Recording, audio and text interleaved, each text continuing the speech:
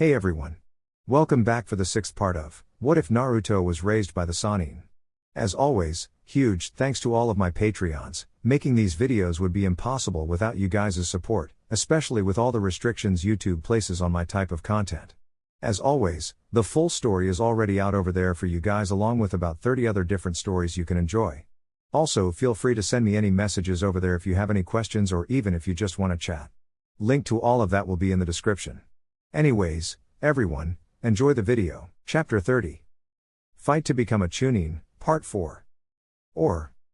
And the winner is Stadium's Infirmary. After being taken away from the arena floor to the infirmary, Hinata had remained awake, even if just barely. The stadium's medic Nin did as good as expected in healing all her injuries.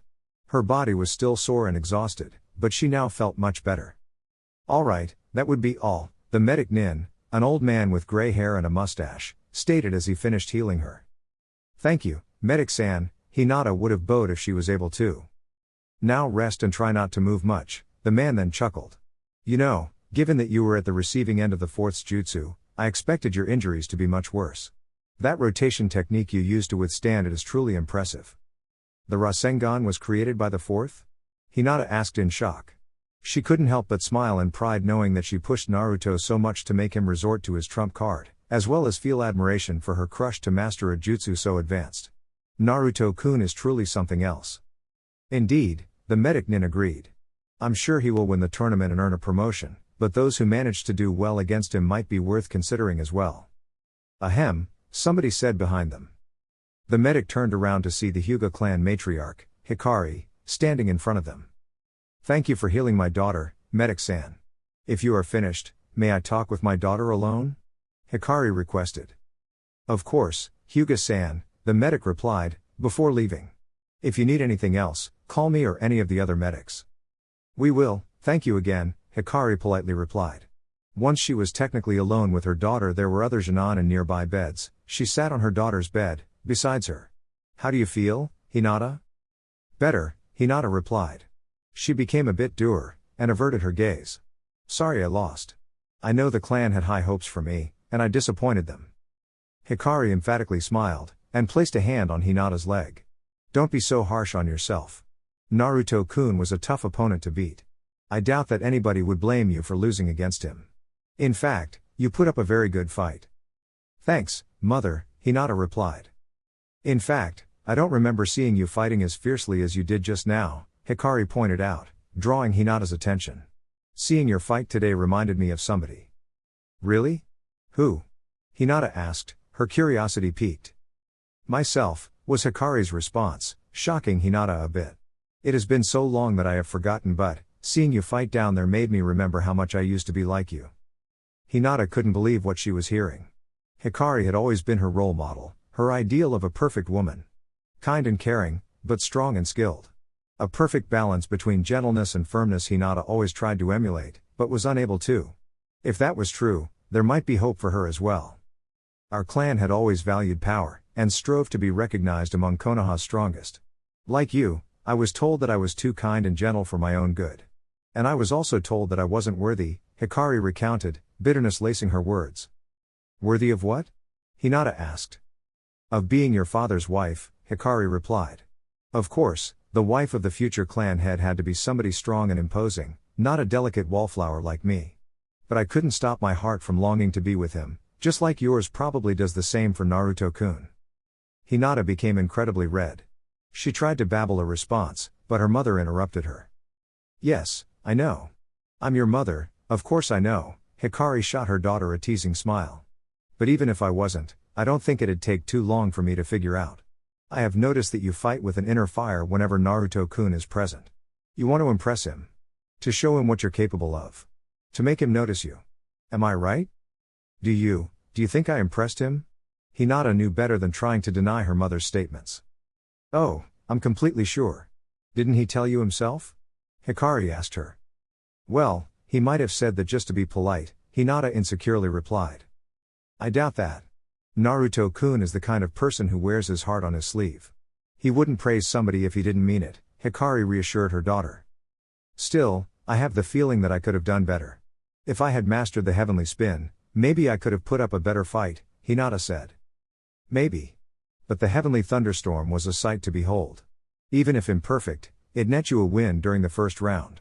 Not everybody can create a new jutsu of such caliber in the middle of a fight, Hikari told her. Heavenly thunderstorm? Hinata asked. That's the name Hanabi gave it.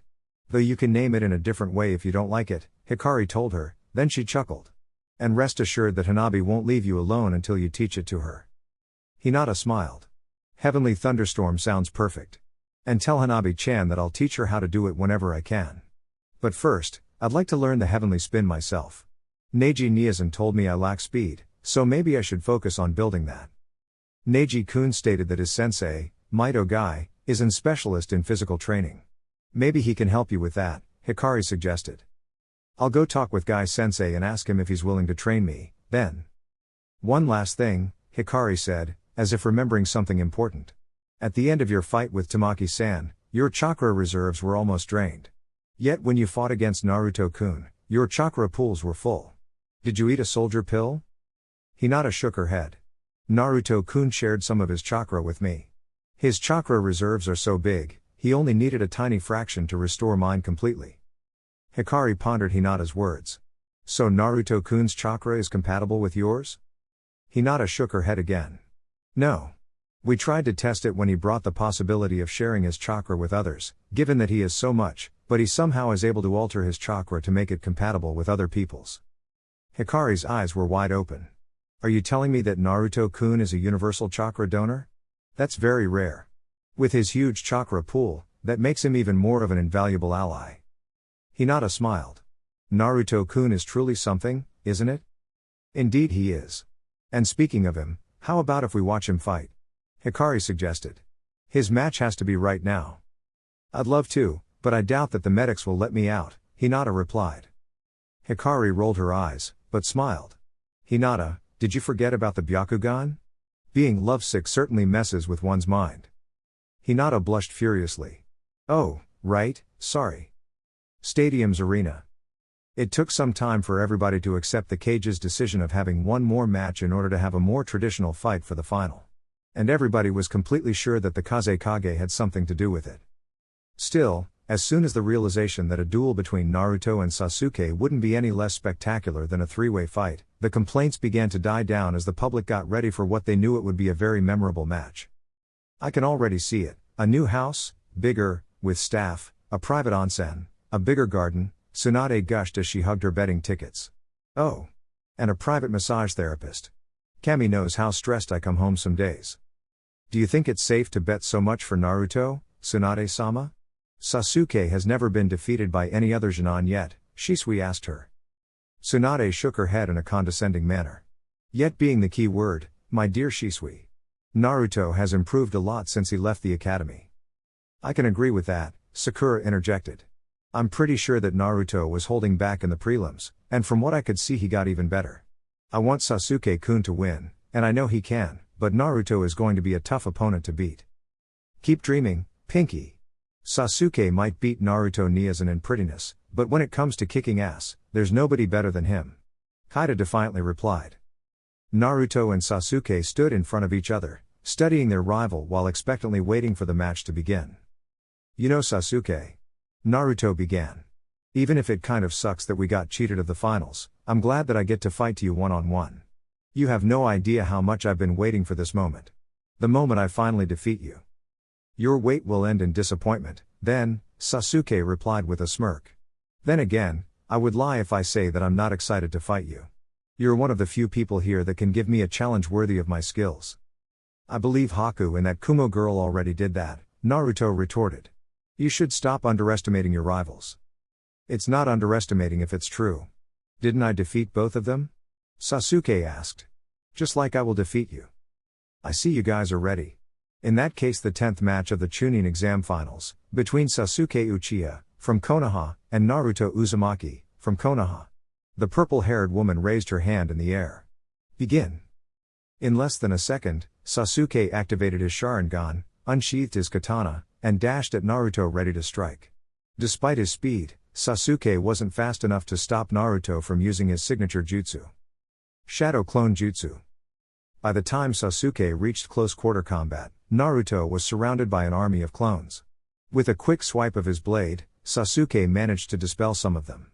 However, the remaining clones wasted no time in pulling several kunai and shuriken and tossed them at Sasuke, forcing him to fall back. While Sasuke was deflecting and dodging the incoming projectiles, the Naruto clones charged while the original remained behind, something Sasuke already expected. He'll want to trick me into attacking the original, but then he'll switch with a clone and I'll be left wide open. Fat chance about that happening, Naruto, Sasuke thought as he made several hand seals. Fire release, Great Fireball Jutsu. Sasuke breathed a massive fireball, which caught most clones off guard, instantly dispelling them, as it flew towards Naruto while leaving a trail of scorched earth behind. The original Naruto merely tossed a kunai with a deep blue tag on it, which upon being activated released a massive amount of water, cancelling the fireball, and leaving the arena covered in steam. Sasuke saw several flashes of orange crossing the steam cloud. A Naruto clone then appeared from behind, delivering a punch to his side, disappearing in the steam before the Uchiha had any time to react. Another clone kicked him in the shin, before vanishing again. Damn it, this is like Haku's mist all over again. Sasuke inwardly cursed. Fortunately for him, the steam dispelled by itself in a couple of minutes, revealing Naruto as well as a dozen clones. I didn't thought that I'd have to resort to this so soon, Sasuke stated as he started making hand seals. But guess that if I want to defeat you, I can't afford to hold back, even if that means I'll be at a disadvantage in the finals. Fire release, Burning Man. Sasuke's whole body was wreathed in flames. The youngest Uchiha smirked under his cloak of fire. Now not only you can't touch me without hurting yourself, but your wind jutsu will be useless. Naruto wasn't impressed. And you think that setting yourself on fire is going to? The blonde was interrupted when a red blur dashed at him, instantly dispelling all the clones it touched. When it reached Naruto, he was able to use body replacement with one of the remaining clones, which was instantly poofed. Shit. I forgot the fire also made him insanely fast. Guess that I'll have bring reinforcements. Naruto thought as he pulled out a smoke bomb and tossed to the ground, creating a cloud of smoke. The burning Uchiha was forced to stop on his tracks, but that wouldn't be enough to deter him. You won't be able to hide from me, Sasuke stated as he started making hand seals.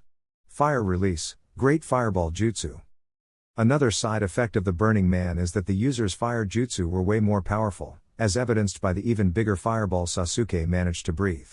However, Naruto had already a way to counter that. Summoning Jutsu.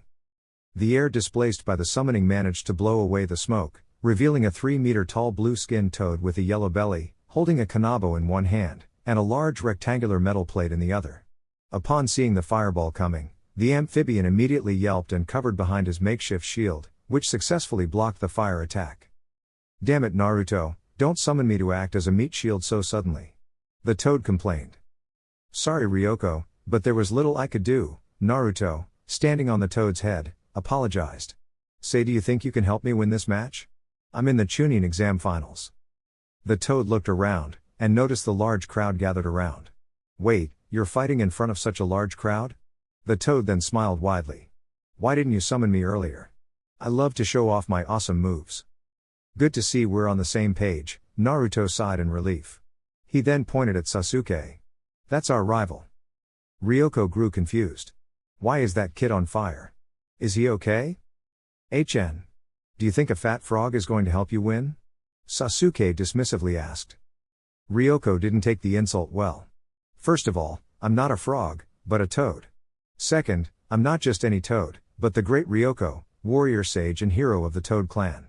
And third, I'm not fat, I'm bulky. Sasuke didn't say anything in return, and made several hand seals. Fire release, Phoenix Sage Fire Jutsu. A volley of fireballs flied at Ryoko, which one again hid behind his oversized metal plate.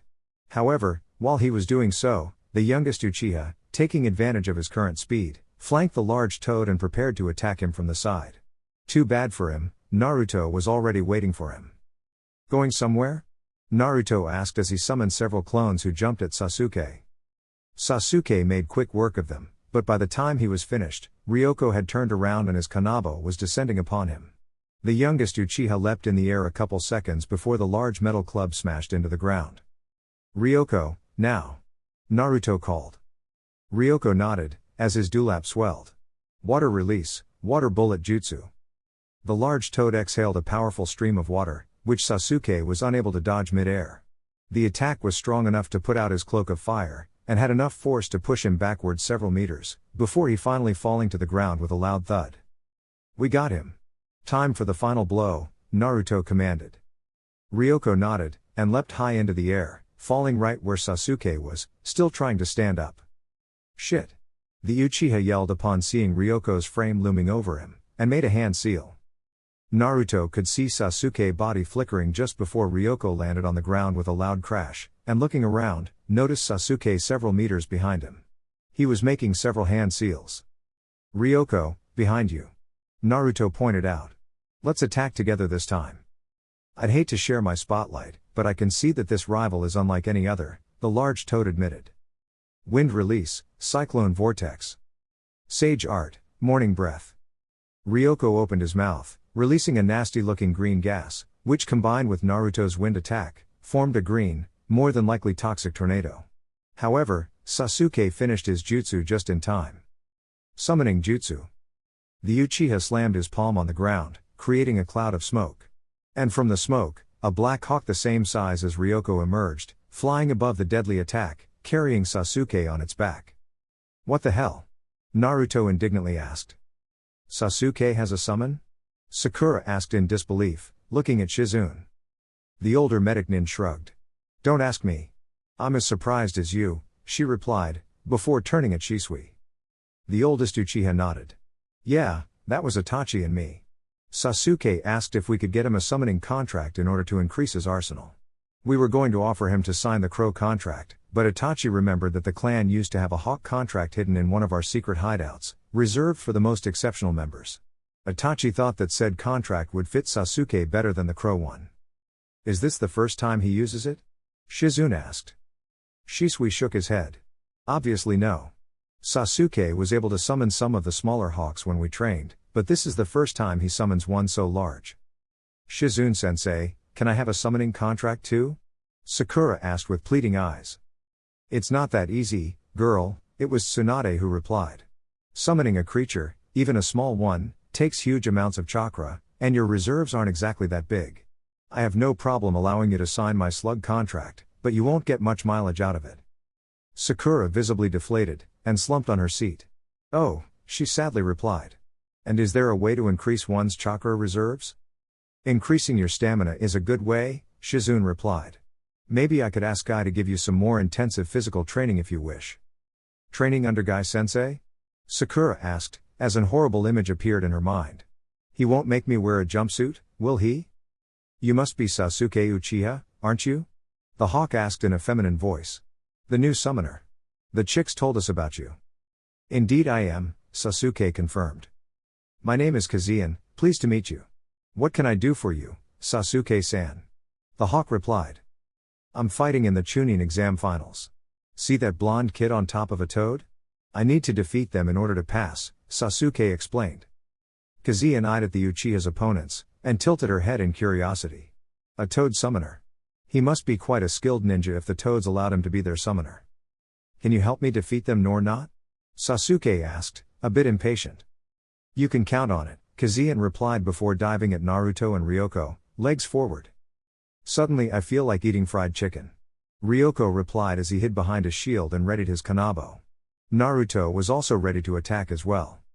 "Then I see hunger in your future," Kazuyan replied as she latched onto the toad's large shield, and pried it from its webbed hand. "Sasuke-san, now." Sasuke jumped from the hawk's back and made several hand seals. Fire release, great fireball jutsu. Naruto wasted no time and pulled another kunai with a water seal on it and tossed it at the incoming fireball. The ensuing explosion of water cancelled Sasuke's attack, creating a cloud of steam. But Sasuke was already waiting for that reaction. Lightning release, Thunderblade. "Shit!" Naruto and Ryoko said in unison. Sasuke emerged from the steam cloud with his sword drawn and crackling with electricity. Naruto tried to make the hand seals of one of his wind jutsu, but it was too late. Sasuke stabbed his electric sword into Ryoko's gut, and the toad instantly disappeared, leaving a cloud of smoke behind. "Crap!" Naruto cursed as he landed. He didn't have any time to do anything before Sasuke pressed the attack and delivered a painful flying kick to his temples, sending the blonde flying back, before he was caught mid-air by Kazuyan's talons. "You fought well, kid," the hawk praised as she flew upwards. "But I believe it's about time for you to yield." "You'd wish. By the way, how much weight can you carry?" Naruto asked as an idea formed in his mind. What's the point of that question?" the giant bird asked in confusion. "Oh, you'll see now. Shadow Clone Jutsu." Suddenly, Kazuyan found herself being weighted down by dozens of Naruto clones who appeared from nowhere and latched onto her, forcing her down. Some of the clones tried to immobilize the wings. "Too much weight," the hawk cried, but the weight was too much, and she violently crashed against the ground, before disappearing in a cloud of smoke, alongside most of the clones. Naruto and his surviving clones got up and dusted the dirt from their clothes, before their attention was drawn by Sasuke's slow clap. "Bravo, Naruto. A really smart way of getting rid of my summon. You're all what I expected to see in a worthy rival." Sasuke's face then turned into a frown. "But the fight ends now. Come on, you don't have to surrender," Naruto jokingly protested. Sasuke did not acknowledge the blonde's taunt, and made several hand seals in quick succession. Fire release, Burning Edge. Lightning release, Thunderblade. Sasuke grabbed his sword with his right hand and a kunai with the left, the former being bathed in flames, and the latter crackling with electricity. He can use two elements at the same time? I took so long to master just one. Naruto thought as he gulped. Despite never doing it before, weaving lightning is something so easy to me, it comes naturally, Sasuke boasted as he took a fighting stance. All Uchiha have fire affinity, and I didn't seem to be an exception, so I never bothered with the litmus papers. However, I'm starting to believe that Sakura wasn't the only one who had a double affinity. In less than a second, Sasuke was already in close-quarter combat range, his flaming sword already being swept at Naruto. The blonde managed to narrowly dodge it, but then came another sweep from the electric kunai, once again forcing Naruto to jump back.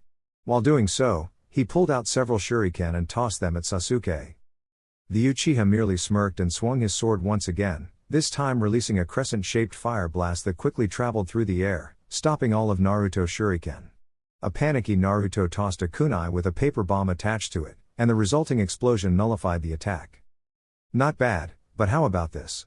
Sasuke then crossed his flaming sword with his electric kunai, and from the crossing point fired a beam of flames coated in lightning bolts. On his part, Naruto made several hand seals. Wind release, Wind wall. Pouring as much chakra as he could, Naruto generated a tornado around himself that blocked the bi-elemental attack, but the energy clash was so great that it resulted in an explosion. When the smoke cleared, Naruto stood there, with some minor burns and bruises across his body.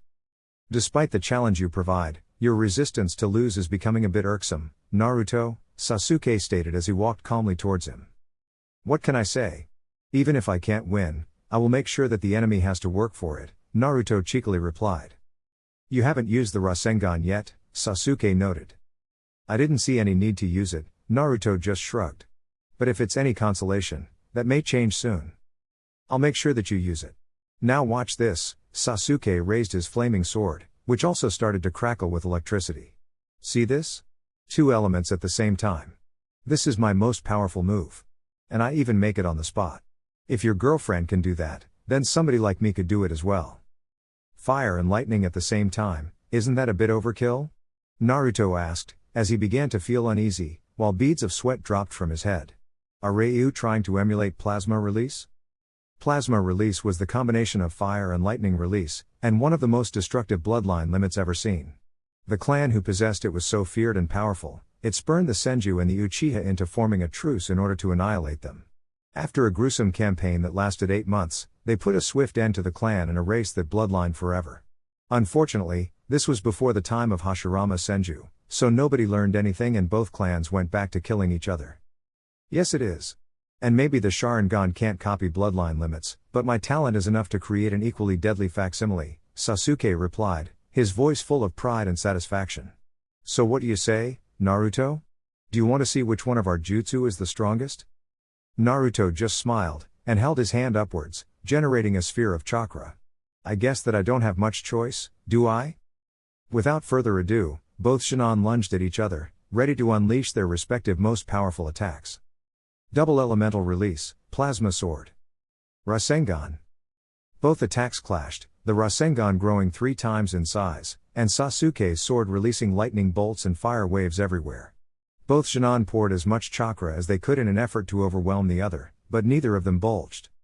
That is, until for a second, Sasuke's concentration wavered, and as a result the lightning from Sasuke's sword flickered out, much to the Uchiha's horror, leaving just the fire.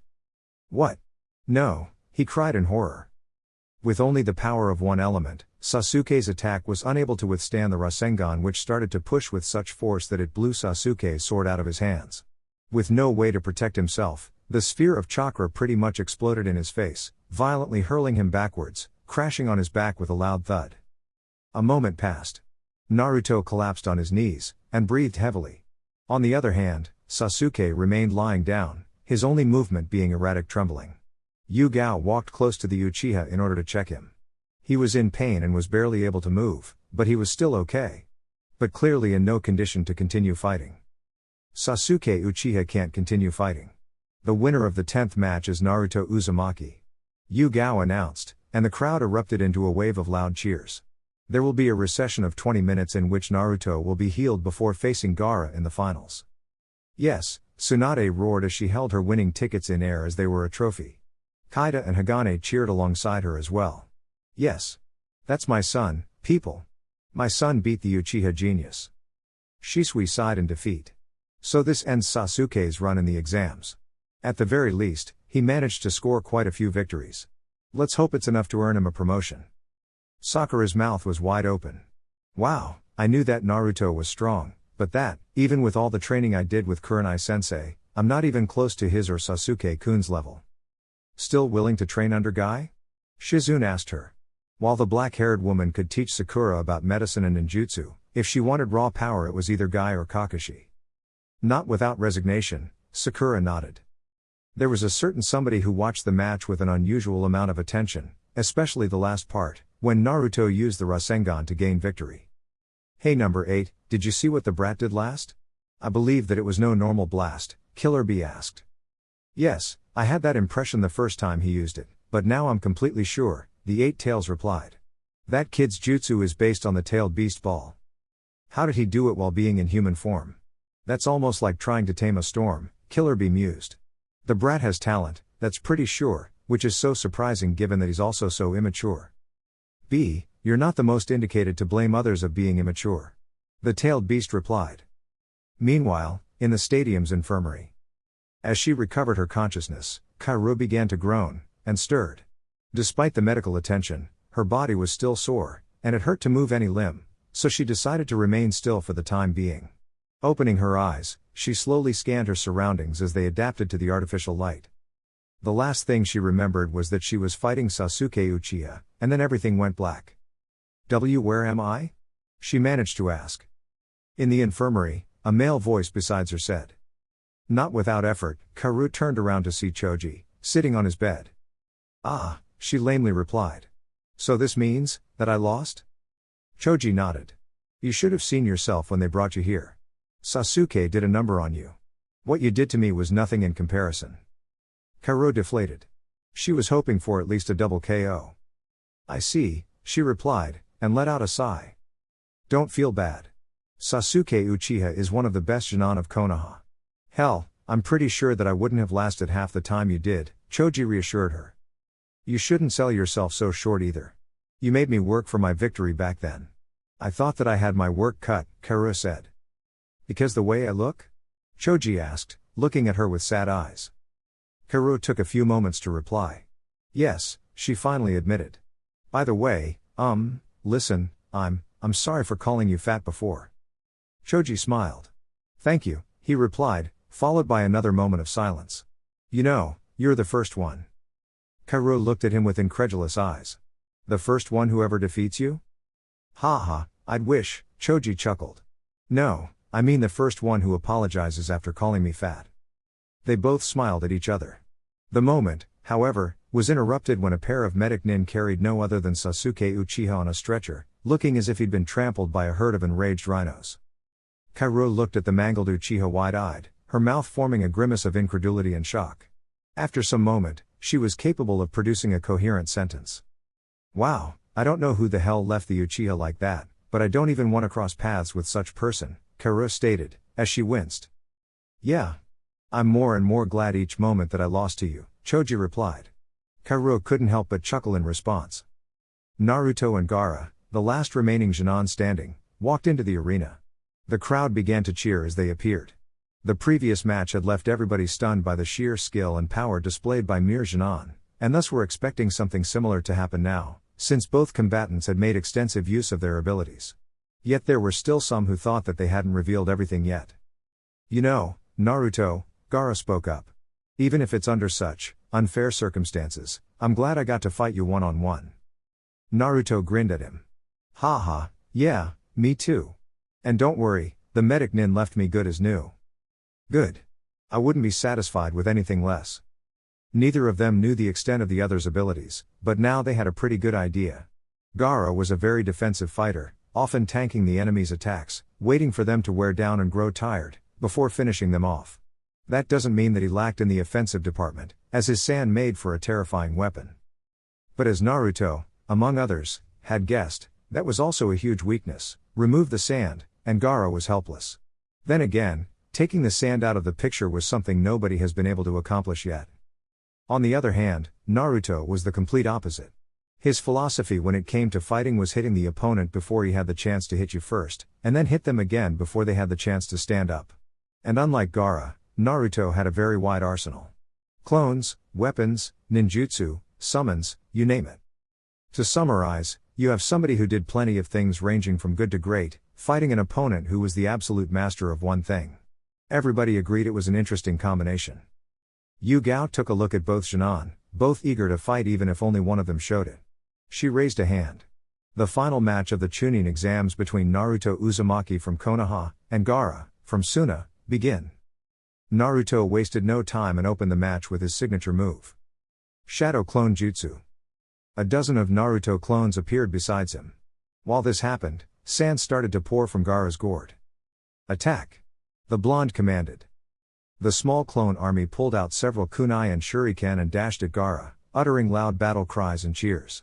On his part, Gaara merely made a hand motion, and the sand formed several tentacles.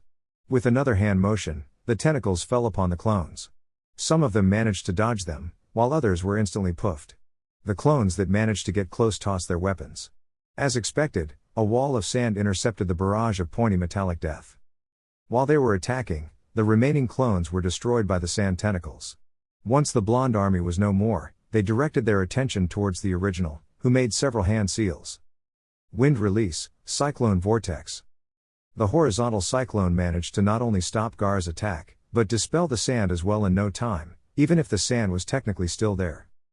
Just like I thought, besides water turning it into mud, your sand can't stand a powerful wind current, a proud Naruto stated, grinning widely. It would be mostly unwise to underestimate my abilities just because you found a couple weakness in them, Naruto, Gaara stated while waving his hand, making the sand form a cloud above the arena. Sand bullet barrage. The sand cloud began to shoot sand projectiles at such speed that they left holes in the ground upon impacting. Naruto yelped, and was forced to run and jump aside in order to avoid the deadly sand projectiles. Along the way, he sometimes created one or two clones to use as human shields. However, his speed faltered for a moment, which was enough for a sand bullet to hit him right in the gut. Air was forced out of Naruto's lungs, and the blonde fell on his butt. Now's the moment, Gaara said as he made another hand wave. The sand of cloud stopped raining sand missiles, and formed an arm made of sand. Naruto quickly reached his ninja tool pouch, and pulled out a kunai with a water seal and tossed it at the incoming arm. However, a thin tendril of sand suddenly grew from one of the fingers, and quickly lashed the kunai away. Crap! The arm managed to grab Naruto before he had time to do anything else. The sand arm lunged him into the air before slamming him against the ground. It repeated the process multiple times. Ow! Aw! OWW! My back! My arm! Naruto cried as he was being repeatedly smashed. Shadow Clone Jutsu. Naruto exploded into a multitude of clones, and used the clone replacement to escape the giant smashing arm of doom. Oh boy! Naruto panted, as he winced in pain. That's not something I want to do anytime soon. I don't like this. Gaara is dominating the whole fight, a worried Shizune commented. Sure, but I know that Naruto will turn the fight around. He always does, Tsunade replied, sure of her statement, but the amount of force which she was gripping her betting tickets betrayed some worry. Naruto Niazen's movements are slower, Hagane noticed. Really? Kaida asked her brother, before turning back at the arena. Naruto Niazen, you have to move faster. It's not that easy, Shizune interjected. While the medics have treated Naruto-kun of all his wounds, and still has plenty of chakra to spare, there's something no medical jutsu can't relieve in an instant: physical exhaustion. And Sasuke forced Naruto to give it all. After such a fight. Shisui intervened. Well, Naruto's muscles have to be a bit sore. Stadium's infirmary. Speaking of Sasuke, just that moment he finally recovered consciousness. Like what happened to the other Genin there, his body still hurt, he felt disoriented, and it took a few moments to notice where he was. But unlike the other Genin there was a certain somebody sitting on his bed. Ugh! Sasuke groaned. As his eyes used to the light, and his vision became less blurry, he could identify the figure. Itachi? You remember me? Good, that means that Naruto didn't hit you that hard, Itachi replied. Did I lose? Sasuke asked, his words laced with regret and a bit of fear. Given where you are, I think that the answer to that question is obvious, Itachi bluntly replied. How are you feeling? My body hurts a bit, Sasuke replied. He also wanted to say that physical pain was nothing compared to his hurt pride, but the youngest Uchiha decided to shut up. He merely grunted and averted his gaze. Of course, his brother wasn't going to let him off the hook so easily. Now Sasuke, what I want to ask you is, why do you think you lost? Sasuke grunted once again. Why do you ask? I'm sure you were watching.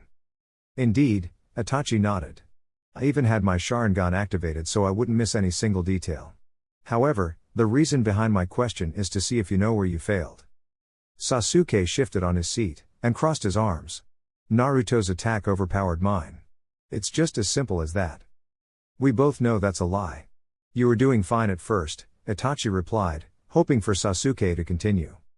Until I found myself unable to sustain my jutsu, and everything went to hell, Sasuke replied, his voice dripping with irritation. Correct. And do you know why such thing happened?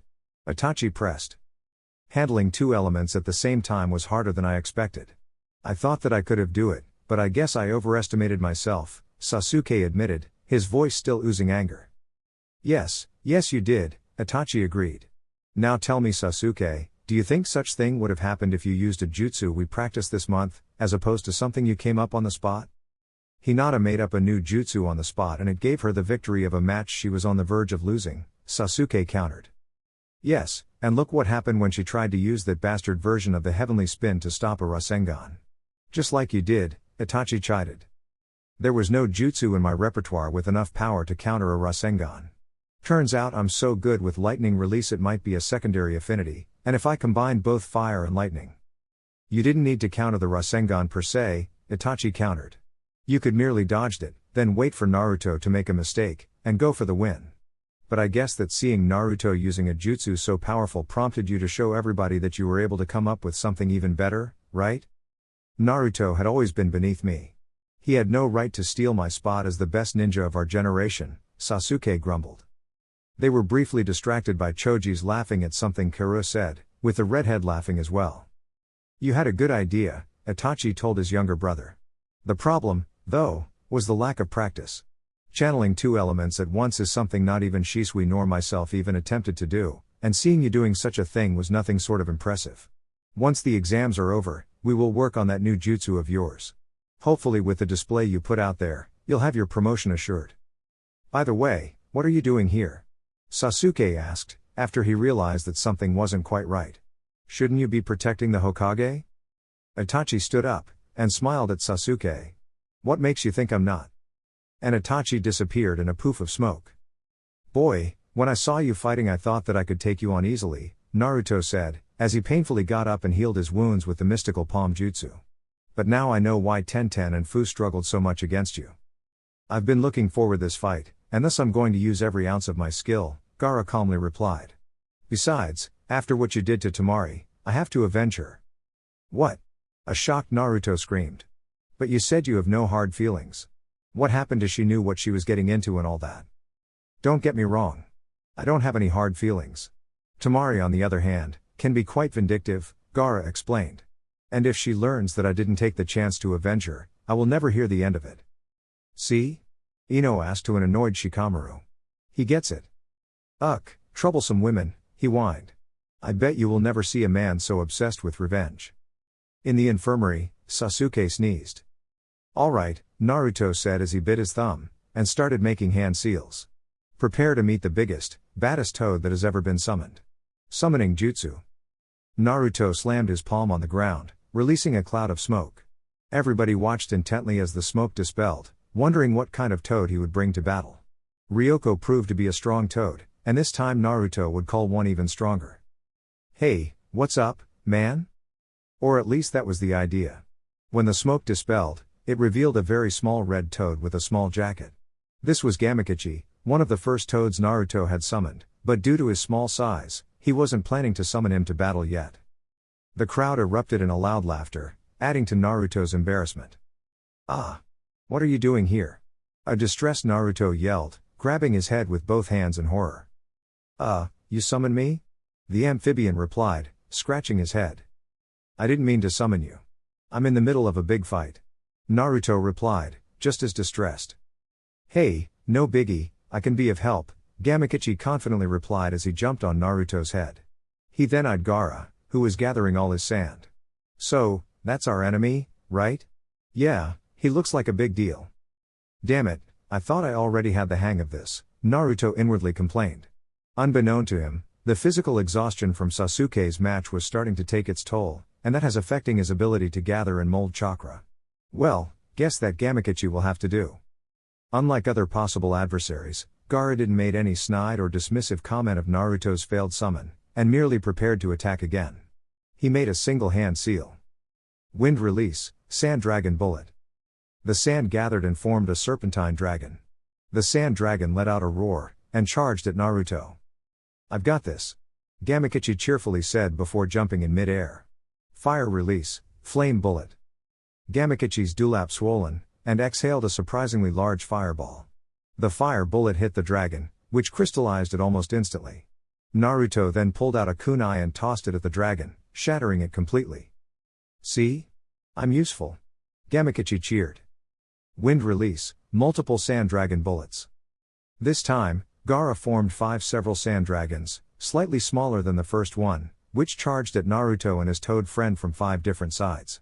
Gamakichi yelped, and jumped back towards Naruto before the sand dragons could get him. Gamakichi, I'm going to try something. When I say now, I want you to use that fire jutsu of yours, okay? Naruto asked. The toad merely nodded. Shadow clone jutsu. Naruto created once again an army of clones, and they charged towards the dragons. The sand dragons, however, plowed through the clones like they were made of paper. However, they weren't the blonde's target, as the original, with Gamakichi on his head, was heading towards Gaara. The redhead noticed Naruto's advance, so he commanded the sand dragons to focus on him. However, Naruto would simply create more clones to act as human shields. When he reached a close enough distance, he put his plan into potion. The Konoha Jinchuriki pulled out a single shuriken from his tool pouch and tossed it at Gaara. The moment it left his hand, he made many hand seals. Shadow clone shuriken jutsu. And then, the lone shuriken turned into 50.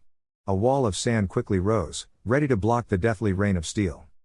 Gamakichi, now, Naruto yelled. Alright. Gamakichi jumped from Naruto's head, while taking air. Fire release, flame bullet. The fire projectile managed to pass the shuriken, and exploded against the wall of sand, turning it into glass. The shuriken then hit the glass, shattering it, and leaving Gaara completely vulnerable. Naruto knew this was his chance, and formed a Rasengan in his hand. Gaara opened his eyes in shock, and started to move back, but it was too late. Naruto, wait. Gamakichi called. Rasengan. The spiraling chakra sphere hit the Suna Jinchuriki right in the guts, and it began to expand before exploding. And Gaara suddenly burst into a cloud of sand. Naruto, that one's a clone. Gamakichi called. The real one is over ACK. The small toad didn't notice sand slipping close to him before it was too late, and was forcefully unsummoned. So, a clone replacement, Naruto said in realization. You pulled it very quick. Indeed. Had I been a second slower, I would have lost, Gaara admitted. That jutsu of yours is truly something. Maybe it can even manage to bypass my defense. Naruto just chuckled. The previous matches already show that your defense is all but unbreakable. You know, Sasuke thought that his jutsu could be able to match mine, and look at what happened. Do you want to try? This should answer your question, Gaara replied as he made a hand seal. Suddenly, a wall of sand formed between Gaara and Naruto. The latter grinned, and merely extended his hand, forming the sphere of destruction once again. Naruto charged at the wall, who grew multiple spikes the moment the blonde was closer, not that they did much to deter the charging Konoha ninja.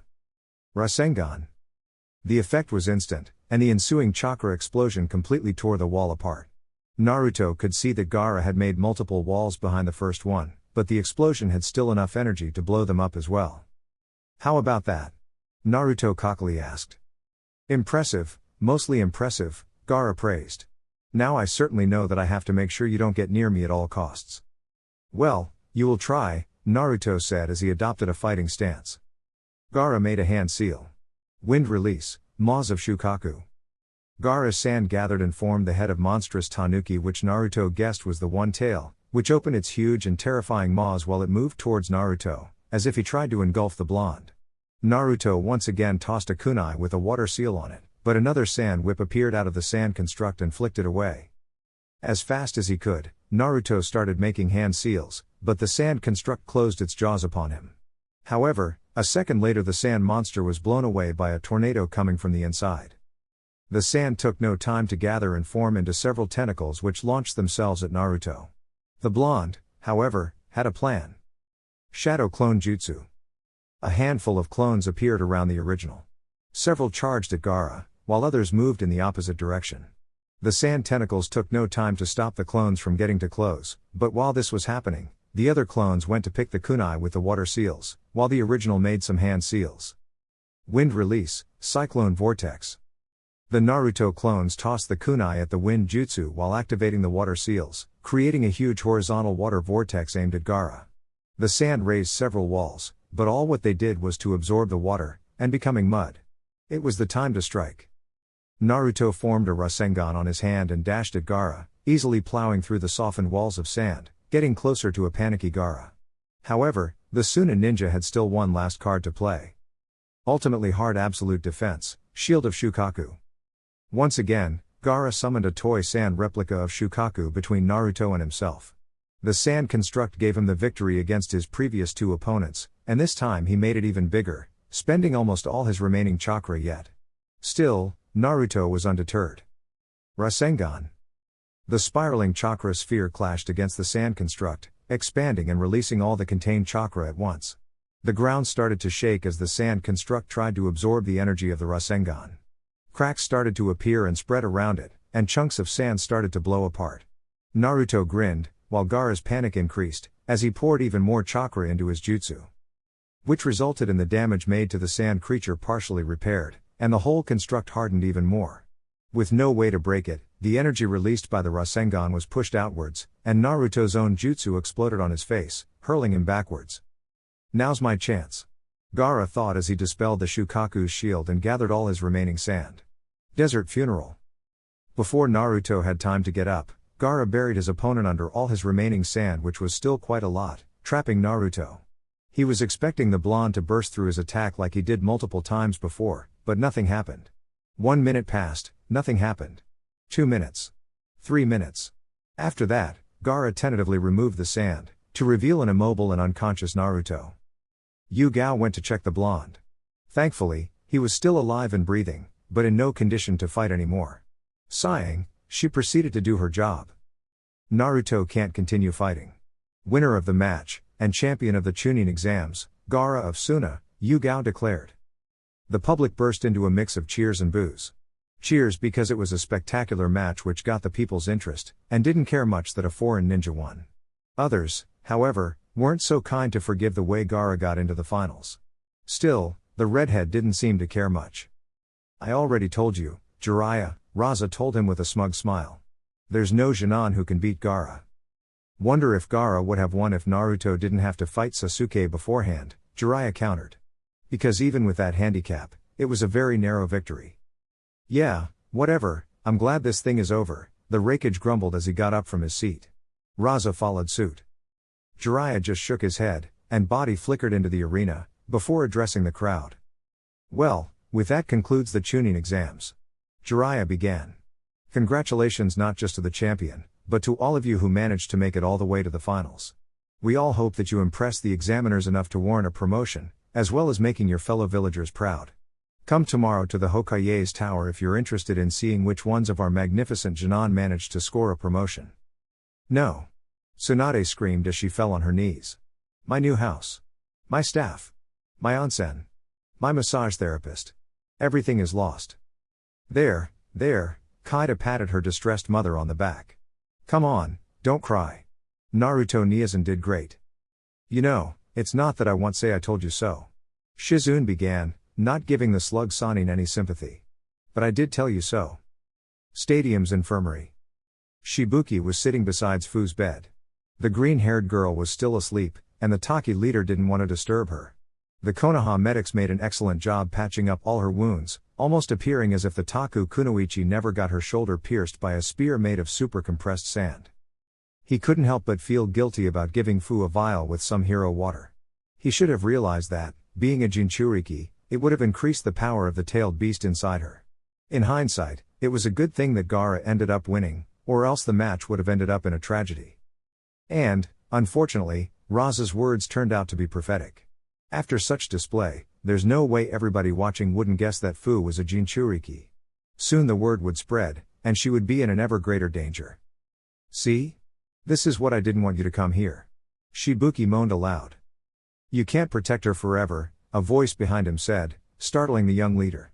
She needs to learn how to defend herself, and such thing won't happen if you keep her caged. Shibuki turned around to see the white-haired Sannin, Jiraiya. He knew what was coming next. Your medics did a wonderful job healing her, Shibuku praised. After Tsunade Heim took charge of our healthcare, our medics have become true miracle workers, the Hokage replied. Come with me. Don't worry about her, she will be fine. Not without resignation, Shibuki obliged. Before shooting her one last glance, he joined Jiraiya, and both village leaders started to walk through an empty hallway. I guess that you want to talk about how I had two Jonin pose as Fujinon teammates, am I right? Shibuki fearfully asked. You went right to the point. I think I'm starting to like you, Jiraiya smiled at him. But don't think for a second that repercussions won't be any less severe. I'm listening, Shibuki told him. Okay then. First of all, Fu shall be promoted to Chunin, Jiraiya began. Shibuki nodded. Fu had made quite a display of power in both her matches. If she went to another exam, with even more training and experience, she would completely steal the spotlight, and thus potential clients from other villages. Second, whenever Konoha needs Taki's assistance for whatever reason, you will send it. No exceptions, and no excuses. Jiraiya firmly stated. What are we don't have enough ninja available? Shibuki asked. You will leave 15% of your total forces inside your village as a reserve force just in case, Jiraiya quickly countered. And lastly, 10% of Taki's next year's income will go to Konoha. Do you accept my terms, Shibuki-san? When the elders knew of what happened, they would claim for his head. He had to think something to let him keep the leader's seat. Then again, he had no other options. Yes, Hokage Dono. I accept, Shibuki replied, and sighed in defeat. Good. Jiraiya heartily smiled. I will prepare a treaty to make it official. Let this be a lesson on what happens when you try to fool me, Shibuki-san. Sometime later, Naruto opened his eyes. Like many Junon before him, he found himself laying on a bed on a place he recognized as an infirmary of some sorts. The stadium's infirmary, he deduced. His body was all sore, and trying to move his arms or legs caused him no small amount of pain. Hey, you're awake, Naruto-kun, a female voice beside him said. Turning around, and blinking a few times, his eyes recognized Shizune's form. The Jonin was sitting beside his bed, smiling sweetly at him. Shizune Nichan? What happened? Naruto groggily asked. He had very vague recollections of the later stages of his last match, but if he was in the infirmary then it only could mean one thing. Did I lose? Shizune gave him a consoling smile, and nodded. But in your defense, you made Gaara work for his victory. I see, Naruto replied, deflated. He then noticed that the room was strangely silent. Looking around, he noticed that the other beds were empty. Where is everybody else? They have been sent to their homes, Shizune explained. You've been here for a few hours now. I've been waiting for you to wake up so we can go home. Hopefully, you will be almost completely recovered by tomorrow. I see. Where are Mom and Dad? Naruto asked. Jiraiya-sama is in a meeting with the Council of Advisors. They already have the examiner's report, and are discussing which Shin'an deserve to be promoted, Shizune explained. Before Naruto could say anything, she added, if I were you, I wouldn't be worried. Given your performance, you have the promotion in the bag. Hee, good to know, Naruto replied, his usual mood slowly coming back. And Mom? She took the twins home, but she later came back, Shizune told him. Tsunade-sama bet a large sum of money on you during the last match, and losing it all, well, she didn't take it very well. Naruto shivered in terror. Oh boy, I think I better pack my things and leave the village, right? Shizune laughed at Naruto's reaction. Nah, it won't be that bad. I believe she should have blown off the steam by now. Honestly, it's a miracle that her yells didn't wake you up. Anyway, I better tell her that you're awake so we can go back home. The Jonin got up and walked towards the door. With no small amount of effort, Naruto sit up. He looked around the empty room once again, and sighed. You know, I was planning on asking Hinata out once the exams were over. Pity she isn't here anymore. When she was opening the door, Shizune turned around. Funny thing you should mention that. You have no idea how much it took to make her leave. She wanted to stay at your side until you woke up. She'd been watching over you until her clan retrieved her about an hour or so ago. Really? Naruto asked in disbelief. He smiled softly, and looked down. That was very nice of her. Indeed it was. Now, take all the time you need before we go back, okay? Nobody wants you to force your body, Shizune said before leaving. I'll get a wheelchair. Naruto nodded, as he started to slowly get out of the bed. He couldn't help but think about what Shizune told him regarding Hinata. Maybe those guys who told me that Hinata likes me might be right after all. Chapter 31. The Chunin exams end. Or promotions in love and war. Just like Shizune had told him, after a good night of sleep, Naruto was completely recovered. While the rest of the Shin'an who took part in the finals were good enough to get out of bed and walk, their bodies would take another day or two to completely heal before they would be able to take missions, or even train. Even then, the couple days of vacation for the Shin'an were appreciated by all of them. Naruto, alongside Shizune, Kaida, and Hagane, were headed towards the Hokage Tower, where at 11 o'clock, Jiraiya would announce the results of the Chunin exams. While Naruto was evidently nervous, the Hokage had assured him that he had nothing to worry about. Unsurprisingly, a large crowd had gathered around the tower, where they had placed another podium, similar to the one they put at the beginning of the Chunin exams, from where Shisui addressed more than 100 Shin'an as the exam began. It would be fitting that it would officially end in a similar way. Naruto could see that all of his former classmates were already there, even those who didn't make it to the finals, as well as their families, alongside other ninja and civilians of the village. Guess that very few people wanted to miss the announcement of the newest Chunin. Even people from other villages were there to witness the event. Upon seeing Hinata, he waved at her. The Hyuga heiress noticed him, smiled and waved back. Hinata was accompanied by her mother, her little sister, Neji, and other clansmen Naruto didn't recognize. He also saw Haku, with Hayate and Yugao.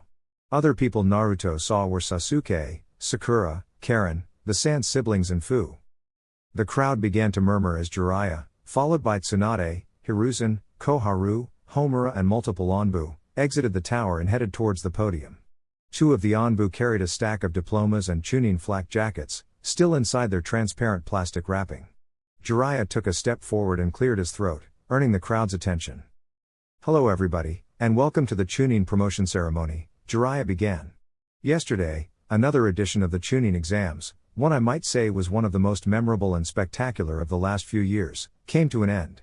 I got the examiner's report as soon as the finals ended, and my advisors and I spent yesterday afternoon discussing which ones of the finalists deserve a promotion. We agreed to promote 4 Shin'an. 2 boys, and 2 girls. So without further ado, here are the new Chunin. As common courtesy dictates, ladies go first. The first promotion to Chunin goes to Tenten.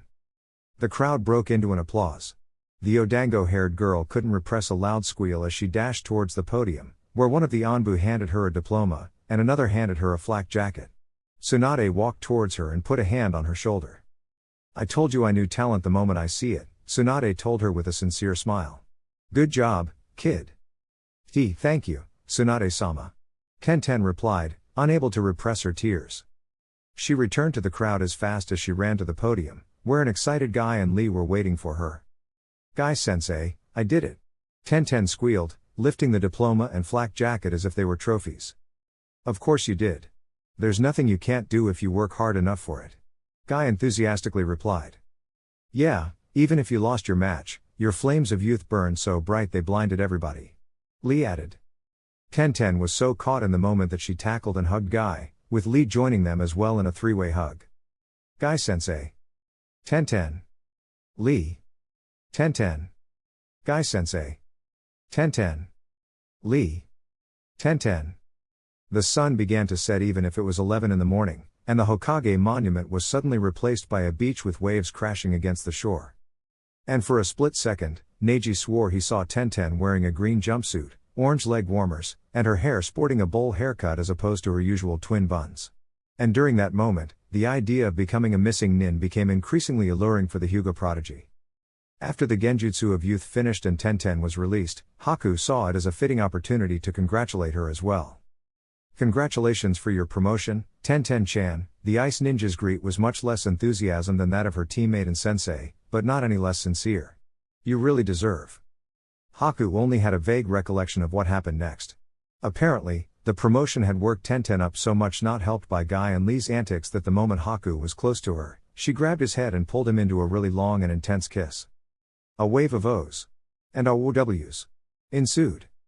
And while Jiraiya kept a cool facade on the outside, he was giddy on the inside. Yes. My long-term plan is working. In a few years, wedding bells, and then ice-release babies. When the kiss broke, Haku was completely flustered, his face sporting a deep shade of red. His brain took a few moments to process the long and intense kiss. So? Haku began. Does this mean your answer is yes? The question seemed to snap the overly excited Tenten back to normal. Her eyes started to open widely as she started to process her recent actions. Her face flushed as well. Good Cammy, I kissed you like that, in front of everybody, Tenten babbled. So does it mean? Haku began to ask. No. I do want us to become a couple. Tenten assured. It's that, well, doing things this bold is so unlike me. Hey, it's okay, you were caught in the moment. It happens to everybody, Haku reassuringly said. Tenten just smiled at Haku, blushing a bit. Jiraiya cleared his throat once again. Yeah, young love is always very nice and heartwarming, but let's go back to the business at hand, okay? The second and last kunoichi who will get a promotion is Hinata Hyuga. Once again, the crowd applauded, with Naruto's cheers being heard above them. Even if her reaction was more subdued than Tenten's, Hinata looked no less happy. On the other hand, Karen and Tamaki were visibly deflated. They had hopes that they could still get a promotion despite losing their respective matches, just like Tenten, but those hopes were dashed away. Logically, they weren't going to award either of them over somebody who did win a match. Congratulations, Hinata. That new jutsu of yours was really impressive. Very few people have the combination of creativity and talent to come up with something new, much less in the middle of a fight, Jiraiya told her as the Anbu handed her the diploma and the flak jacket. Thank you, Hokage-sama. I feel really honored, the Hyuga heiress politely said as she bowed her head before him. She then got down of the podium, and returned back to her family. Good work, Hinata. Today, you made your clan proud, Hikari told her, as she bent down and hugged her, something quite shocking for the Hyuga clan head to do in public. Thank you, mother. I'll make sure I will keep honoring both you and the clan, Hinata replied. Hey, Hinata-nichan. Will you teach me the heavenly thunderstorm? Hanabi asked, impatiently tugging her older sister's sleeve. Well, first you need to train in elemental ninjutsu, Hinata replied. And master the heavenly spin too. Hanabi didn't look deterred in the slightest. Okay then, that will be my number one priority. Alright, now let's go with the boys, Jiraiya continued. This one won't surprise anybody, given his amazing performance during the finals. The first male Genin promoted is Sasuke Uchiha. Surprisingly, the crowd applauded once again. It wasn't as intense as with Tenten and Hinata, but the lack of boos was something the three Uchiha appreciated. Sasuke's face barely changed as he walked up to the podium and got the diploma and the flak jacket. And after a laconic thank you to the Hokage, he returned to his elder brother and cousin. Good job, Sasuke. We knew you could do it.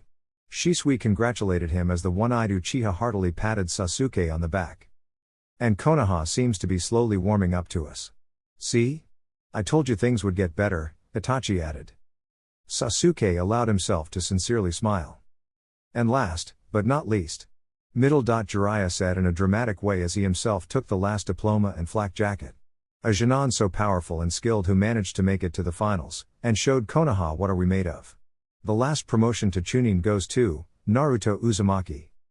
Once again, the crowd erupted into an applause and a wave of cheers as the blonde triumphantly walked towards the podium, and was about to get the diploma. Or at least, that's why I would have wanted to say, Jiraiya regretfully said as he took the diploma and flak jacket away from Naruto's reach, much to the blonde's confusion. What? Naruto asked, puzzled. The crowd began to murmur. You see, Naruto, there's something my advisors told me. Since you're my son, well, some people will think that you getting a promotion might be the result of nepotism, so I'm afraid I can't do that. Guess that you'll have to wait until I step down from being Hokage. The crowd started to murmur even louder. As for Naruto, he felt his world shattering in a million pieces. His face grimaced in horror, as rage started to fill him. What? That can't be. But the blonde's tantrum was interrupted by several flashing lights, accompanied by several clicking noises. When his eyesight returned, he noticed that the Anbu were holding cameras. Please tell me you have it. Jiraiya asked one of the Anbu, barely containing his laughs. We do, Hokage-sama. The mission was a success, the Anbu replied in a stoic and professional tone. Bwahahahaha. Jiraiya burst into a wild fit of laughter. You know, when Sensei and I came up with this idea yesterday, we didn't imagine it would be so good. Oh boy, if you could see your face, oh wait, you can see the face you made when the pictures are developed. Ha ha ha ha. Wait, so this was a prank? The Jinchuriki asked in realization. Naruto's face contorted in rage. He was about to give Jiraiya a piece of his mind when another realization dawned upon him. Wait a minute. If this was a prank, then this means that your promotion is real? Sure thing, Jiraiya replied as he handed Naruto the diploma and the flak jacket. Come on, only an idiot would have denied you a promotion after the display you put on yesterday. Naruto quickly grabbed the diploma and the flak jacket, and rushed toward Shizune and the twins. The three of them congratulated Naruto on the promotion. And that's all. We wish the best of luck to the newly minted Chunin, and hope that your ninja path only grows better. As for those who failed to score a promotion, don't give up. A true ninja is one who has the guts to keep going, no matter how hard it gets. Be sure to train for the next exams, Jiraiya declared, as both he and his entourage left the podium. As the crowd dispersed, an Anbu appeared in front of Tenten and Haku before either of them could leave. Excuse me, the Anbu, a man wearing a turtle mask, said. But given the previous display, I assume that the two of you are in a relationship, right? Yes, Haku answered, looking at Tenten, who nodded approvingly. Is there a problem? As a matter of fact, there is, the Anbu replied, much to both teens' surprise. You're a Genin. And she's a Chunin, and thus, your commanding officer. Oh, Tenten replied. She immediately realized why the Anbu had stopped them. Since she outranked Haku, the relationship could be seen as problematic. All relationships between ninja of different ranks must be approved by the Hokage's office. Go to the tower, second floor, third door to the right. The person there will inform you further, the Anbu helpfully said. Thank you, Anbu-san, we'll do it right now, Tenten replied before she and Haku entered the tower. Jiraiya had overheard the conversation, and there was no way on earth that they wouldn't approve a relationship of somebody who was the last bearer of a bloodline limit, different ranks or not. Somebody would get fired if he heard it wasn't approved. You know, at first I thought that stunt you did there was kind of cruel. Tsunade told him, snapping the toad sage out of his thoughts. You think so? Jiraiya asked. Yeah, but I said it first. Boy, that face he made was hilarious. I want an extra large version of that picture for the living room. Tsunade asked.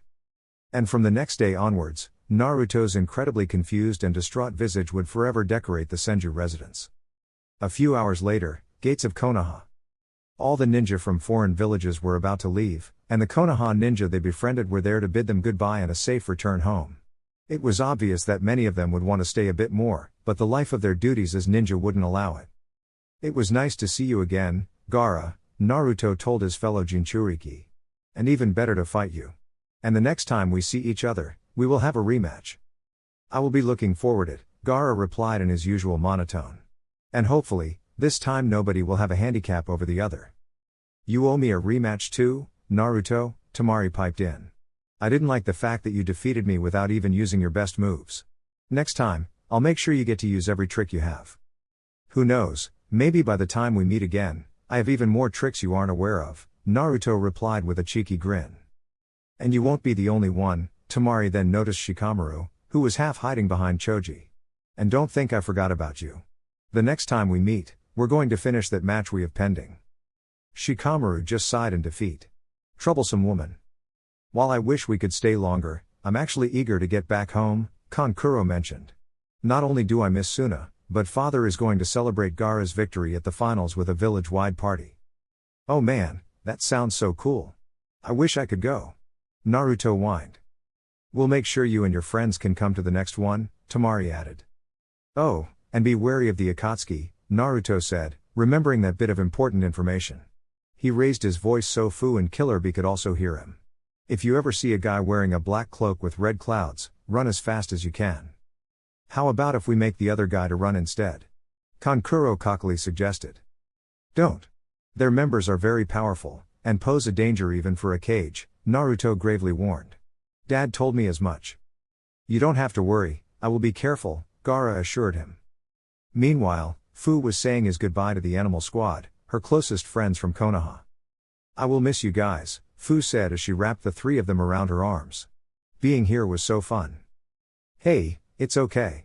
We'll make sure to visit you from time to time, Kiba reassured. After all, our villages are allies, and they aren't that far from each other. Or maybe you can come to visit us, Tamaki suggested. I don't think so, Fu shook her head. You guys now know that I'm a Jinchuriki, and thus, my village's most valuable asset. I just can't leave and come here whenever I want. We will find a way then, Shino spoke up. That isn't a problem with a hard solution to find. For example, we could also write each other to stay in contact. That's an awesome idea. Fu chirped. But I guess I'll need to learn how to write first. There was a moment of an extremely uncomfortable silence, as the animal squad stared at Fu in disbelief. You don't know how to write? An astonished Kiba asked. PFFFFFFT, of course I do, silly. Ha ha ha, Fu laughed as she patted Kiba's shoulder. I can't believe everybody falls for this kind of stuff.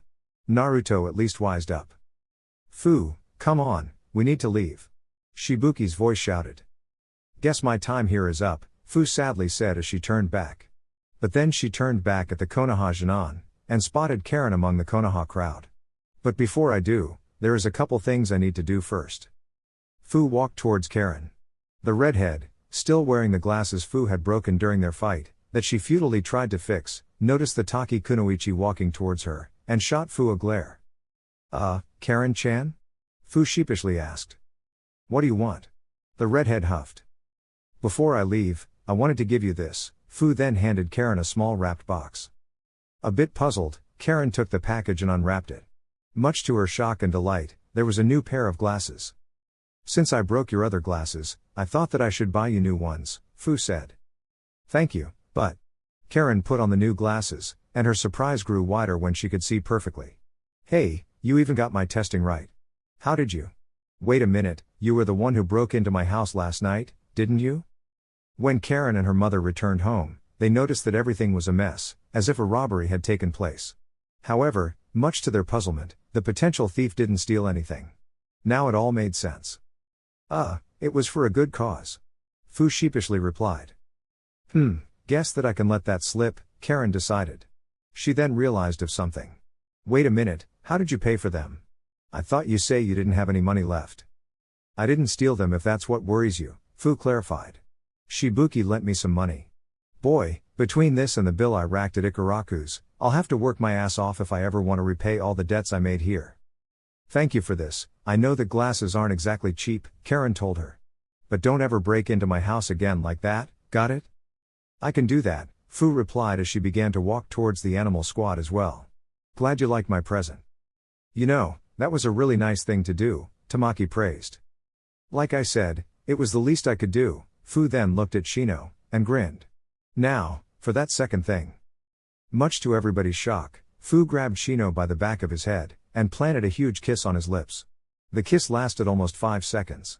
When they broke contact, Fu was giggling, and her face had a brief red tint. Shino, however, was frozen in place, and blushed so hard he could give Hinata a rush for her money.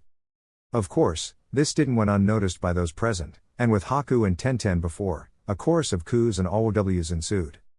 Good, now people will talk about this out-of-nowhere kiss instead of my out-of-nowhere kiss, Tenten thought.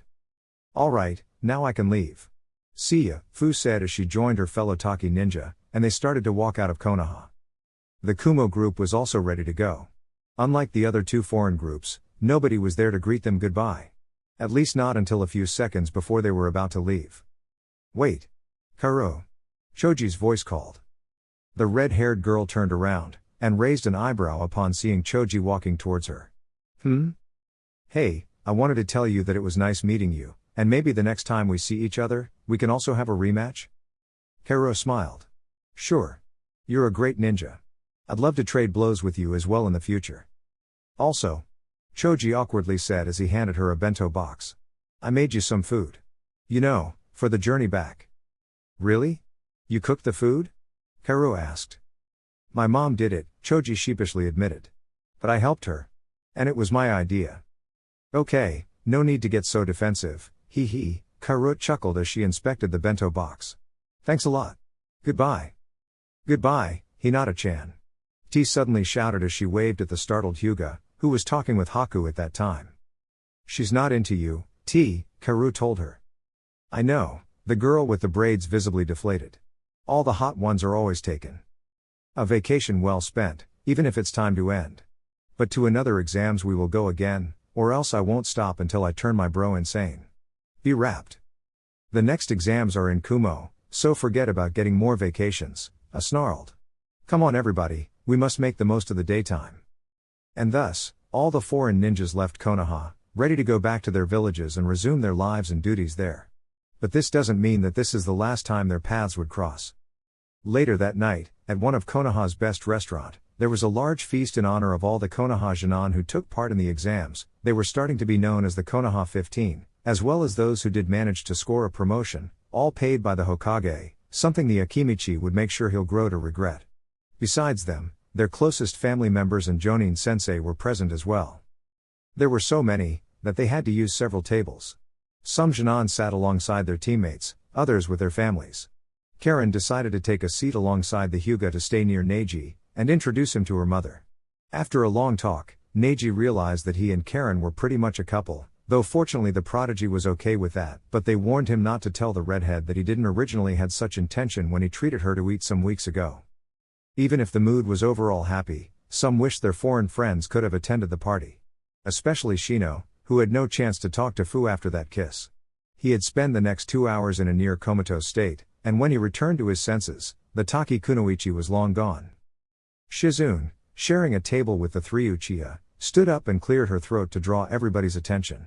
The buzz of the simultaneous conversations taking place slowly went down until it disappeared as everybody else grew silent. Now that everybody is here, I'd like to say something, the black-haired medic began. Sasuke, I want to congratulate you for becoming Chunin on your first try. Everybody applauded, and Sasuke allowed himself to smile, even if it was just a little. Sakura, Karen, keep working hard and don't give up, and I'm sure that you'll catch up with him in no time. We will. Sakura replied. In the meantime, since you're the one with the highest rank, you'll be the new leader of the medical squad for the time being, since I won't be your sensei in the near future. A deafening silence fell upon the restaurant as Shizune's words sunk in. A couple people began to murmur. What? Why? A disheartened Karen asked. Don't you want to be our sensei anymore? Sakura asked, just as distressed. Did we do something to upset you? Shizune chuckled. She found the girls' reactions adorable, and couldn't wait to see their faces when she finished her explanation.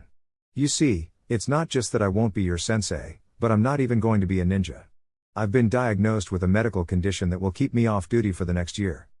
What kind of condition? Sasuke asked, mildly concerned. She looked perfectly healthy to him. A wonderful one. Shizune couldn't repress a huge smile before she dropped the news. I'm going to have a baby. The restaurant erupted into cacophony of female squeals and shouts, as everybody tried to congratulate Tsunade's protege at the same time. "That's awesome!"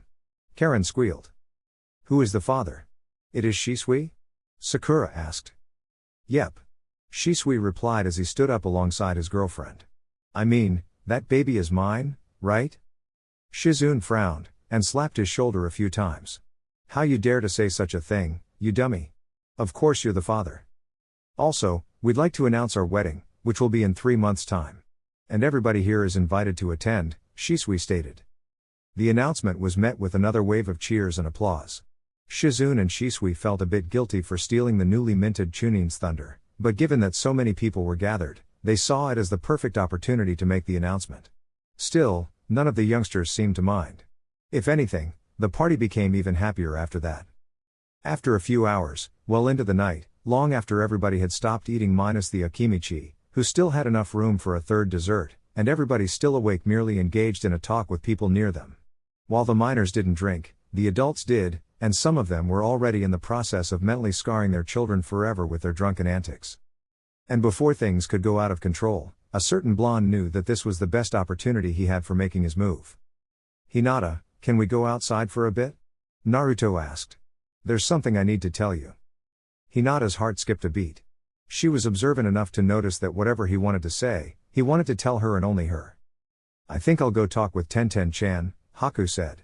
He then shot a knowing smile at Naruto. Sure, Naruto-kun," Hinata's stutter briefly returned as she stood up and accompanied Naruto outside, to a zone quiet enough for the both of them. The air was much cooler outside, something both their lungs appreciated. The racket from the inside was reduced to a mere murmur from the outside, something which their ears appreciated as well. They spent a few minutes there, enjoying the silence and calmness of the night in each other's company. "So," Hinata began, as she started to twiddle her fingers, "what deed did you want to tell me?" Naruto sighed, as he tried to put his ideas in order. He wasn't somebody who beat around the bush, but in this situation he was kind of at loss for words. He was tempted to follow Fu's advice and example, forget about words, and kiss her directly. But his rational part screamed not to do it, and for once, Naruto decided to be cautious. "You know, Hinata, you've been my best friends for many years." Naruto began, as he uneasily put a hand behind his neck. "But as of recently, things have been different, and I think I have too." Naruto? I don't understand, what are you trying to say?" Hinata asked, a bit confused. Naruto's face morphed into a mask of anger. "Argh. To hell with subtlety. Hinata, I like you a lot. And I don't mean like as a friend. Well, I did like you as a friend before, but not anymore, and it has been eating me on the inside, because I didn't know if you liked me back, or even if you did, if we would work as a couple, or, well, you get it." You like me?" a stupefied Hinata asked. "Since when?" "I couldn't tell. Maybe shortly after we became Jinan?" "Yeah, I think it was around that time," Naruto replied, trying to remember. "But yeah, now you know how I feel. Sorry if I made you feel uncomfortable or upset or..." "Naruto-kun," Hinata interrupted as she walked towards him. "Huh? Did you know that that's exactly how I felt towards you?" Hinata replied as she smiled at him. "What? You do?" a dumbfounded Naruto asked. Yes, Hinata had already closed the distance between them. She was starting to blush. "You are also my best friend, Naruto, and without you, you inspired me, both directly and indirectly, into becoming both a much better person and ninja. I like your determination, your optimism, your desire of self-improvement. You gave me somebody to talk to, and to listen to. I wouldn't know when it happened, but I started to feel the same towards you as well. Your good looks didn't hurt either." This time, it was Naruto who blushed. "So, does that mean that we're boyfriend and girlfriend?" Naruto asked. Hinata giggled a bit, and nodded. "Oh yes." An excited Naruto picked Hinata up by her waist and began to spin. "Not only do I become a Chunin, but I get a girlfriend too. Today the best day ever. And yours too, I hope." "Indeed it is," Hinata giggled. Naruto placed Hinata back in the ground, and his expression turned a bit awkward again. "So, should we kiss? To seal the deal?" Hinata's reply came in the form of her eyes closing, her lips puckering, and her head moving towards Naruto. The blonde did likewise, until their lips met in a short, but definitely sweet, kiss. When the kiss broke, they stared at each other's eyes for a few seconds, before breaking into a fit of giggles. It was, even better than in my dreams, Hinata swooned. Indeed it was. You're an awesome kisser, Hinata Haim, Naruto told her. Hinata blushed even harder. What did you call me? Haim. My princess. It's what Dad calls Mom. And well, given that you're the heiress of a noble clan, that sorta makes you a princess, so I thought it was fitting. Naruto explained, blushing a bit. Hinata didn't say anything. She just smiled, and rested her head on Naruto's shoulder, as she softly wrapped her arms around him. After a few moments, Naruto grinned, broke the embrace, and grabbed her hand. Come on, we have to tell everybody. Hinata laughed as she let Naruto lead her back inside. Hey guys, listen, Hinata and I. Naruto's words died on his throat when he saw what was going on in the restaurant. There were several tables turned over, some of them even on fire, there was food smeared everywhere, people running around, fighting, and throwing food at each other, and Tsunade was strangling Kakashi with a bra presumably her own, given the cup size. The Chunin couple spent a few seconds watching the scene, completely dumbfounded. Hinata? Why yes, Naruto-kun? Do you want to go back outside? Yes, please. Next day, Training Ground 9. Sakura never remembered the last time she woke up so early. Hell, she didn't even have any memory of being up so soon after the sun rose. And combined with the party last night and that she went to bed way later than usual, her body and mind weren't exactly in the best conditions. But hey, nothing that a cup of coffee couldn't fix. Temporarily. But since she was told that Guy's team started training very early, and she wanted to make the best of the day, she set her alarm clock way 2 hours earlier than usual. And apparently, she didn't arrive as soon as she expected, as she caught the team's 2 green-clad members doing some stretching after doing some exercises. Hello? Sakura asked the duo. Lee was the first one to notice her. Oh, Sakura-san. Your presence made an already great day to be even better. Lee enthusiastically greeted as he dashed towards her. Did you come here to train with us? Yes, Sakura couldn't believe that he answered just that. Ah, excellent. So good to see another girl who wants to fan her flames of youth. Guy replied as he walked towards both of them. This got Sakura's curiosity another one? Who? Guy smiled brightly. You'll meet her soon enough. She should finish her warm-up just now. Anyway, what can I do for you, Sakura? In which ways do you seek to improve? I'd like to develop my natural strength, stamina and chakra reserves, the Pinkette replied. Very well, that I can do. Guy then pulled out a sealing scroll, and unsealed what appeared to be training weights. He handed them to Sakura. Here, put on this light weights on your ankles and wrists when you train. This will make the training harder, but the results will be far more impressive. These are the light ones? Sakura incredulously asked as she put on the rather heavy weights. But then again, she had to admit her natural strength was nothing to write home about.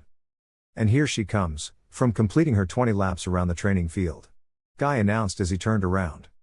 Sakura turned around as well, and saw an extremely exhausted Hinata dragging herself as badly as she could towards them.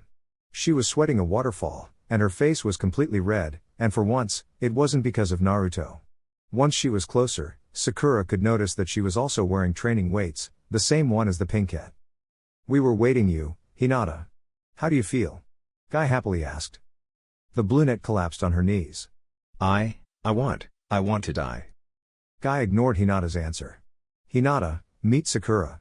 Like you, she decided to join us in our daily training in order to become stronger. Though I believe you two already know each other. Anyway, for the time being, you should take it easy.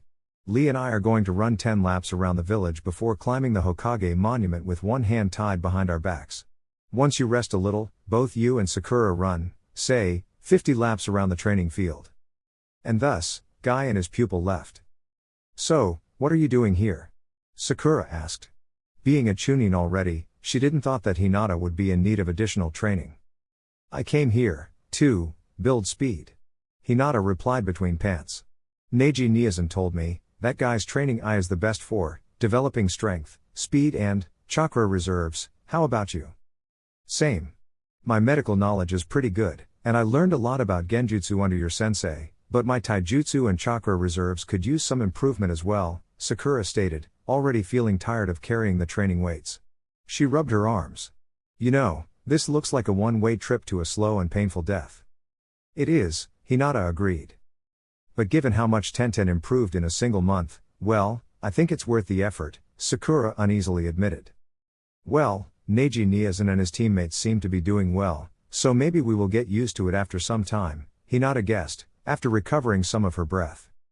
By the way, I'm surprised to see you here. Given that you managed to become Chunin on your first try. I thought that you'd be good. Hinata shook her head. Even if I did manage to become Chunin, I can't shake the feeling that luck played a big part on it. I was unable to master my family's techniques, and instead created sloppy replacements. That's why I am here, so I can be better. You call that jutsu you used to beat Tamaki a sloppy replacement? Because it was nothing sort of impressive, Sakura praised. Like I said, that jutsu was product of chance, not deliberate training. I do plan on refining it once I master the heavenly spin, though, Hinata clarified. She finally stood up. By the way, where did you go last night? I saw you leave with Naruto, but then you didn't come back, which given what Kakashi-sensei did, it was probably a good thing, Sakura asked. Hinata blushed a bit, smiled, and started to twiddle her fingers. Well, you see, Naruto-kun had something very important to tell me. Land of Sound, Orochimaru's main base. Orochimaru was sitting on a throne above a large pit, where 5 fighters had been fighting. Not to death, since the snake Sannin needed all 5 of them. 4 of them laid on the ground, beaten and bruised, while the remaining 5th looked no worse for the wear. Bravo, just bravo.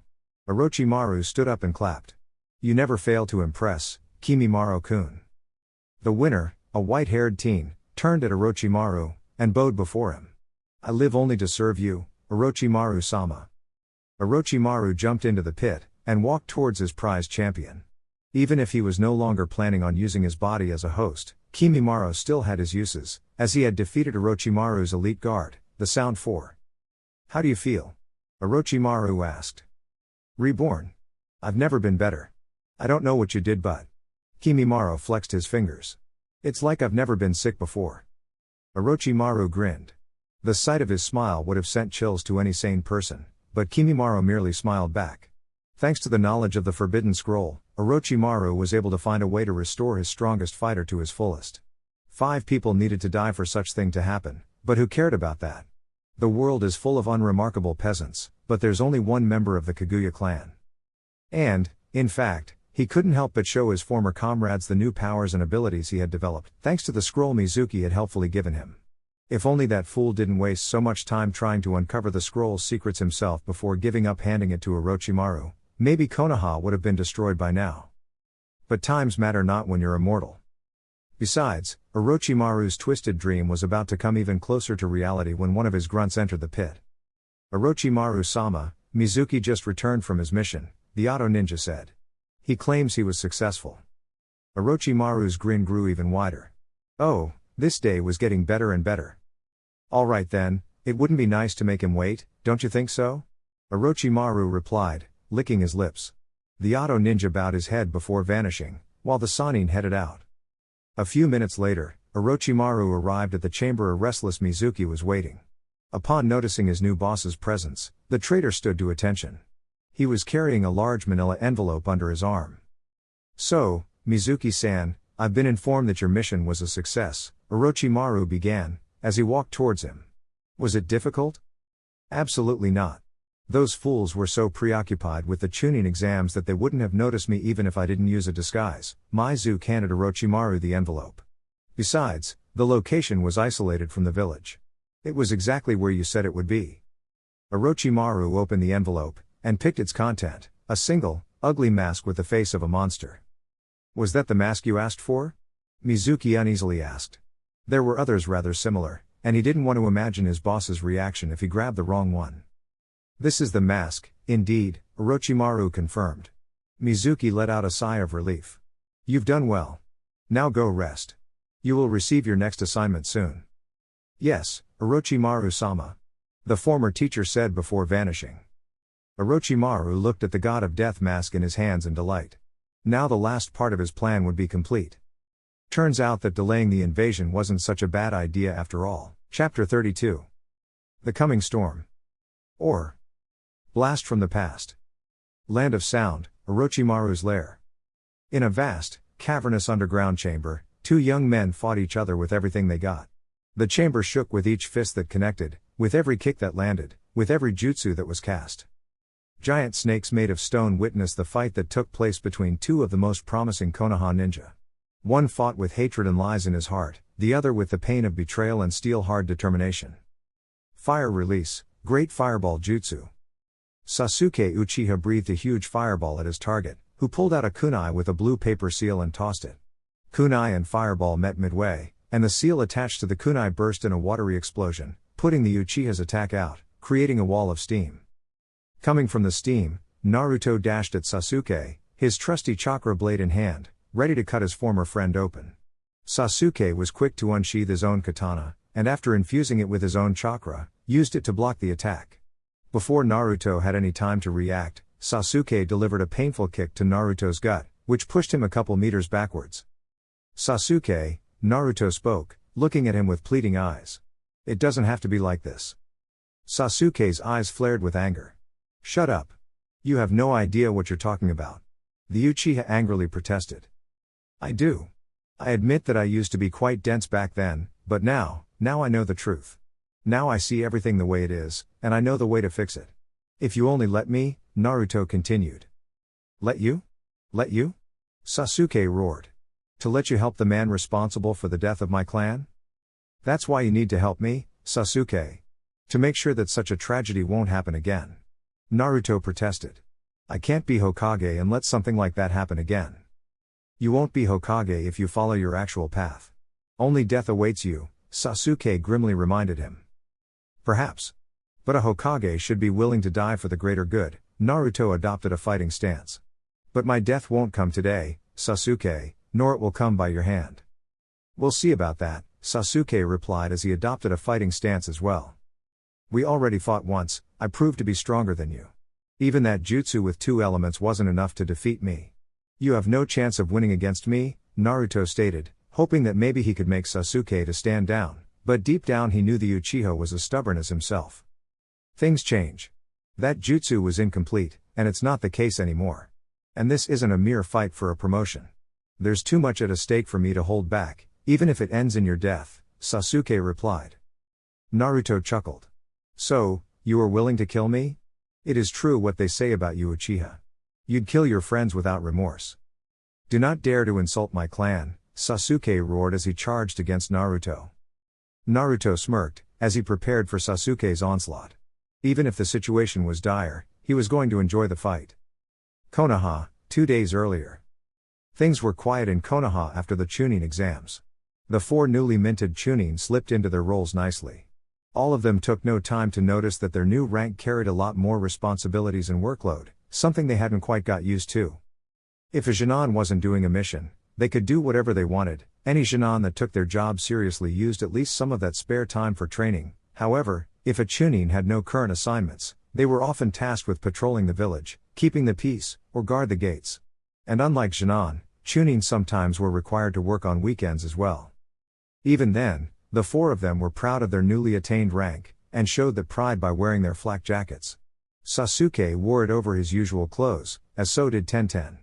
Hinata used it as a replacement for her coat, destroyed by Tamaki during their fight in the finals, while Naruto replaced the upper part of his track suit with an orange short-sleeved shirt under the flak jacket. It was 6 in the afternoon, and after finishing his patrol duty for the day, Naruto decided to head home.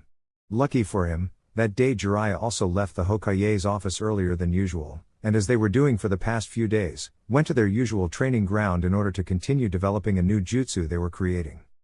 It all started the day after the Chunin exams, when Naruto approached Jiraiya and talked to him about a new kind training he wanted to undergo. 2 weeks earlier. So, what do you want to do? Do you want something specific for me to teach you? An interested Jiraiya asked. You can bet on it, Naruto had replied. You see, now that I'm a Chunin, I think I need a new jutsu to reflect my new status, you know? Something way stronger than what I already have. Jiraiya couldn't help but laugh in return. Something stronger than the Rasengan? Well, I don't think that there are many Chunin, or even Jonin for that matter, that have something with more packing power than that, ha. I know, but listen to my idea. Hinata Haim, followed by Choji and other of my former classmates, started combining elemental ninjutsu with their clan jutsu. And I thought that maybe I could do the same with the Rasengan? Naruto asked. Jiraiya looked pensive, before smiling. You know, kid, your father and I had the same idea. Problem is, doing it requires such amount of focus that it is pretty much impossible. Impossible just means that it hasn't been tried yet, Naruto sharply replied. Oh, we did try, I can tell you that we did try and gave our all, but see, Jiraiya had formed a Rasengan on his hand to better illustrate his point. It takes quite a lot of focus to create a normal Rasengan. And if we try to infuse it with elemental chakra. Jiraiya did so, and the Rasengan expanded and began to turn a golden-orange color. However, as it expanded, the Rasengan quickly destabilized and exploded. Dad, Naruto cried. When the smoke dispelled, Naruto could see that Jiraiya had some minor burns, but he was otherwise fine. See what I meant? Keeping a Rasengan stable is hard enough, and if we add the extra difficulty of the elemental chakra. Yeah, I know, Naruto had conceded. I remember that it took me a while to do the Rasengan one-handed, and needed the help of a clone to pull it off. It was that moment when a brilliant, but surprisingly simple idea dawned upon the blonde. Hey, why don't you use a clone to help stabilize the elemental chakra? Jiraiya opened his mouth ready to shoot down the idea, but words didn't come out. He opened his mouth again, but he couldn't say anything. He remained pensive for quite a few time, until he admitted defeat. You know, Naruto, there are some times in my life in which I feel like a fool, the Sannin began. Then there was this time 20 years ago in which somebody made me feel like the biggest fool alive. Well, congratulations, you now made me feel even a bigger fool than that. Naruto couldn't help but chuckle, and swell his chest with pride. And from that day onwards, both Naruto and Jiraiya had tried to dedicate an hour or two to create an elemental Rasengan. Back to the present. While they used multiple clones in the previous days, this time they only created a single one each. As the original created the Rasengan, the clone began to infuse elemental chakra into it. It appeared that the result would be the same and it would destabilize, but this time, after so many tries, they successfully created an elemental Rasengan. Look at that, Naruto, we did it! Jiraiya cheered in joy. Both Rasengan had doubled in size. However, Naruto's was bluish-white, and had visible air current spinning around it, while Jiraiya's was golden-red, almost like he was holding a miniature sun on his hand. Yes. The blonde replied, just as excited, and he readied as if about to fight. Come on, let's see which one is stronger. Naruto, no, Jiraiya flatly denied. Mine is fire. Yours is wind. If they clash, yours will make mine even bigger and, well, it might not end up good for you. You're no fun, Naruto childishly replied as he cancelled the jutsu, with Jiraiya following suit. Anyway, now I already have a new powerful jutsu worth my rank. Can't help but wonder what would you want to learn once you reach Jonin, Jiraiya commented, and shuddered in terror as he imagined a Naruto trying to create a jutsu the same level as a tailed beast bomb. I know, right? We just improved an A-rank jutsu created by the fourth of all people. This is going to be something hard to top, Naruto replied as he grew pensive. I guess he didn't have more jutsu in need of completion, did he? Well, not exactly that needed to be completed, but the knowledge of the Flying Thunder God jutsu was lost the night he died, since he didn't teach it to anybody, Jiraiya began. I have Minato's notes and tried to recreate it with them, but I had no luck. Maybe you can try that. Alright, a new challenge. Naruto pumped his fist in the air. I won't rest until I learn the Flying Thunder God. Jiraiya chuckled. Naruto's unbound enthusiasm never failed to both amuse and please him. Then again, that might be a bit too much for you right now. Let's keep honing your overall skills, Fuinjutsu included, before we tackle that beast, alright? Yeah. Uchiha Training Grounds. Alright Sasuke, let's try it again. Remember, calmness is the key, Itachi instructed his younger brother. Sasuke nodded, and once again began to channel elemental chakra through his sword. First the blade was coated in flames, followed shortly after blue electric sparks. Once the second element was added, keeping the jutsu active became 10 times harder. Your chakra control is good enough, you only need to focus, Itachi reminded him. I know, Sasuke snapped. After a few seconds, the electricity flickered away, leaving only the fire. The youngest Uchiha sighed in defeat and cancelled the fire as well. Don't feel too bad. The more times you try, the longer you're able to maintain it, Itachi reassured. Sasuke shook his head. It's still not good enough. Naruto has no problem maintaining the Rasengan. From what Hokage-sama told me, he needed to use clones first before he got the full grasp of it, Itachi reminded. Maybe that's the solution. Use a clone to add the second element. Sasuke rejected the idea as well. I don't want, nor need any crutch. I can do this on my own. While striving for independence is admirable, you shouldn't try to do everything on your own, Itachi advised him. Trust me, I know what I'm talking about. Sometimes it's good to let others help you.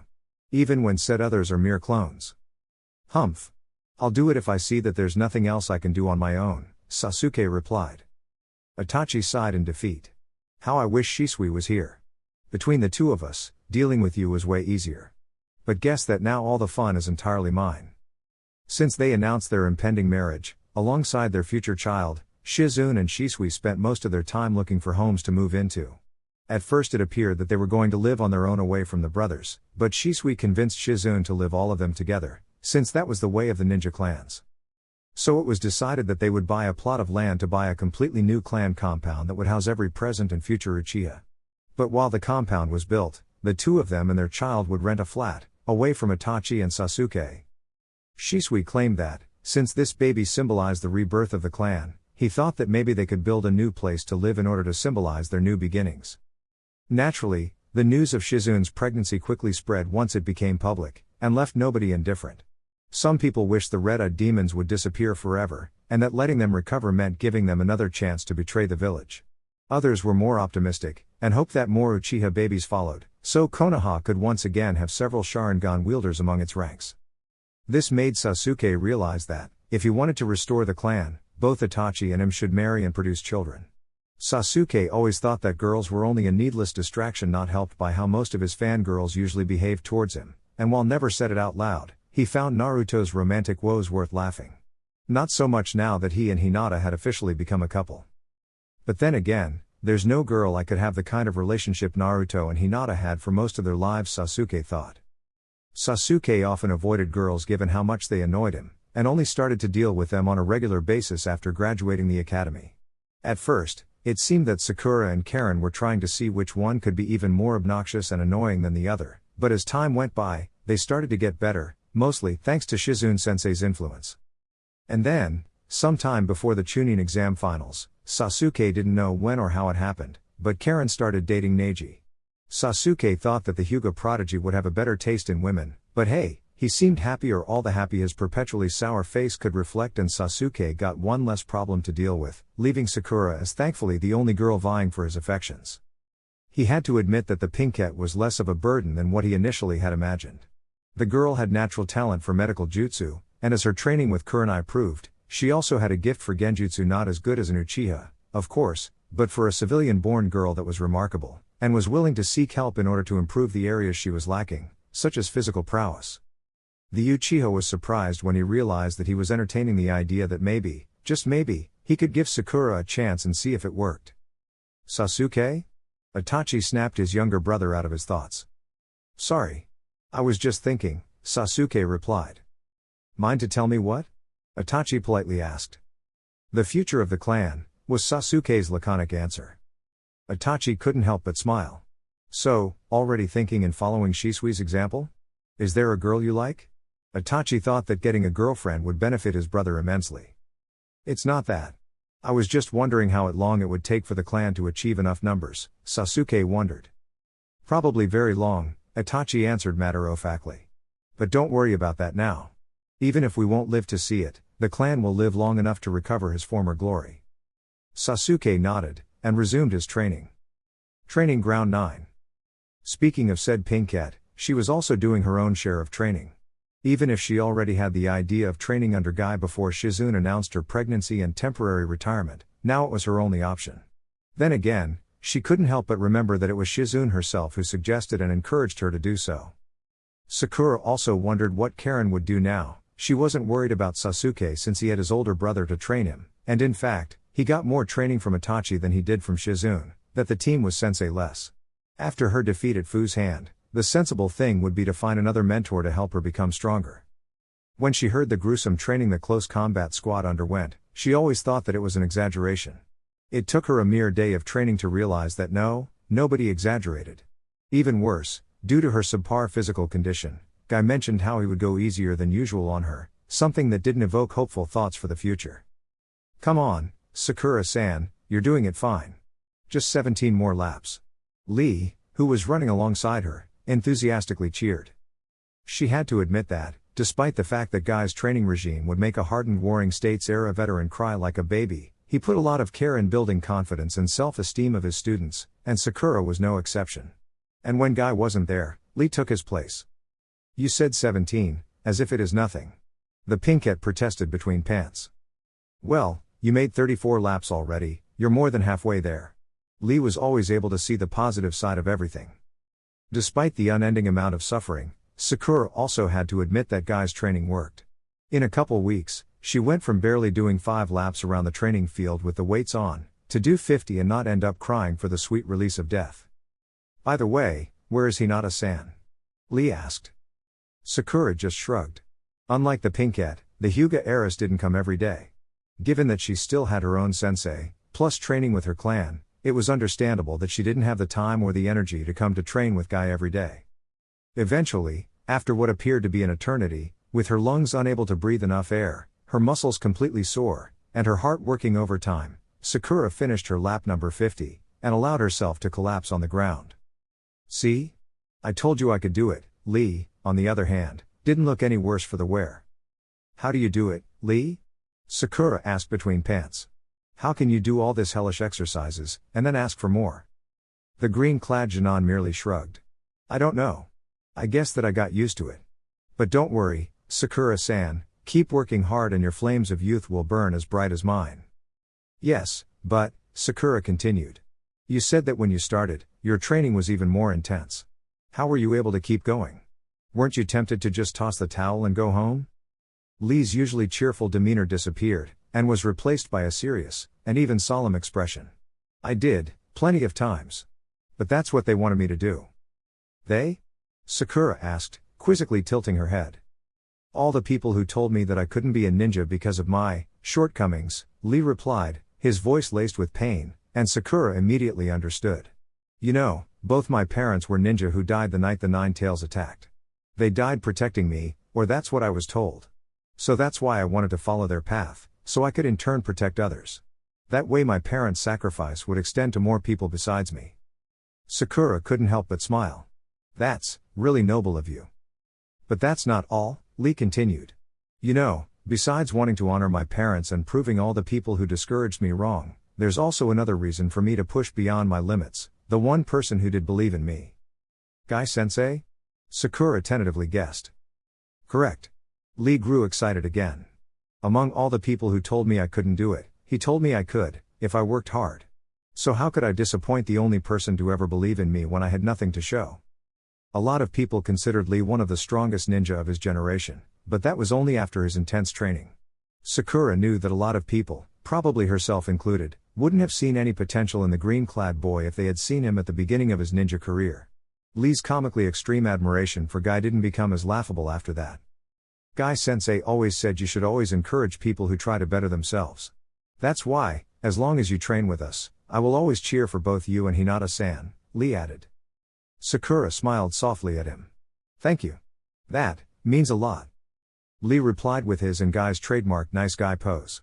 Then, he realized of something, and grew serious. Okay, now that we've rested enough, our training has to continue. 1,000 sit-ups, 1,000 push-ups, 1,000 squats and a 50-kilometer race. Come on, go. Lee cheerfully stated. Sakura's smile turned into a grimace of hate and horror, as she groaned while she pulled herself up and prepared for the torture disguised as training. Hyuga Estate. Channel your chakra into the paper, and by the way it reacts, we can determine your elemental affinity, Hinata instructed as she handed her little sister a litmus paper. Hikari's 2 daughters were in one of the estate's backyards for a special training session. Hanabi wanted to learn elemental manipulation, something she had been promised to do whenever she had some free time. And now it was time to fulfill that promise. Got it. Hanabi cheerfully replied. The paper started to burn, and Hanabi instinctively dropped the burning paper the moment the fire licked her fingers. Ouch. If the paper burns, then your affinity is fire, Hinata told her. Damn it. Now I won't be able to learn the heavenly thunderstorm. Hanabi protested. Language, her older sister chided. No, but you will be able to create your own version of it using fire chakra instead. Right, sorry, Hanabi replied. So, what do I do now? Hinata flipped through the pages of the book that was resting on her lap. While the Hyuga clan library was extensive, most of its books regarding combat focused on taijutsu for obvious reasons, and very few on ninjutsu or genjutsu. And the few who did never covered anything beyond intermediate level. But for what they were trying to do, a beginner's manual would work. According to this, your first exercise is to burn a leaf with the force of your chakra, Hinata read from the book. She got up, plucked a leaf from one of the backyard's trees, and handed it to Hanabi. All right. Hanabi excitedly said as she took the leaf and tried to complete the exercise. Hinata watched as her little sister tried to burn the leaf, to no avail. As the minutes passed, patience disappeared from her face and was replaced by frustration. Her mouth curved down, and her eyes narrowed. Beads of sweat started to appear on her forehead and temples. And after half an hour trying, she gave up. Ugh! This is impossible. The little girl shouted as she tossed the leaf into the ground. Don't get so frustrated. It's not easy the first time, Hinata softly reassured her. It took both Naruto-kun and I some time to get it down. Hanabi seethed and went to sit down beside her sister. Either way, what did you two have to do instead of burning a leaf? Hanabi asked. Naruto-kun had to cut a leaf in two using his chakra. I had to keep a light bulb on for 5 minutes, without overloading it, Hinata replied.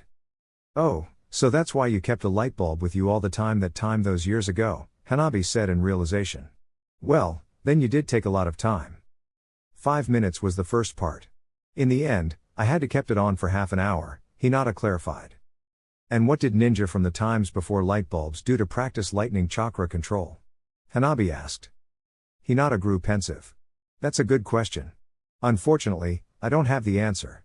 Maybe the answer is inside a history book? Hanabi didn't reply. She just looked at her feet, as thoughts drifted through her head, until a new question popped in.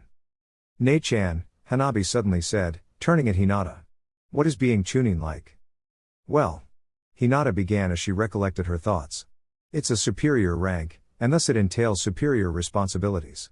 On the plus side, Chunin don't have to do any D-rank missions anymore, but on the other hand, we have other duties besides taking missions, such as patrolling the village, guard the gates, and fill the duties of the military police. Turns out that the Uchiha insurrection had affected the village in more ways than one. There were some people who wished for the military police to return, so regular Chunin and Jonin wouldn't have to fulfill their duties, but others weren't so eager, due to the police being so closely related to the Uchiha clan, and the insurrection. No wonder I see so little of you nowadays, Hanabi said, a little crestfallen. Hinata smiled. She got up, walked towards her sister, and wrapped her arms around Hanabi's shoulders. You know that I will always find time to spend with you, Hanabi-chan. I know, Hanabi replied, resting her head on Hinata's chest. Even if that means spending less time with Naruto-kun? Hinata was a bit startled, but her smile didn't waver. She nodded. Even if it means spending less time with him. And, now that he's your boyfriend, is there any difference from when you were just friends? Hanabi asked. Hinata grew a bit pensive. Well, we haven't been dating for that long, so I couldn't tell. We do spend less time together, but that's because of our new ranks. But yes, we do things we didn't do before, such as walking holding hands, or kiss. Ew. Hanabi shuddered. Gross. Hinata giggled at her sister's reaction. When you grow older, you will change your mind, you'll see. Senju residence. Somebody knocked the door. Eager to see who it was, Kaida rushed to the door. Upon opening it, she saw a bespectacled redhead awkwardly standing there. Oh, hi, the white-haired girl greeted. Who are you? My name's Karen. Karen Uzumaki, the redhead said. Don't you remember me? I used to babysit you not that long ago. The white-haired girl jogged her memory, and after a few seconds, she realized that indeed, the redhead was telling the truth. Ah, yes, I do remember you, Kaida said, smiling eagerly. Did you came here to play with me again? Karen cringed at the memory of the girl playing with her and Sakura with her would release, and suppressed a shiver. Maybe another time. Is Naruto home? Kaida took a deep breath, and turned her head indoors. Naruto Niazan. Somebody's asking for you. Wow, Karen said. You have a nice pair of lungs. Thanks, Kaida smiled at her, as if she considered the magnitude of her yells a proud achievement. Naruto didn't take long to appear. Who's asking for me? Oh hey, Karen Nichan. Naruto smiled upon seeing his only known clansman. Wait, she's your Nichin too? A confused Kaida asked. Yeah, we're from the same clan, Naruto told her. Didn't you notice that I have the same last name as him? Karen pointed out. If she's your family, then how she isn't living with us? Kaida asked. Well, that's complicated. I'll explain you sometime later, Naruto told Kaida, while at the same time realizing that she made a good point. Okay then, Kaida said before finally returning inside. Naruto closed the door behind him. He started to walk, and Karen trailed alongside him. So, what do you want? You got lucky you caught me on my spare time. I never knew being Chunin could be so insane, hee hee, Naruto chuckled. Well, it's that, since Shizune-sensei is no longer available, I have nobody to train with, Karen explained. I know Sakura is training with Neji-kun's team, and he suggested me to train with them as well, but something so physical isn't what I'm looking for. Plus I don't need to increase my chakra reserves. I'm looking forward improving my ninjutsu and medical jutsu. Well, I can help with the ninjutsu part, but I'm not that good with medical jutsu, Naruto admitted. I know. I was hoping if you could ask Tsunade-sama to train me outside our regular medical lessons, Karen asked. After all, she has Uzumaki blood, right? I'm sure that she can help a clansman in need. I can ask her. She's always willing to train people who want to learn and improve, but she's kind of busy, Naruto told her. Thank you. You'd help me a lot, Karen replied. By the way, how are things between you and Neji? I almost didn't believe it when Hinata told me you were dating him. I mean, you used to drool over Sasuke a lot, Naruto reminded. Yeah, I did, Karen admitted, blushing a little, as she rubbed her arm. Sasuke is pretty cute, but hey, Neji-kun is also pretty cute too, and he's interested in me to boot, so in the end the choice was a no-brainer. Sakura can have Sasuke all for herself as far as I'm concerned. The fact that Karen no longer used the kun honorific with Sasuke didn't go unnoticed by the blonde. Then, the two of them started to walk, heading to nowhere in particular. You know, I just noticed something, Naruto said. And that would be? Karen asked, mildly interested. That we're cousins who are dating two people who happen to be cousins too, Naruto pointed out. Karen couldn't help but chuckle. You're right. Wonder if there's something in our family that make us attracted to Hyugas. There may be. Clans are weird like that, Naruto replied. Anyway, besides training you, we can use this as an opportunity to spend time with each other. As far as I know, we might be the last Uzumaki on Earth, yet we barely speak to each other. I admit that I could have spent a little more time with you instead of futilely chasing Sasuke, Karen stated. You know, there was a time in which my mom and I dreamed to find a permanent home, hopefully alongside other members of our clan. And now that we found it, maybe I should get to know that family a bit better. This reminds me, Naruto began, as he started to think. I remember that one day you showed up at the academy alongside Haku and Tamaki, but I never asked you where have you been before you arrived at Konoha. I don't remember much of my childhood before arriving Konoha, but what little I remember. Karen tried to remind, and she grimaced, it sucked. That bad? Karen nodded. We never stayed in the same place for long. My mom said that if people knew who we are and what can we do, a lot of people would try to kidnap us and force to use our abilities for them. My mom always wanted to find more clansmen, and was always trying to look for any other surviving members across these lands. Wait, surviving? Naruto noticed. Did something happen to our clan?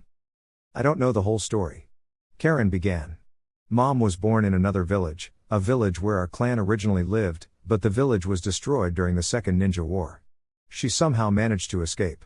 Eventually she grew up, fell in love with a man, and had me. Despite keeping her identity a secret from everybody bar my father, somehow somebody learned about her, and tried to kidnap both her and me. My father died protecting us. I'm sorry. Naruto told her. You know, my biological parents also died protecting me. Hey, another thing we have in common, Karen chuckled sadly. Anyway, one day, when we were having breakfast at an inn at some small town, we heard some ninja talking about this Tsunade woman who had returned to Konoha. The name didn't say anything to me, but the way my mom reacted, it was as if her prayers were answered. After that, we decided to come here and, well, the rest is history. Fascinating, Naruto told her.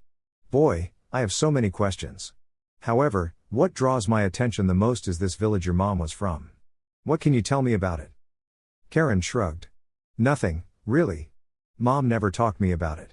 I think it's too painful for her to remember, and truth be told, I don't want to make her too. Besides, as for myself, Konoha is my home. What about other Uzumaki? Do you think they survived, whatever killed the rest of the clan? Karen shook her head. If there are other members out there, we never met them. Like I told you, the closest thing we found was Tsuan-sama. The fact that there was an actual Uzumaki survivor living in Konoha was something we weren't aware of. Speaking of which, what about you? How did you arrive here? My parents were from Konoha. I think, after what Karen said about the Uzumaki village, he wasn't so sure anymore. My mom was an Uzumaki, my father a civilian-born ninja, that's why I got her last name instead of his. They died the night the Kyuubi attacked. And you don't know anything more about them? Karen asked. I do, but, well, it's kind of an S-rank secret, so I'd have to kill you if I told you. Naruto awkwardly chuckled after saying this. Geez, was your father a Hokage, or what? Karen asked. I mean, another one. I know Jiraiya-sama is the current Hokage. Neji's words about Naruto being close to the Hokage echoed in his mind. You know, I'm glad I had this talk with you. Now I know a lot more about my origins, and there's a certain somebody I need to have a chat with. Determined, Naruto headed back to his home. Hey, wait a minute. What about the training? Karen asked. Oh, that. Yeah, sure, we can train together. And I'll ask Mom about giving you an extra course, don't worry about it. Naruto assured as he walked away. Senju residence. Sitting in the living room, Jiraiya and Tsunade were enjoying the rare opportunity of having the house all for themselves. Shizune was with Shisui looking for a new place to live, Naruto had left after somebody came looking for him, and Kaida and Hagane had left shortly after him to a friend's house. Even if they were tempted to have sex in a place other than their bed, they knew that the kids could be back any moment, so they settled for their usual pastime of sharing a bottle of sake together. Boy, I'm so glad that the Chunin exams are finally over, Jiraiya said in relief, as he gulped his cup of sake in one go. Next time they will be somebody else's problem. Don't remind me, Tsunade sourly replied, as he followed Jiraiya's example with her sake. I lost so much money, I swear I won't bet again. Jiraiya chuckled. Tsunade, we both know that's not true. A tick appeared on Tsunade's forehead, and turned angrily at her husband. What are you implying? That I can't overcome my vices? If you were able to shed all your perverseness away, unbelievable as it is, I can do the same with my gambling. It's not the same situation. In my case it was easy, Jiraiya countered. Going out to eat suddenly becomes much less appealing when you have the best chef in the world in your house, right? Flattery will get you nowhere, Tsunade angrily replied. Flattery often takes me very far, Jiraiya shot her a very sly grin. And seriously, you were a gambler since the very first moment I met you. Which is pretty insane, now that I think about. What kind of kid loves to bet so much? Well, grandfather liked to go to casinos and such, and since he couldn't take me with him, he taught me how to play cards, the roulette and stuff like that whenever we spend time together. When you say grandfather, you don't mean Hashirama, don't you? Jiraiya asked. I do mean him, Tsunade raised an eyebrow. Why? Jiraiya was taken aback by the revelation. Well, it's kind of hard imagining the god of ninja as a gambling addict, Jiraiya then began to chuckle. And now that I did, way funnier than it sounds. Tsunade snorted and punched Jiraiya in the shoulder. Don't mock my grandfather, understood? He was a great man. Nobody doubts that, Jiraiya tried to suppress his snicker. But you have to admit it's kind of hard not to find funny that such a legend had those vices. Then again, I wonder if you'd pass gambling to our children. I tried, but they suck at it, Tsunade replied, shaking her head. They're such disappointments. Kinda like their mother, don't you think so? Jiraiya laughed. Tsunade's scowl deepened and punched Jiraiya in the shoulder again. Next time you make fun of me, the punch will be a chakra-enhanced one, Tsunade hissed. Come on, don't get mad. If they're anything like you, they'd be awful gamblers but kick-ass ninjas. Especially with those bloodline limits of theirs. You know, wonder if Kaida and Hagane will become Chunin on their first try, just like Naruto did, Jiraiya pondered. Before Tsunade had any time to answer, they heard the door opening, and somebody coming in. Soon Naruto's frame appeared in front of them. Hey kid, you're back. Who was that who wanted to speak with you? Was it Hinata? Jiraiya asked. No, it was Karen Nichin. She wanted some help with her training, Naruto looked at Tsunade. She also asked if you could give her a more intensive training as well, now that Shizune Nichin is no longer her sensei. I'll talk with her about it, Tsunade replied. Then she noticed something odd about Naruto. He looked as if something was bothering him. Something wrong, kid? Well, after that, Karen Nichin and I have been talking about our clan, Naruto said. A deafening silence fell upon the living room as the two Sannin processed Naruto's words. And what did she tell you? Jiraiya cautiously asked. Not much, was Naruto's answer. Her mom doesn't want to talk about it since it brings her painful memories, so Karen Nichin doesn't know much either. And I was wondering, if you guys know something? Jiraiya and Tsunade shared a glance, and they moved a bit to the side, and motioned Naruto to sit between them. Naruto did so. You never asked us about the Uzumaki clan, Naruto. What's with the sudden interest? Tsunade asked. Naruto shrugged. I don't know. Guess that talking with Karen Nichin piqued my curiosity. And well, since you guys raised me since I was a baby, guess that I never had the need to know about my origins. But now, I do want to know. Okay then, Jiraiya nodded. He looked at Tsunade. Given that you have Uzumaki blood as well, I believe that you might be the best one to tell Naruto about his clan. Alright, Tsunade cleared her throat before beginning. As with most clans, nobody really knows where the Uzumaki clan truly came into existence. But we do know quite a few certain things about them. They hail from an island to the east named the Land of Whirlpools, named after the many whirlpools that surrounded the island and acted as a natural defense. Despite having their base there, it wasn't rare to see them in the main continent. This is because, as far as recorded history, the Uzumaki and Senju clans were close allies. While there are no proof, many believed both clans shared the same ancestor. Their relationship was so tight, that grandfather, upon founding the village, wanted the Uzumaki clan to join as well. The Uzumaki declined, opting to join other clans of the Land of Whirlpools and form another village, Uzushio-Gakur, to defend their country. The relationship between both clans was so tight that Konoha's flak jackets have the Uzumaki clan symbol, a swirl, as a way to symbolize their ties. The Uzumaki clan were master sealers, that's where your talent for Fuin Jutsu comes from, and their alliance was invaluable to Konoha. And what happened then?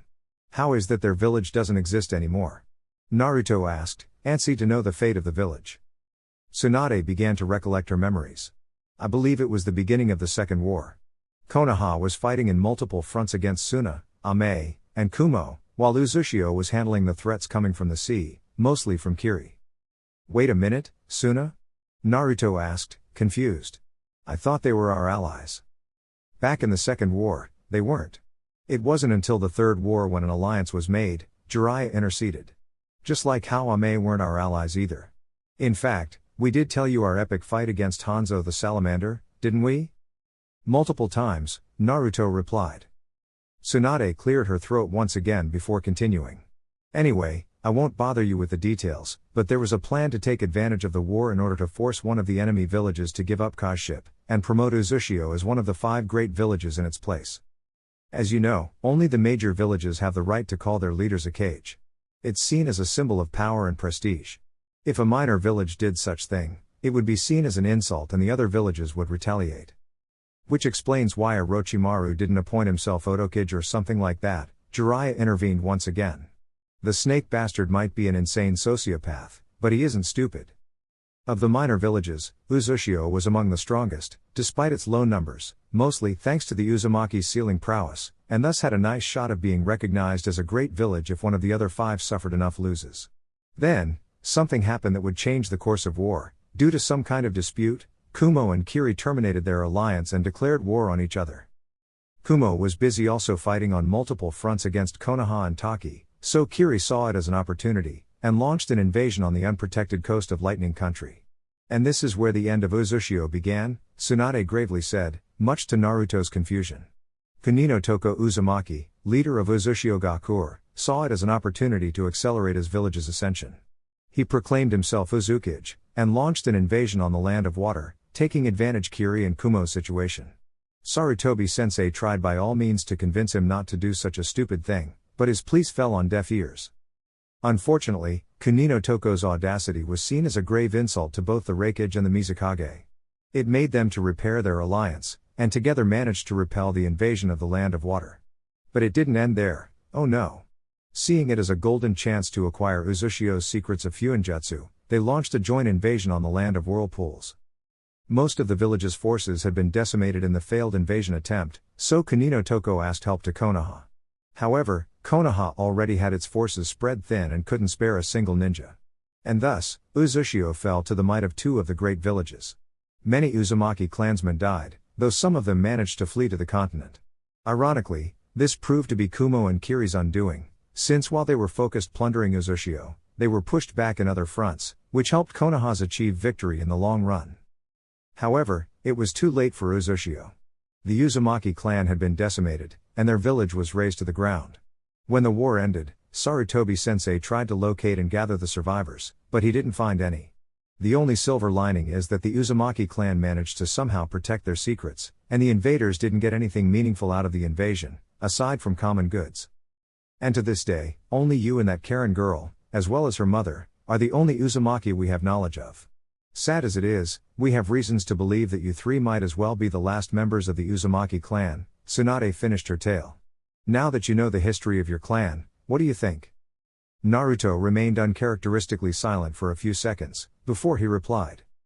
You know, it kind of surprised me that the village leader would make such a stupid move.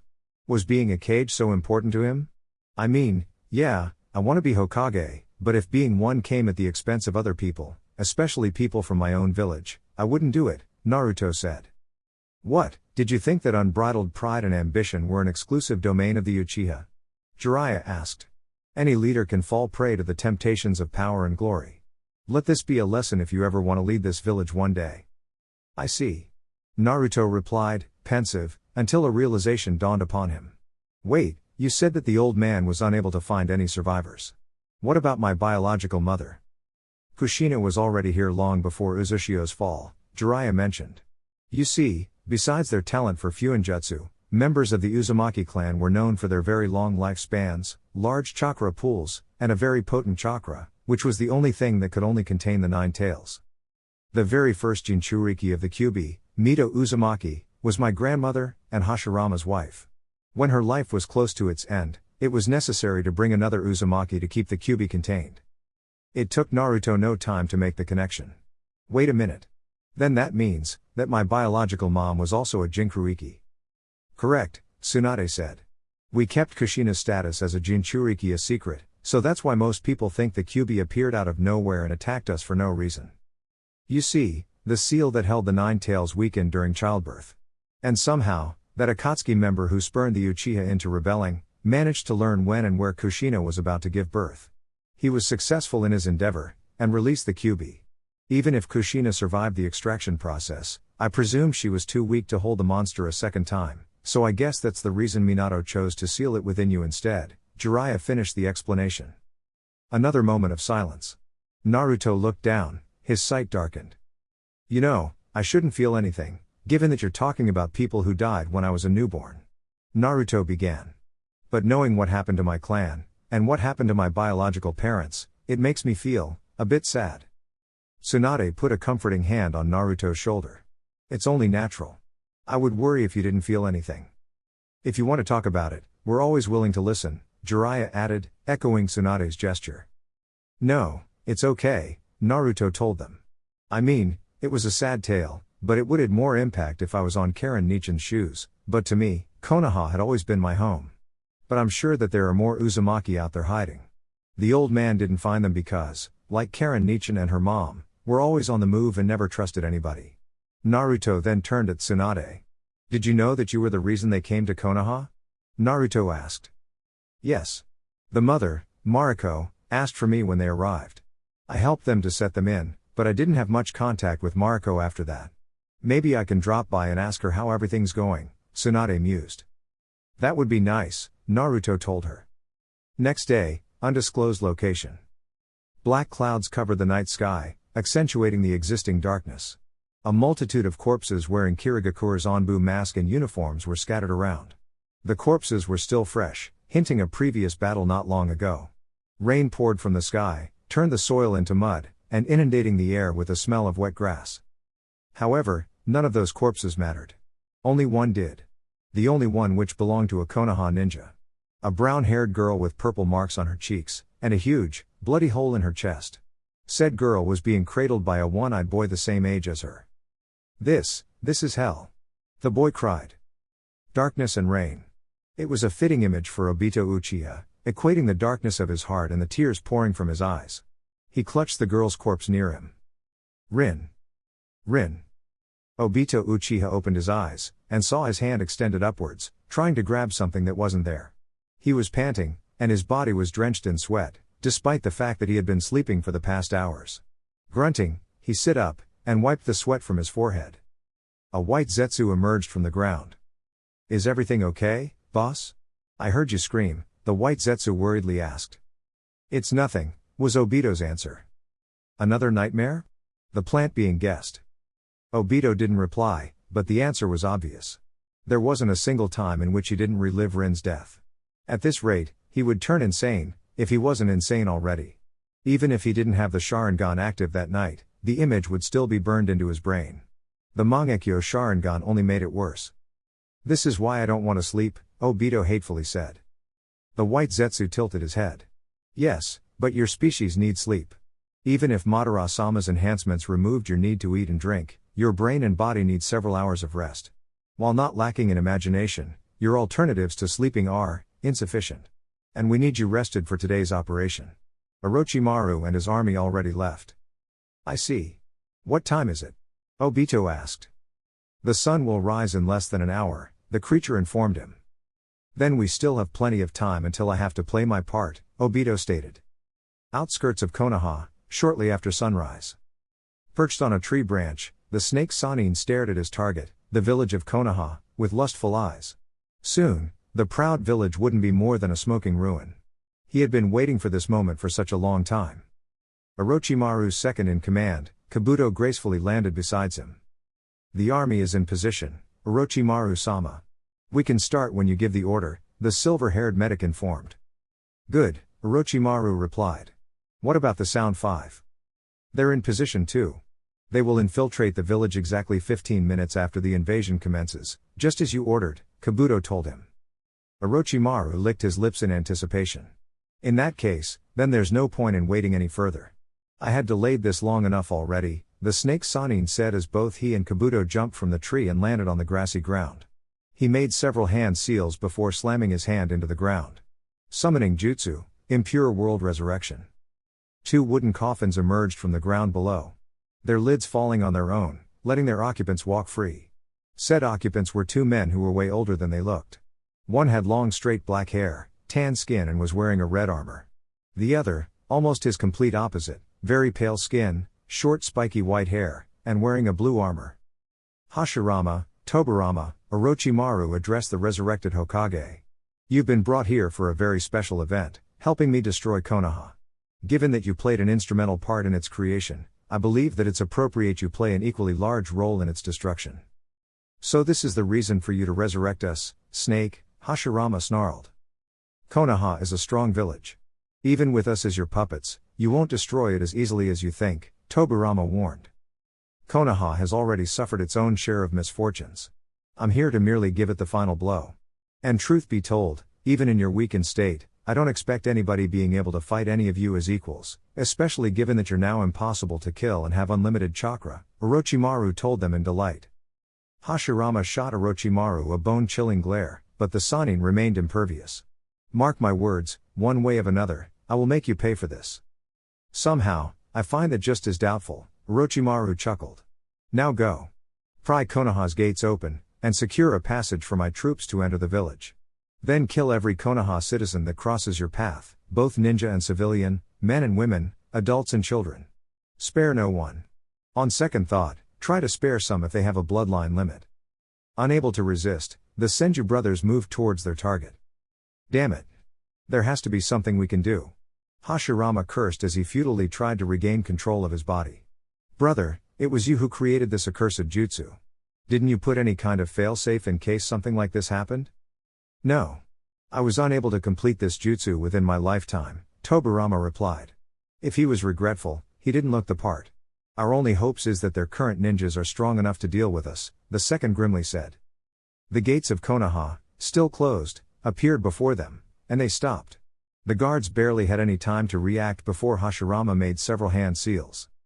Would release, nativity of a world of trees. Uzumaki, Naruto Elseworlds number 1. It was a dark and quiet night. The Akatsuki known as Toby contemplated the village of Konoha, as he was about to start his evil plan. Alright, time to start. Toby pulled out a red and black Pokeball from within his robe. With this legendary Pokemon I stole, Konoha will be destroyed. Go, Ninetales. Toby tossed the Pokeball, releasing the nine-tailed beast, landing with a big crash. Kurama. The Ninetales cried. Ninetales, destroy Konoha now. Obi ordered. Kurama. The Ninetales growled as he was about to do as ordered. Not so fast, villain. A blond man said as he landed in front of Toby and his pet. I, Minato Namikaze, 4th gym leader of Konoha, won't allow you to carry on your nefarious plan. Especially not with my wife's stolen legendary Pokemon. Oh really? And what do you plan to do about it, huh? Toby asked. Obviously, I challenge you to a Pokemon battle. Go Gamabunta, Minato said as he tossed a Pokeball, releasing the giant toad. Bunta. Gamabunta croaked. The Ninetales is fire/dark, while Gamabunta is water/fighting. I have type advantage in 2 different ways. Minato boasted. Maybe, but the Ninetales has better stats, befitting a legendary. Besides, I'm sure your Gamabunta isn't even 4 trained. Toby angrily replied. Ninetales, use flamethrower. Kurama. The Ninetales roared before taking a deep breath, and releasing a wave of fire from his mouth. Gamabunta, counter with water pulse. Minato ordered. Gamabunta. The toad replied as he released a powerful water blast from his mouth, cancelling the fire attack. Excellent. Follow with karate chop. Gamabunta leapt into the air, and was about to smack the fox with a hand chop. Of course, Toby wasn't going to have any of it. Use smokescreen. Toby ordered. This time, the Ninetales released a cloud of smoke from his mouth, blinding Gamabunta, who missed the attack. Toby smiled under his mask. Okay, now let's finish with Tailed Beast B. But Toby was interrupted by a punch to the gut, followed by a kick, which knocked him on his back. Much to his shock, Minato was now besides him, holding the Ninetales Pokeball. Wait a minute, did you just attack a trainer during a Pokemon battle? Toby asked, incredulous. I did. What about it? Minato asked. That's against the rules. Screw the rules, I have money. We're parodying Pokemon, not Yu-Gi-Oh, you dumbass. Besides, you're the villain, you don't give a damn about the rules. And now that I have the Ninetales Pokeball, I can stop it from destroying Konoha, Minato declared. Ha, you'd wish. That's a special Uchiha Pokeball that can only be used by a single person, namely me. Toby retorted. Okay then, Minato then dropped the Pokeball, and stomped it into pieces. Now the Ninetales is no longer under your control. No. But he reverted now to its wild state, and will destroy anything in his sight. Have fun with that, Toby said before vanishing. Shit, Minato cursed. Anyway, let's not panic, I'm sure I can capture it myself and, shit. I'm out of Pokeballs, Minato noticed when his hand reached his pocket. Kushina then appeared, holding baby Naruto in her arms. Don't worry, Minato, use this, Kushina said as she tossed Naruto at her husband. Newborn babies can be used as Pokeballs. Really? How convenient. Okay then, go Naruto, catch the Ninetales, Minato said before tossing Naruto at the now free-tailed beast. Upon hitting the Kyuubi, Naruto split in 2 by his midsection, turning the legendary beast into pure energy, which was absorbed into the baby. Naruto struggled to contain the beast, but after a few seconds of wobbling Naruto remained still and a spiraling seal appeared on his belly button, hinting that he had successfully trapped the beast. Yes, we captured the Ninetales. Minato cheered, pumping a fist into the air. Wait, I remember that using a baby as a Pokeball had a negative side effect, Kushina said, as she started to remember. Oh yeah, the baby's parents will die of a heart attack after the Pokemon has been captured. Minato stopped cheering. Oh she. End Uzumaki, Chapter 33. The Invading Sound. Or. The Toad vs. the Snake. Would release, Nativity of a World of Trees. Huge green vines emerged from the ground, and forcefully opened the village's gates open, almost tearing them from its hinges. A couple seconds later, a tide of grey and black-clad ninjas rushed into the village, screaming battle cries, cheers, and in some cases, profanities. And the 2 resurrected Kage could do nothing but watch powerlessly as the invaders flooded the village. At the very least, We'll see how strong the village's ninja got after our demise, Hashirama stated, earning a glare from his younger brother in return. What? Excuse me for trying to see the bright side of our predicament. Before a fraternal argument could take place, the force controlling their bodies made them to join the invaders in the destruction of Konoha, and went in different directions. On its own, though large, and even having bypassing the walls, Orochimaru's army wouldn't have a chance of dealing much damage to Konoha. Unfortunately for Konoha, the invaders were also supported by a no small amount of giant snakes, including the snake boss, Manda, as well the resurrected Hokage. Fortunately for the defenders, two of Konoha's strongest jonin, who were in the middle of one of their allegedly casual competitions before it was time to get to work, witnessed everything and went for the most obvious threat, the giant, rampaging purple snake. Alright Kakashi, we can still salvage our competition, Guy stated as he enthusiastically dashed towards the snake boss.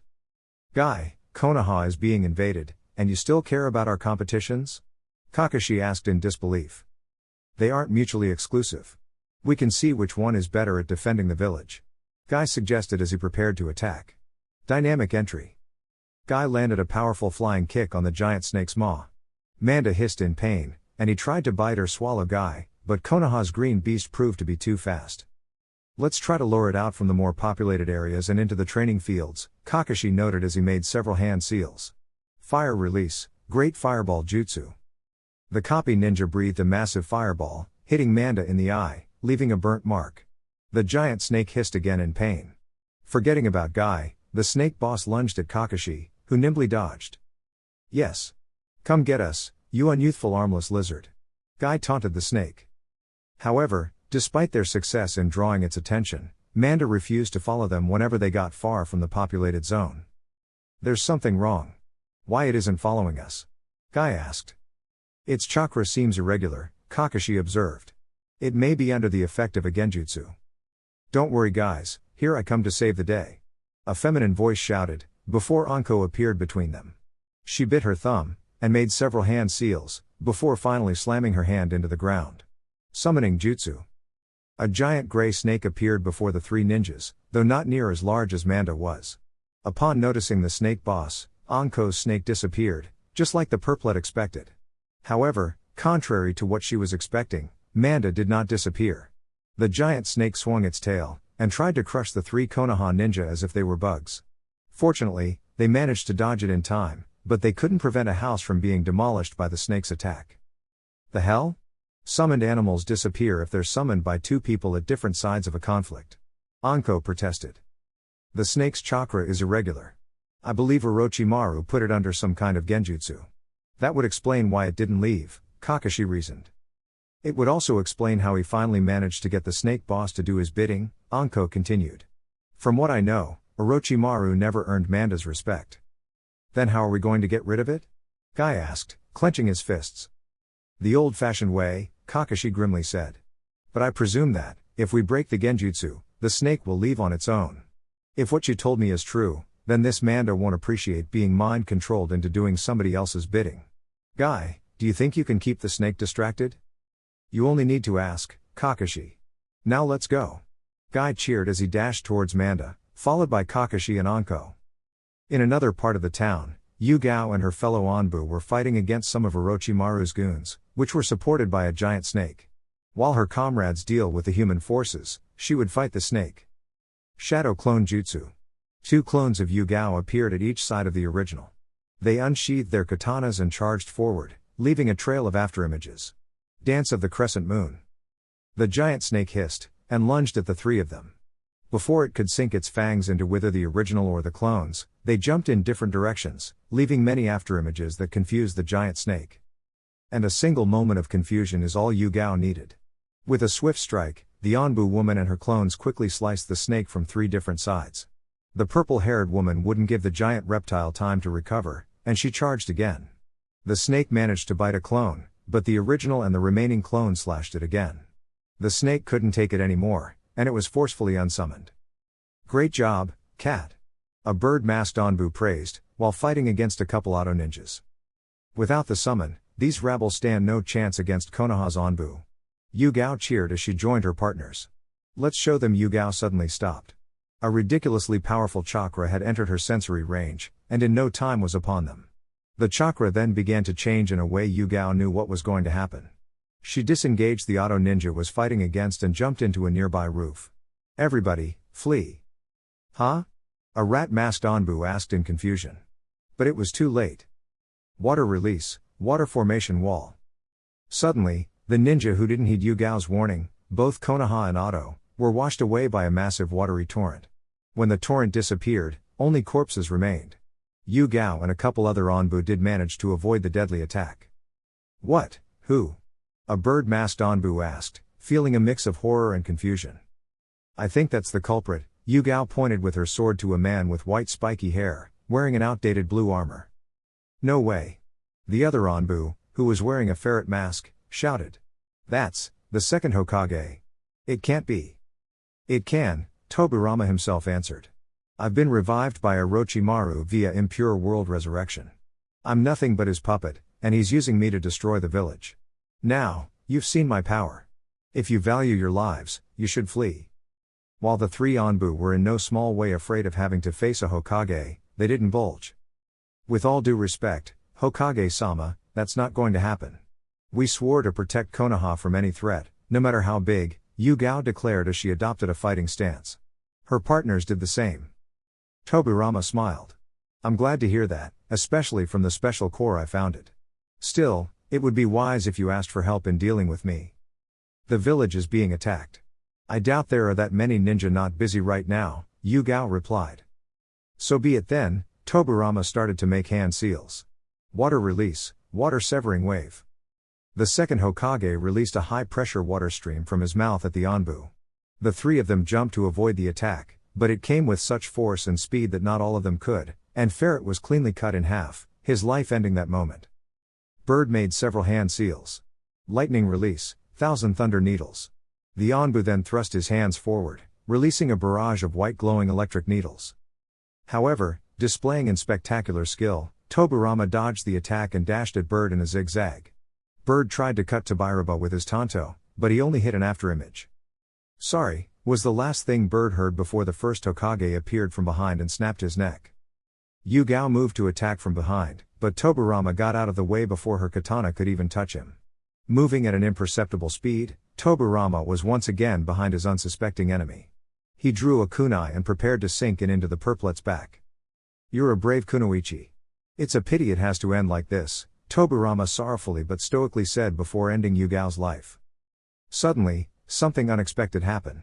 The moment the kunai sank into the kunoichi's flesh, Yugao burst into a murder of crows that began to fly around the deceased Hokage. What the? The Senju ninja asked, before realizing what was going on. Oh, I see.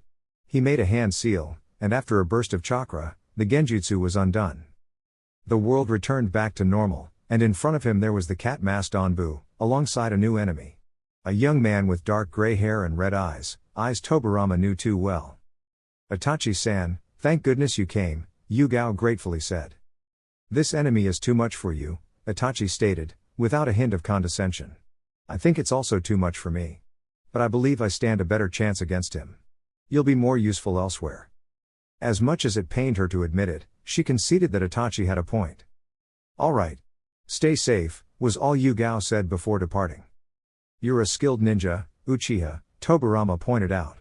Being able to sneak past my sensory abilities, plus placing me under a genjutsu without my knowledge. But keep in mind that such thing won't work twice. It'd be disappointed if it did. Itachi unsheathed his katana. Shall we begin? Guy, surrounded by a glowing green aura, landed a punch on Manda's jaw that pushed his head backwards. The snake hissed once again as it tried to eat Guy whole, but the green-clad ninja was too fast for him. Kakashi and Anko flanked the giant snake from opposing sides. Anko, now, Kakashi shouted. Anko nodded, and both of them started making hand seals. Fire release, dragon fire bullet. Fire release, great fireball jutsu. Once again, both fire attacks hit the snake in full. Manda cried in pain, and swung his tail wildly in an attempt to fend off his attackers. He missed, but in doing so he destroyed a couple houses and hit several Konoha and Auto ninja fighting each other. Damn it, this isn't working. A frustrated Anko protested. Indeed. We're only helping spread the destruction, Kakashi agreed, then he looked at his eternal rival. Guy, how many gates have you opened? 4. was Guy's response. I think you should open another one, Kakashi advised. Very well then, Guy's green aura glowed more intense as his body got ready to release more chakra. Gate of limit, open. However, before Guy had the chance to do so, a huge shadow bloated the sky. Looking upwards, they saw a massive toad wielding an equally massive sword falling from above. The giant toad landed on top Manda. The giant snake hissed in pain once again. Kakashi recognized the toad as Gamabunta, the toad boss. Painful memories of his late sensei invaded his mind. Don't worry, I'll make sure this scumbag doesn't cause any more problems, Gamabunta stated, as he kept Manda trapped under his weight. Thanks a lot, Gamabunta-san, Kakashi greeted. Is not Jiraiya-sama with you? The toad shook his head. He went to face Orochimaru. He summoned me so I'd deal with Manda. Anko's eyes opened wide in shock. His hand reached the base of her neck for some reason. Wait, that traitor is here? Yes, he was witnessed north of here and wait. Where are you going? Gamabunta asked as he saw Anko running. Jiraiya said he doesn't want anybody to interfere. I don't care what he says. Orochimaru is here, and I'm not going to miss the opportunity to make him pay for all what he did. An angry Anko replied, not looking back. Should we go after her? Guy asked. Better we take care of the giant snake here, don't you think so? Kakashi pointed out, noticing how Gamabunta was struggling to contain Manda. Now that it isn't moving so much, it should be much easier. Let's aim for the eyes once again. Kakashi suggested as his hands started to crackle with electricity. Alright then, Guy agreed as he dashed at Manda, or more specifically, his head. Konoha Hurricane. Lightning release, lightning beast running jutsu. Kakashi cast a hound made of lightning, still connected to his hand via an electric stream, which despite its name, flew towards Manda's left eye as Guy delivered a powerful kick to the right eye. He giant snake once again hissed in pain. What's going on here? The snake boss growled, as he awoke from a bad dream, and soon he grew angry as realization of what was happening dawned upon him. Orochimaru, you bastard. How you dare enslave me like that? Next time he dares to summon me, I'll make sure his last moments are as agonizing as possible. And Manda disappeared, leaving a poof of smoke in its place. Kakashi and Guy sighed in relief. Well, that takes care of one problem. Kakashi looked at Gamabunta. Thanks for your help, Gamabunta-san. I don't like being summoned without having a couple drinks first, but this time Jiraiya was right when he said it was an emergency, Gamabunta admitted. Well, I better get going. With Manda gone, I'm afraid that I'd only cause more collateral damage if I tried to help, the Toad boss stated before disappearing as well. What do we do now, Kakashi? Should we follow Anko and make sure she doesn't get in trouble? Guy asked. I can't believe I'm going to say this, but her flames of youth burned too bright for her own good. Before Kakashi could answer, a small forest appeared out of nowhere to the east, engulfing multiple houses in the process. While it didn't look like Tenzo's jutsu, both of them could tell it was wood release. I believe we should check that first. Anko will have to take care of herself, Kakashi suggested. Guy nodded in agreement, and both men headed to the newly formed forest. A group of about 9 auto ninja arrived to a park. The park was mostly populated by young mothers with very small kids, and a lone old man. Upon seeing the attackers, everybody screamed in terror, picked up their kids and tried to run away, but unfortunately the invaders weren't going to have any of that. Capture all of them. The group leader ordered as his subordinates jumped into action. Orochimaru-sama wants more test subjects to experiment on, and whoever brings more people will get an extra reward. Make sure we are that group. If I were you, I wouldn't do such a thing, the old man calmly said. The auto ninja looked at the audacious man in disbelief for a few seconds, before breaking into laughter. Oh boy, look at this old guy, thinking he can order us around. One of the auto ninja said. Should we take him with us? Another one asked. No. Orochimaru-sama doesn't want people above the age of 40, and this guy looks to be twice as that, the leader told them. Kill him instead. 2 ninjas pulled out a couple kunai each and walked dangerously towards the old man. I wouldn't advise doing that either, the elderly man advised. And why not, Gramps? One of the auto ninjas said as he came closer. Don't say I didn't warn you, the old man then started making hand seals at an almost imperceptible speed. Fire release, Great Dragon Fire. The auto ninja were engulfed by a massive wave of fire, and they ceased to exist. After the old man saved the civilians from the remaining auto ninja, he looked at the village, and sighed. It's true what they say that there's no such thing as retirement for us ninja, Sarutobi sadly sighed, before leaving the park. Orochimaru calmly walked the streets of Konoha, admiring the destruction brought by his forces, the fights that were happening left and right, the screams of people dying regardless of whom they belonged, either friend or foe, and overall, the feeling that Konoha was close to its end. From time to time, a Konoha ninja, several at once if they ever had some brain cells left, would identify Orochimaru and tried to attack him. Tried being the key word, since the Sannin easily swatted them aside as if they were flies, and truth be told, the threat they posed to him was pretty much the same. This used to be more fun, Orochimaru mused to himself as his snake strangled an unfortunate Konoha ninja. Guess that the Sharingan does have a downside after all. Wanna see if I'm that easy as those chumps?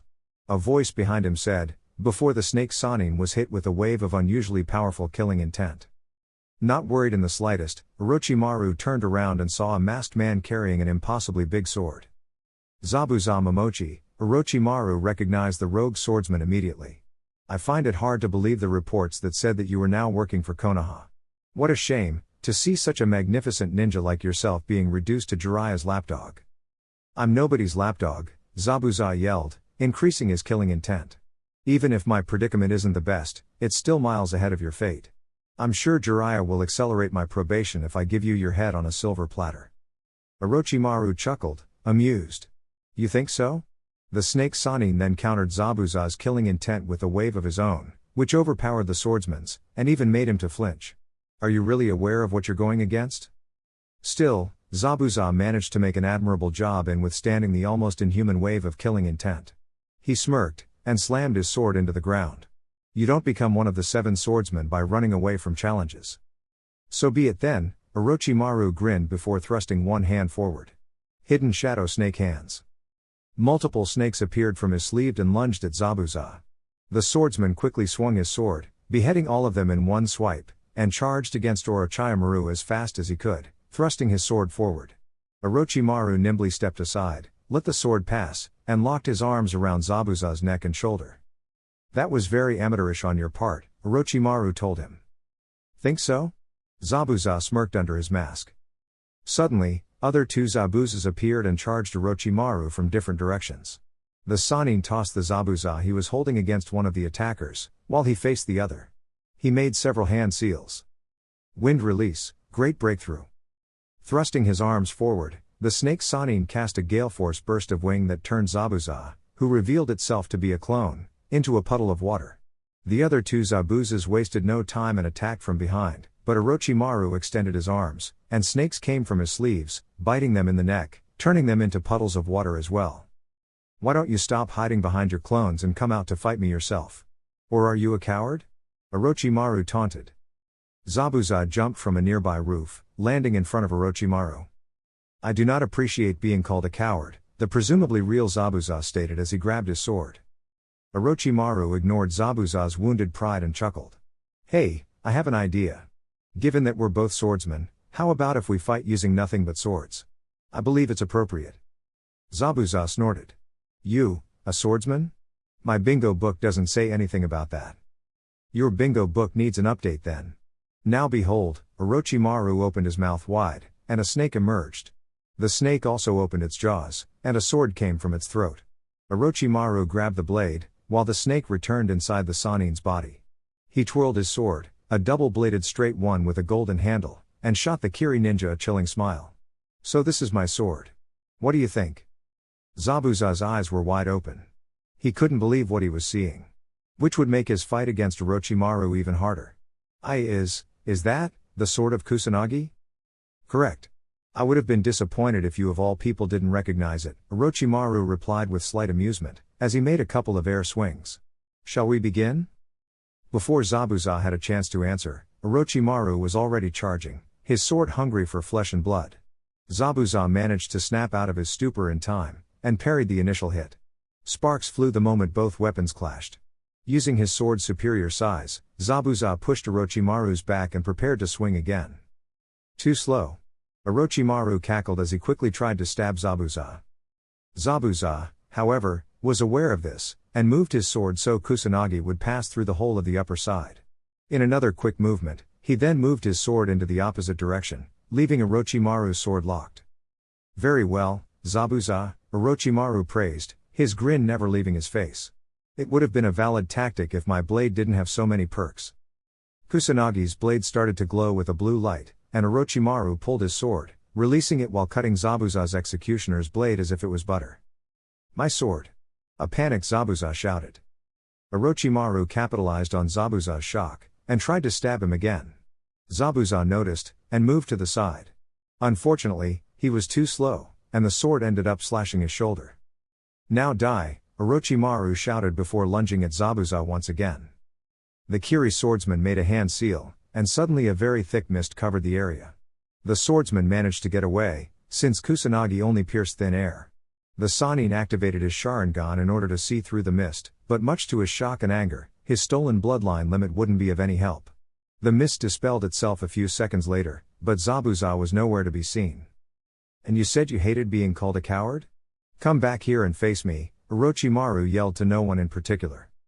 Come now, don't be angry just because a man follows his self-preservation instincts, a voice behind him said. Besides, I'm sure I can provide a much better challenge. Orochimaru turned around, and his anger instantly melted, replaced by pure sadistic joy. Jiraiya, Orochimaru was grinning widely. I was hoping that you would come out and play with me a little. By the way, I heard that you somehow married Tsunade Hime. However, I didn't get any invitation to the ceremony. You really hurt my feelings, Jiraiya. Feelings? You have those? The white-haired Sannin snarled. Anyway, when I'm done with you, your feelings won't be the only thing I hurt. Ah, I see that time didn't reduce your bravado in one bit. But unfortunately for your ego, you're about to get a reality check. Especially once I show you the surprise I have prepared, specifically for you. You're going to love it, Orochimaru sadistically grinned.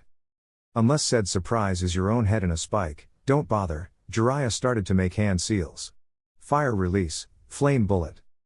Jiraiya breathed a huge fireball at Orochimaru, who didn't bother to dodge, letting the fire consume him. However, when the fire died down, all what was left was a melting mud clone. And before the Toad Sage had any time to react, two snakes emerged from below, and wrapped themselves around the Sannin, pinning his arms against his body. Once again, you prove it takes very little effort to fool you, Jiraiya, Orochimaru chuckled as he appeared from behind. He made a hand sign, and both snakes sank their teeth into Jiraiya's neck, which then turned into another mud clone. What? And once again, your arrogance proves to be your undoing, Jiraiya stated from the roof of a nearby building. He then adopted a theatrical pose. Do you really think I'll let you or anybody fool Jiraiya, Great Toad Sage, and 5th Hokage, in front of the people of the village I rule and protect? Ha! Your head will explode upon witnessing the sheer awesomeness I possess.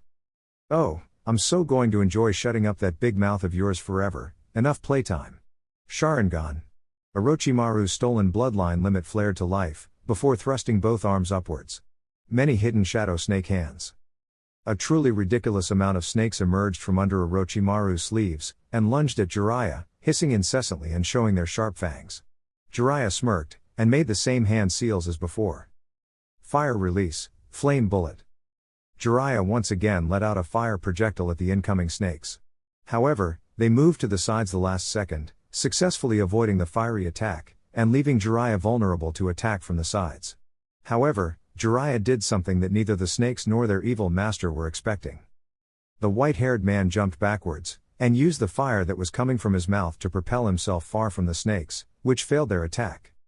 You can't escape from neither me nor my eyes, Jiraiya. Orochimaru's voice said from behind. These eyes can see everything.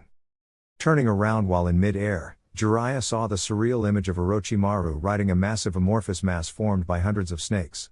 Upon seeing their prey, many of the reptiles lunged at him. Unfortunately for them, Jiraiya wasn't Hokage because of his in his opinion unbelievably handsome face. He made more hand seals. Needle Jizo. Jiraiya's hair grew in both length and volume, and became sharp and spiky, while it wrapped itself around the Toad Sage.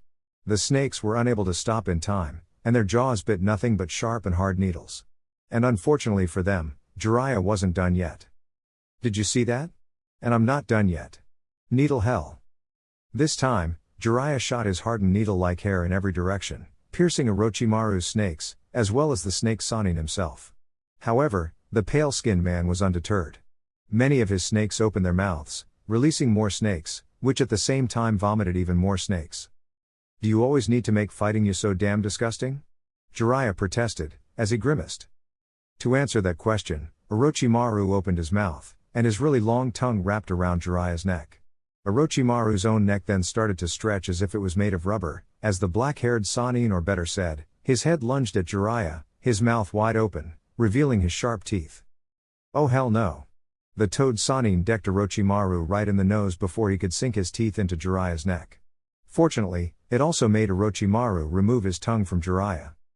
If you reject my kisses, then I hope you prefer my fangs, Orochimaru stated as he pulled the sword of Kusanagi out of his throat once again. Orochimaru charged at Jiraiya once again, who did his best to avoid the snake Sannin swipes. Jiraiya would have never pegged his ex-teammate as somebody skilled with a sword, but Orochimaru's display was nothing short of impressive. Jiraiya jumped backwards, and made his godson's favorite hand seal. Shadow Clone Jutsu. A Jiraiya clone popped besides the original, which was reading a new jutsu. Toad Oil Bullet. The clone puffed his cheeks, and expelled a stream of dense oil which hit Orochimaru and his many snakes. Meanwhile, the real Jiraiya finished the hand seals of another technique. Fire Release, Flame Bullet. Jiraiya breathed a stream of fire at the oil-covered foes, making a flash when the oil ignited. While he could see the snakes writhing in agony as they burned to death, there was an empty husk which barely looked like Orochimaru in his place. I know that it takes more than that to take you down. Come on, where are you? Jiraiya wondered as he looked around, waiting for Orochimaru's attack.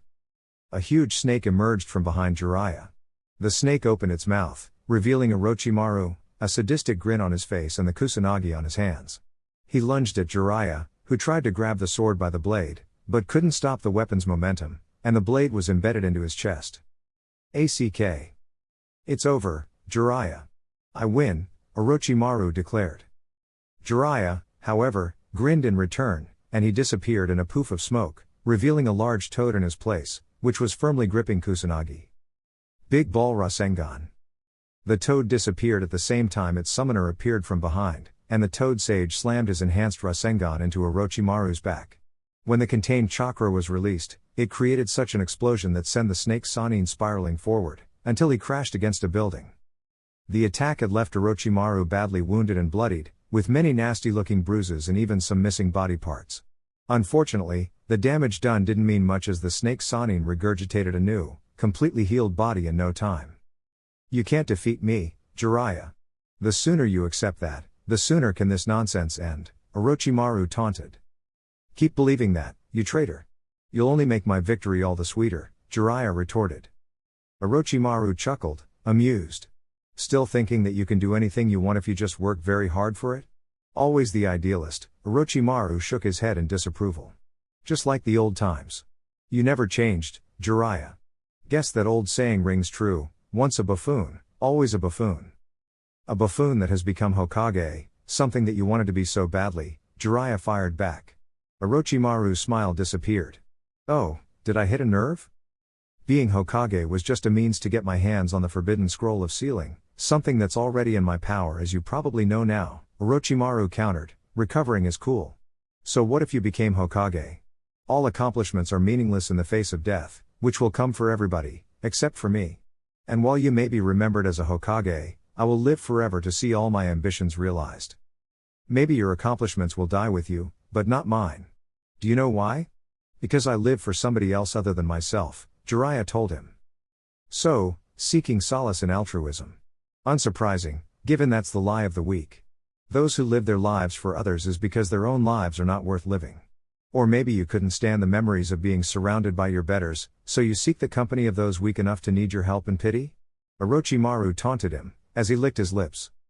Oh, I am surrounded by my betters, Jiraiya replied. It would have taken very little for Minato to surpass me had his life not been cut short. And his son will probably take even less time than him to do so, to say nothing of his little siblings. Yet look at you, Orochimaru. No apprentices to call your own, just minions and test subjects. You had apprentices once, but you ended up betraying them.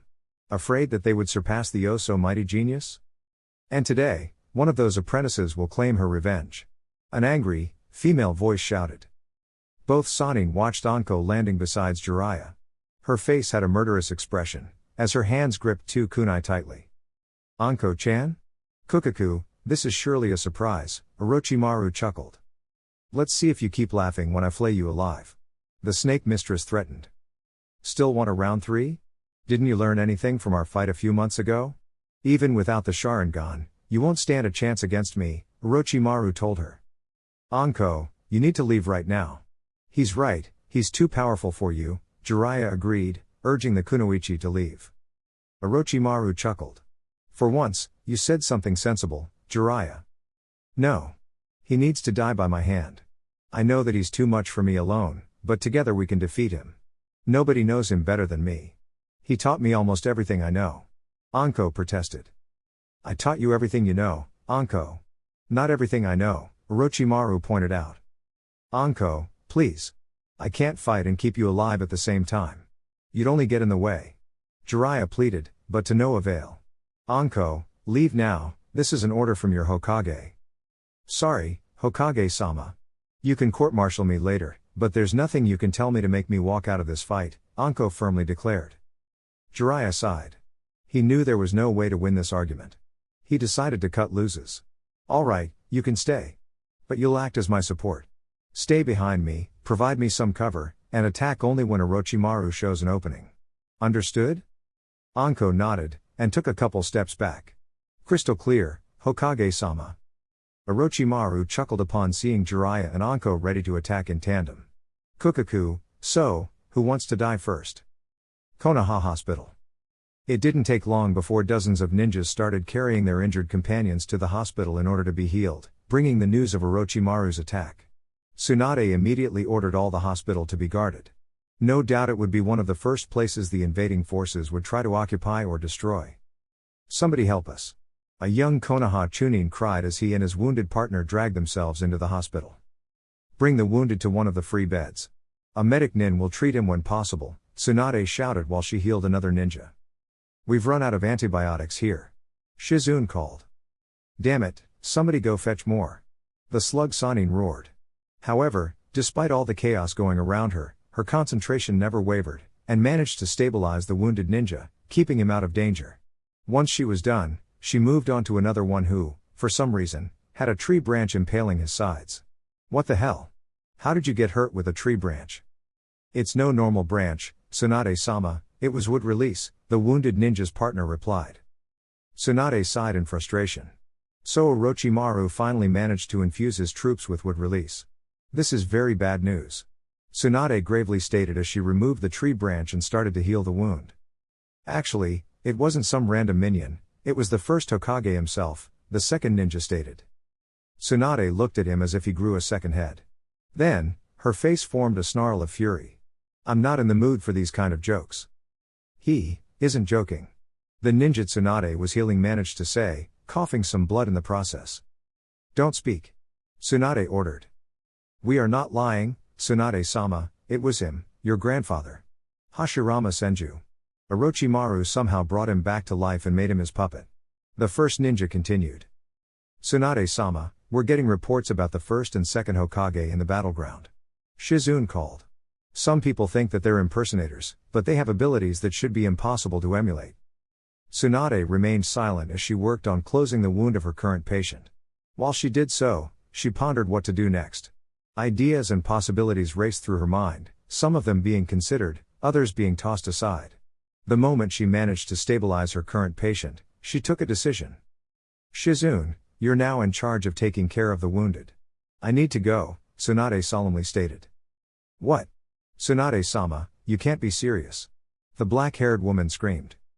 I am. If my grandfather and granduncle are out there, I need to see it with my own eyes, Tsunade replied. But, what about the wounded? This is where you can help the most. We need you here. Shizune pleaded. You'll do fine without me, Shizune. Besides, there's an old saying that says that the best way to heal a wound is to make sure it never happens to begin with. Konoha has very few ninja who can deal with the likes of the first and the second. I'll make sure they won't wound nor kill more of our comrades, Tsunade explained.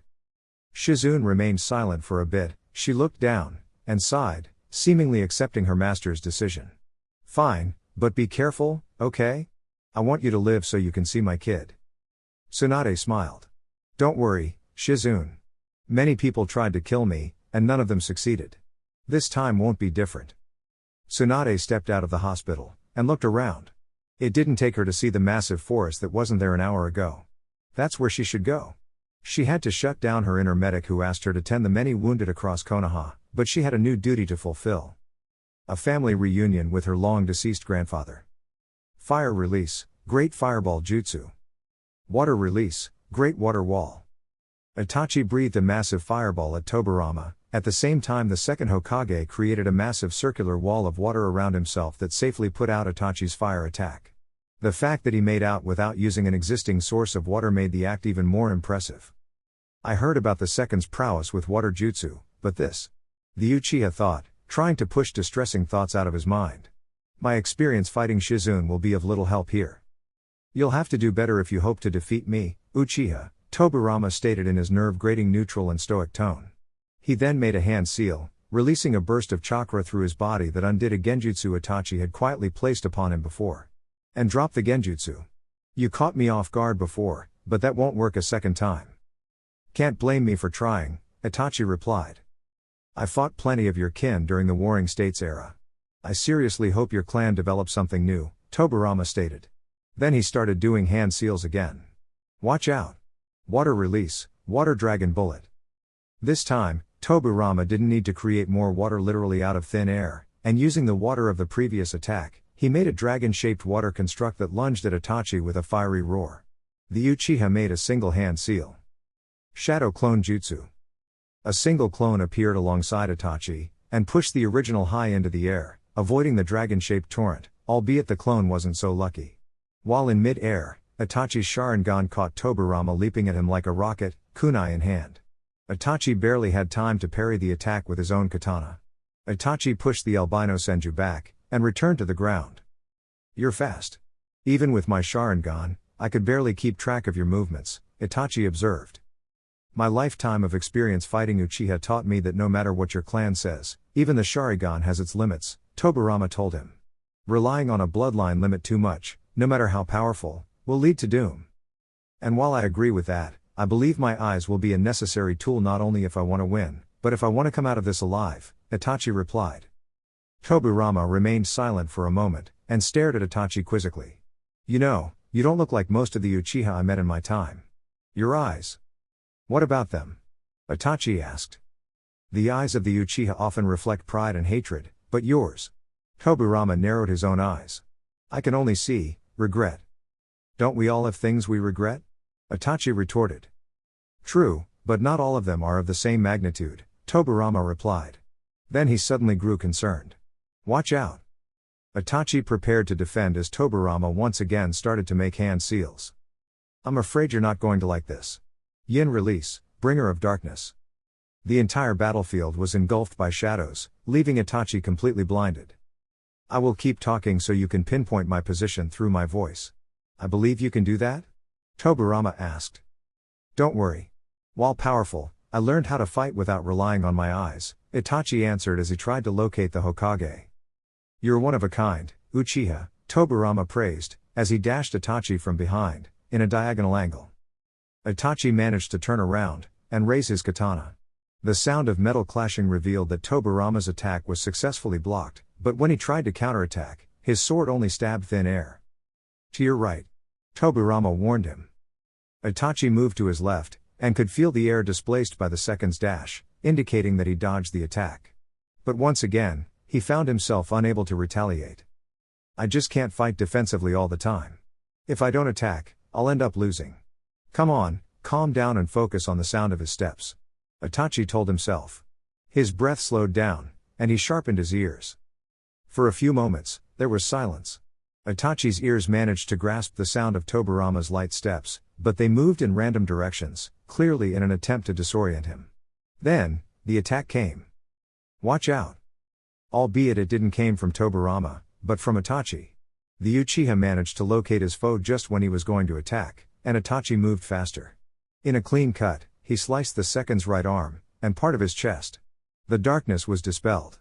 But only a very confusing sight awaited the red-eyed man. Tobirama's wound wasn't bleeding. Not blood, at least. The innards of his body weren't made of flesh and blood, but of ash and dust.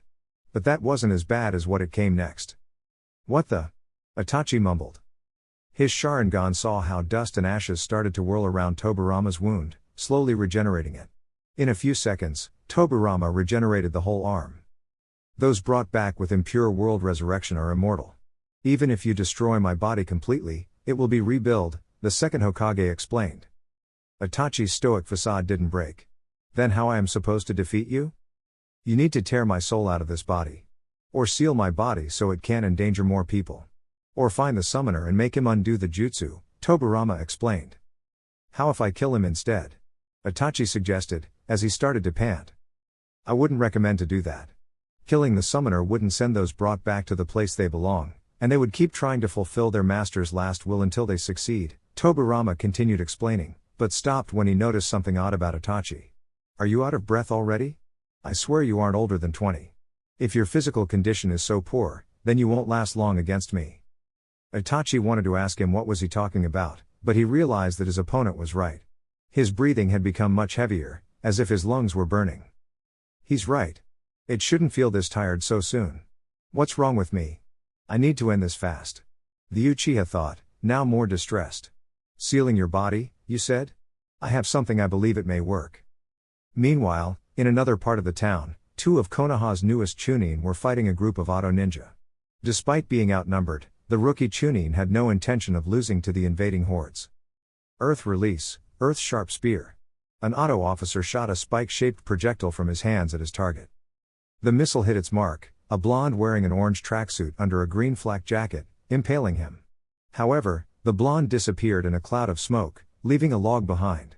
The masked ninja opened his eyes wide in shock, and turned around to see where his foe went, but it was too late. Too slow. Naruto mocked as he formed a chakra sphere on his right hand. Rasengan.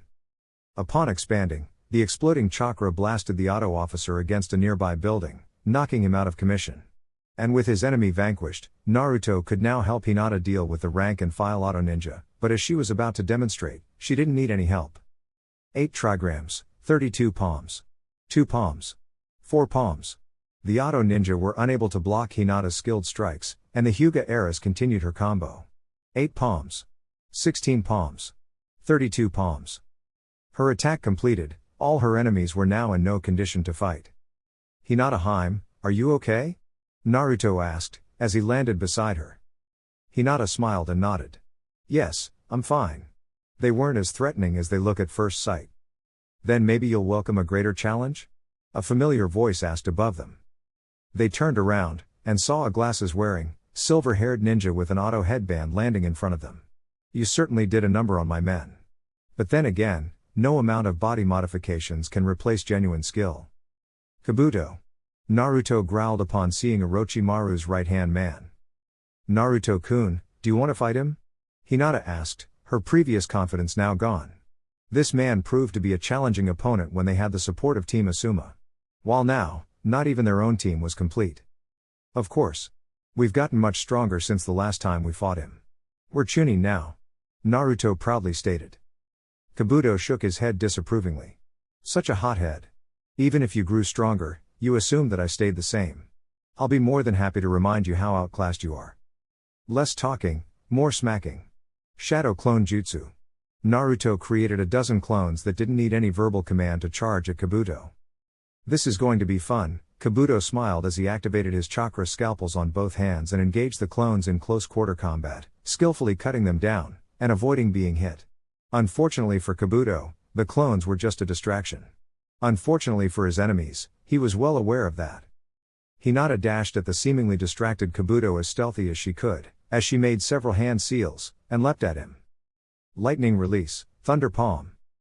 Kabuto smirked and grabbed an attacking Naruto clone by the arm, using it as a human shield against Hinata's attack.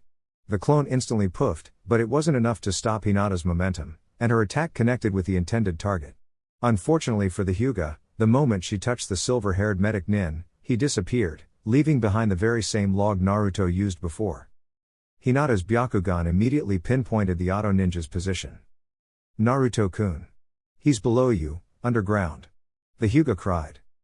Naruto jumped just in time before Kabuto could grab and potentially damage Naruto's ankles. The blonde then pulled out a kunai carved with seals. Alright, I've been looking forward an opportunity to use this in a real combat. Naruto channeled his chakra through the special kunai, and it projected a blue blade of pure chakra. Oh? I must admit, that's an ingenious weapon, Kabuto praised as he dug himself out. But I'm afraid that it won't be of much help against such a superior opponent. We'll see that. Naruto replied as he charged, chakra sword in hand. Both ninja engaged in melee combat once again, Naruto dealing powerful blows with his new weapon, and Kabuto parrying them without much effort with his chakra scalpels. Once he grew bored, he kicked the blonde in the gut, pushing him back. You can't defeat me, kids. Even if you somehow managed to overpower me, in the end you'd still lose, Kabuto taunted them. Why? Because of this poor attempt at an invasion. Konoha has gone through worse in the past, Naruto replied. Kabuto shook his head. You're so unaware of what's going on, it's almost laughable. No, what I'm talking about is the real reason for me fighting you here. While you're wasting your time with me, a squad of Orochimaru-sama's elite ninjas is attacking the academy. They will kidnap your little siblings, and kill the rest. Yes, we know about their bloodline limits. Would release, huh? Who would have guessed? Both Naruto and Hinata paled upon hearing those words, fearing the worst for their respective little siblings. You lie. Hinata accused, her voice trembling. Yeah. Why would you need to distract me? You said it yourself, I'm not that strong, I shouldn't be a threat for those so-called elite ninjas. Besides, what about mom and dad? Naruto countered, his words coated in rage. Orochimaru-sama has been watching you, among others, and has come to the conclusion that you are not to be underestimated. As for the other two Sannin, don't worry, they're distracted for a long time, Kabuto smiled wickedly. In fact, I believe their mission has already been completed.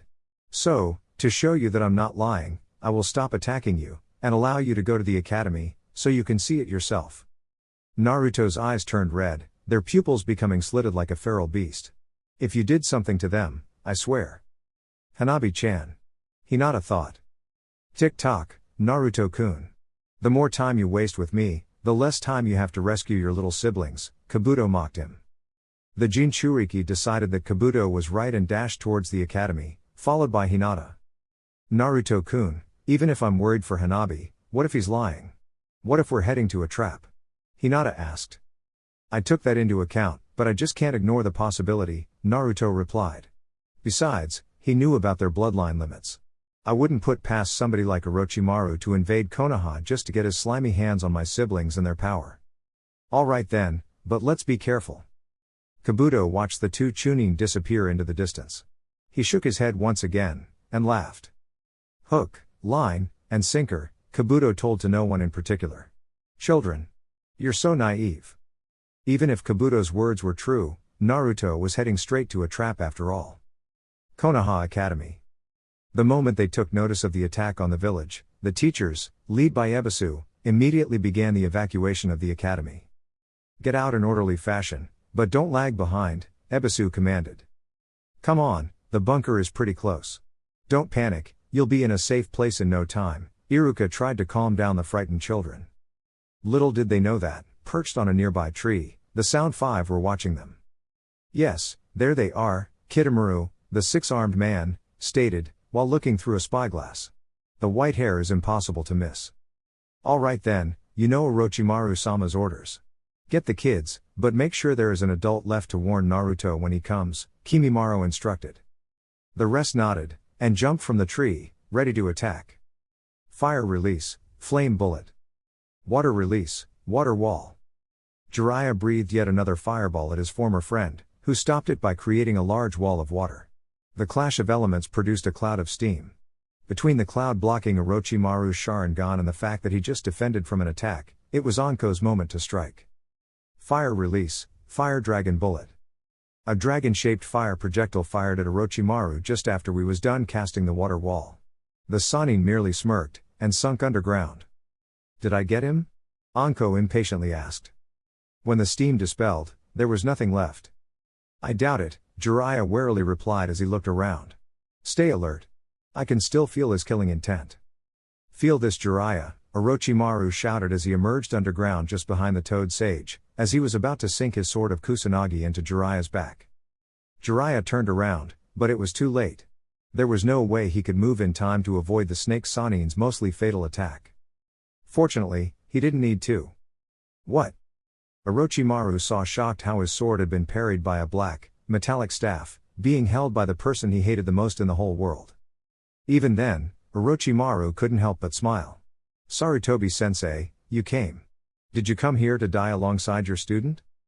Hiruzen Sarutobi, wearing his battle gear and wielding the adamantine staff, pushed Orochimaru away from Jiraiya, and adopted a fighting stance. No, my former student. I came here to undo the mistake I made a decade ago by letting you go, Hiruzen defiantly replied. Orochimaru's Sharingan scanned his enemies, as his brain began to formulate possible strategies. But against these odds, he would be forced to use his ace in the hole. Look at this. My former sensei, former teammate and former apprentice, fighting together against a common foe, Orochimaru noted. Too bad not even with your combined forces stand a chance against me. You overestimate your Sharingan, Orochimaru. It won't be of much help against the three of us, Jiraiya retorted. True. Even with these eyes, the odds are against me. Thankfully, the Sharingan is far from being the only resource I possess to turn the tables in my favor, Orochimaru replied, and started making hand seals. Summoning jutsu, impure world resurrection. No. Hiruzen's eyes widened in shock and dashed in order to stop Orochimaru from completing the jutsu, but it was too late. The yellow-eyed man slammed his hand into the ground, summoning two wooden coffins. One of the coffin had the kanji of fire above the kanji of fourth. The second one had a swirl, the emblem of the long non-existent Uzushio Gakure. The coffins opened, and their occupants stepped out of them, revealing their identities. A blonde man wearing a white and red robe over the standard Konoha Jonin uniform, and a woman with long red hair, wearing a green dress over a short-sleeved white shirt. Look at this, Jiraiya. Do you remember them? Orochimaru cruelly taunted, as the coffin's occupants stepped out of them. Minato, Kushina, Jiraiya whispered in shock. Why the long face, Jiraiya? Aren't you happy to see your former apprentice and his wife? I thought your reaction would be happier one, the snake Sannin continued his taunt. You, how dare you? Hiruzen was seething in anger. How you dare to use that abominable jutsu on the two people who sacrificed the most for this village. Does your evil know no limit, Orochimaru? I'm ashamed to think that I used to call you my apprentice. While Orochimaru enjoyed his sensei's rage-filled reaction, he paid it no mind. Now, I believe that the odds are once again in my favor. Minato Namikaze was so powerful, he used to be feared by the rest of the villages in a way no other ninja has been feared.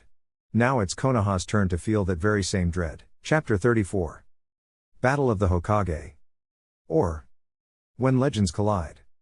The three Konoha ninja facing Orochimaru stared in shock as the occupants of the coffin stepped out of them. There was no mistake, those were Minato and Kushina, looking no different from the time the Kyuubi escaped, if they ignored the black eyes and the cracked skin that gave them such a creepy and otherworldly appearance. Besides Minato, I also have the Senju brothers, working to destroying Konoha at other parts of the village. Orochimaru grinned again as his Sharingan rested on his former sensei and former teammate. Now I only need you two to have the whole set. Where am I? A disoriented Minato asked, until he saw Jiraiya. Sensei? Is that you? You look so old. Kushina added. Jiraiya wouldn't have left such remark unanswered, but this was no time for jokes, so he decided to give them a brief summary of the situation. Yes, it's me. Orochimaru used a forbidden jutsu to bring you back to life. And the reason for why I look so old, is that 13 years have passed since your death. The fourth and his wife weighed on Jiraiya's words, trying to find a sense for what was going on. But, how is that I don't remember anything after the Kyuubi impaled us? Kushina asked. I have no answer for that, Jiraiya solemnly replied. How could you resurrect Minato?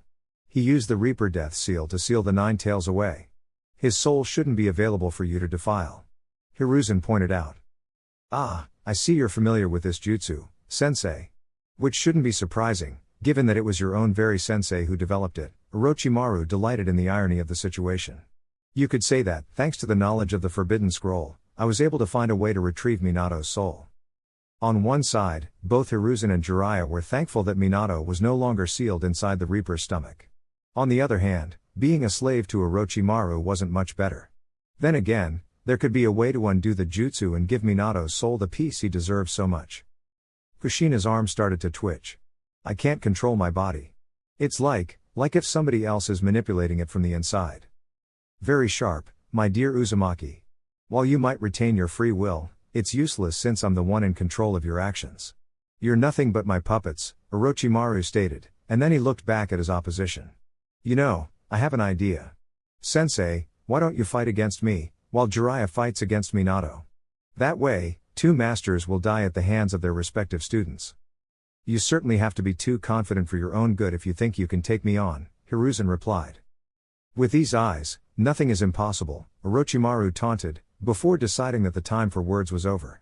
Anyway, I'm growing impatient for your death, Sensei, so let's start already. Minato, Kushina, kill Jiraiya and Anko-chan, and then aid the rest of my forces in the destruction of Konoha. The orders already issued, Orochimaru jumped away, followed by Hiruzen. Where do you think you're going? The only master who will die at his students' hands will be you. Anko wanted to follow her former sensei and her former Hokage, but a red-headed kunoichi got in the way and attacked Anko with a pair of kunai. Hey! Sorry, but my body moves on her own, you know, Kushina stated in an apologetic tone. I'm afraid you won't be able to kill that bastard until you get rid of us first. So be it then, Anko replied as she thrust her arm forward. Hidden shadow snake hands. Several snakes shot from Anko's sleeve and lunged at Kushina. The redhead jumped backwards while she made several hand seals. Wind release, great breakthrough. Kushina blew a powerful gust of wind that pushed both the snakes and Anko backwards, much to the latter's surprise. Alright, since neither Orochimaru nor any of his snakes are close, maybe I can call for some help, Anko thought as she bit her finger and made several hand seals. Summoning jutsu. Anko slammed her palm into the ground, summoning a relatively large green-hooded snake. Another snake summoner, yet you fight for Konoha. Are you related to Orochimaru? Kushina asked.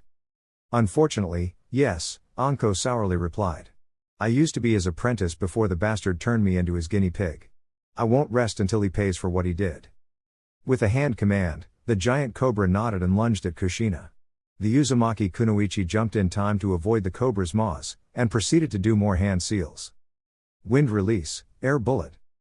Kushina shot from her mouth several projectiles of compressed air against the giant snake. The air bullets made noisy explosions upon hitting the target. While it was hit by the first few, the giant snake was agile enough to dodge the rest, and hit Kushina with its tail, slamming her against a small house. The force of the impact was such that it brought the house down, burying Kushina under a pile of debris and rubble. Got you. Anko started to make hand seals. Fire release, dragon fire jutsu. Pouring as much chakra as she could, the snake mistress breathed a stream of fire shaped like a dragon at the pile of debris. However, much to her shock, Kushina burst out from the pile of burning rubble with some bruises and burns that took no time to regenerate. Watch out for my next attack. It can bind your chakra, you know. Kushina warned, while still mid-air. The moment she landed, several chains shot from her back, and as if they had a mind of their own, flew towards Anko and her summoned snake. Anko managed to dodge them with no problem, but the snake wasn't so lucky, and the chains wrapped around it. The giant cobra tried to struggle in vain, before vanishing in a cloud of smoke. The hell? How did you cancel my summon? A shocked Anko asked. I already told you. The chains bind chakra, and in case of summoned animals, it severs the link created by the summoning jutsu, forcing them to go back to where they come from, you know. Kushina told her. Her hands started to make hand seals. Watch out, I'm going to attack again. You're a wind type, right? Good then, Anko smirked as she made hand seals of her own. Wind release, great breakthrough. Fire release, dragon fire jutsu. Another fire stream and gust of wind were formed, and clashed against each other.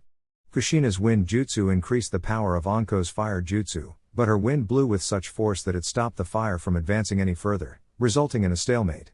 Stalemate that was about to come to an end when Kushina emerged from the flames, and before Anko had any time to react, she landed a punch at the snake mistress' face. Ow! My nose! Anko protested, as she grabbed her bleeding nose with one hand. Sorry. I'm trying not to hit as hard as I can, but it's kind of difficult, you know. Kushina apologized. As she stood up and readjusted her nose, Anko was tempted to take a look at the other combat happening not far from them, but he knew the moment she took her eyes from Kushina, she would be dead. I hope Hokage-sama is having an easier time with your husband, Anko commented. Needless to say, given that Jiraiya was facing one of the most powerful and feared ninjas who ever lived, he wasn't having an easier time. Sensei, watch out, Minato shouted, drawing Jiraiya's attention. The Sannin paled upon seeing 6 three-pronged kunai on his late student's hands. Shit. Minato threw the kunai in multiple directions, all of them near Jiraiya, and instantly disappeared. Fortunately, Jiraiya had the perfect counter. Needle Jizo. Once again, Jiraiya's hair turned into sharp needles, and wrapped around his whole body, just in time to block a punch coming from behind from Minato. Nice reflexes, sensei, Minato praised. Sensei, I noticed that Orochimaru's control loosened a bit. I'll try to hold back as much as I can. Jiraiya nodded. It seems that Orochimaru want to focus all his attention on Sarutobi sensei. Good, this might prove a fatal mistake on his part. Watch out, here I come again. Minato warned as he pulled out another three-pronged kunai, and vanished again. Jiraiya pulled out another kunai as well, and managed to successfully parry an incoming slash from Minato after he appeared besides the Sannin. Minato disappeared and reappeared near Jiraiya multiple times in order to attack again. Jiraiya managed to successfully predict and block most of his attacks, but soon he was unable to keep the pace, and Minato was able to land several swipes, before sending him flying with a powerful kick to the chest. Ugh! Jiraiya groaned as he got back on his feet. And this is you holding back? Minato smiled sheepishly. Sorry, sensei.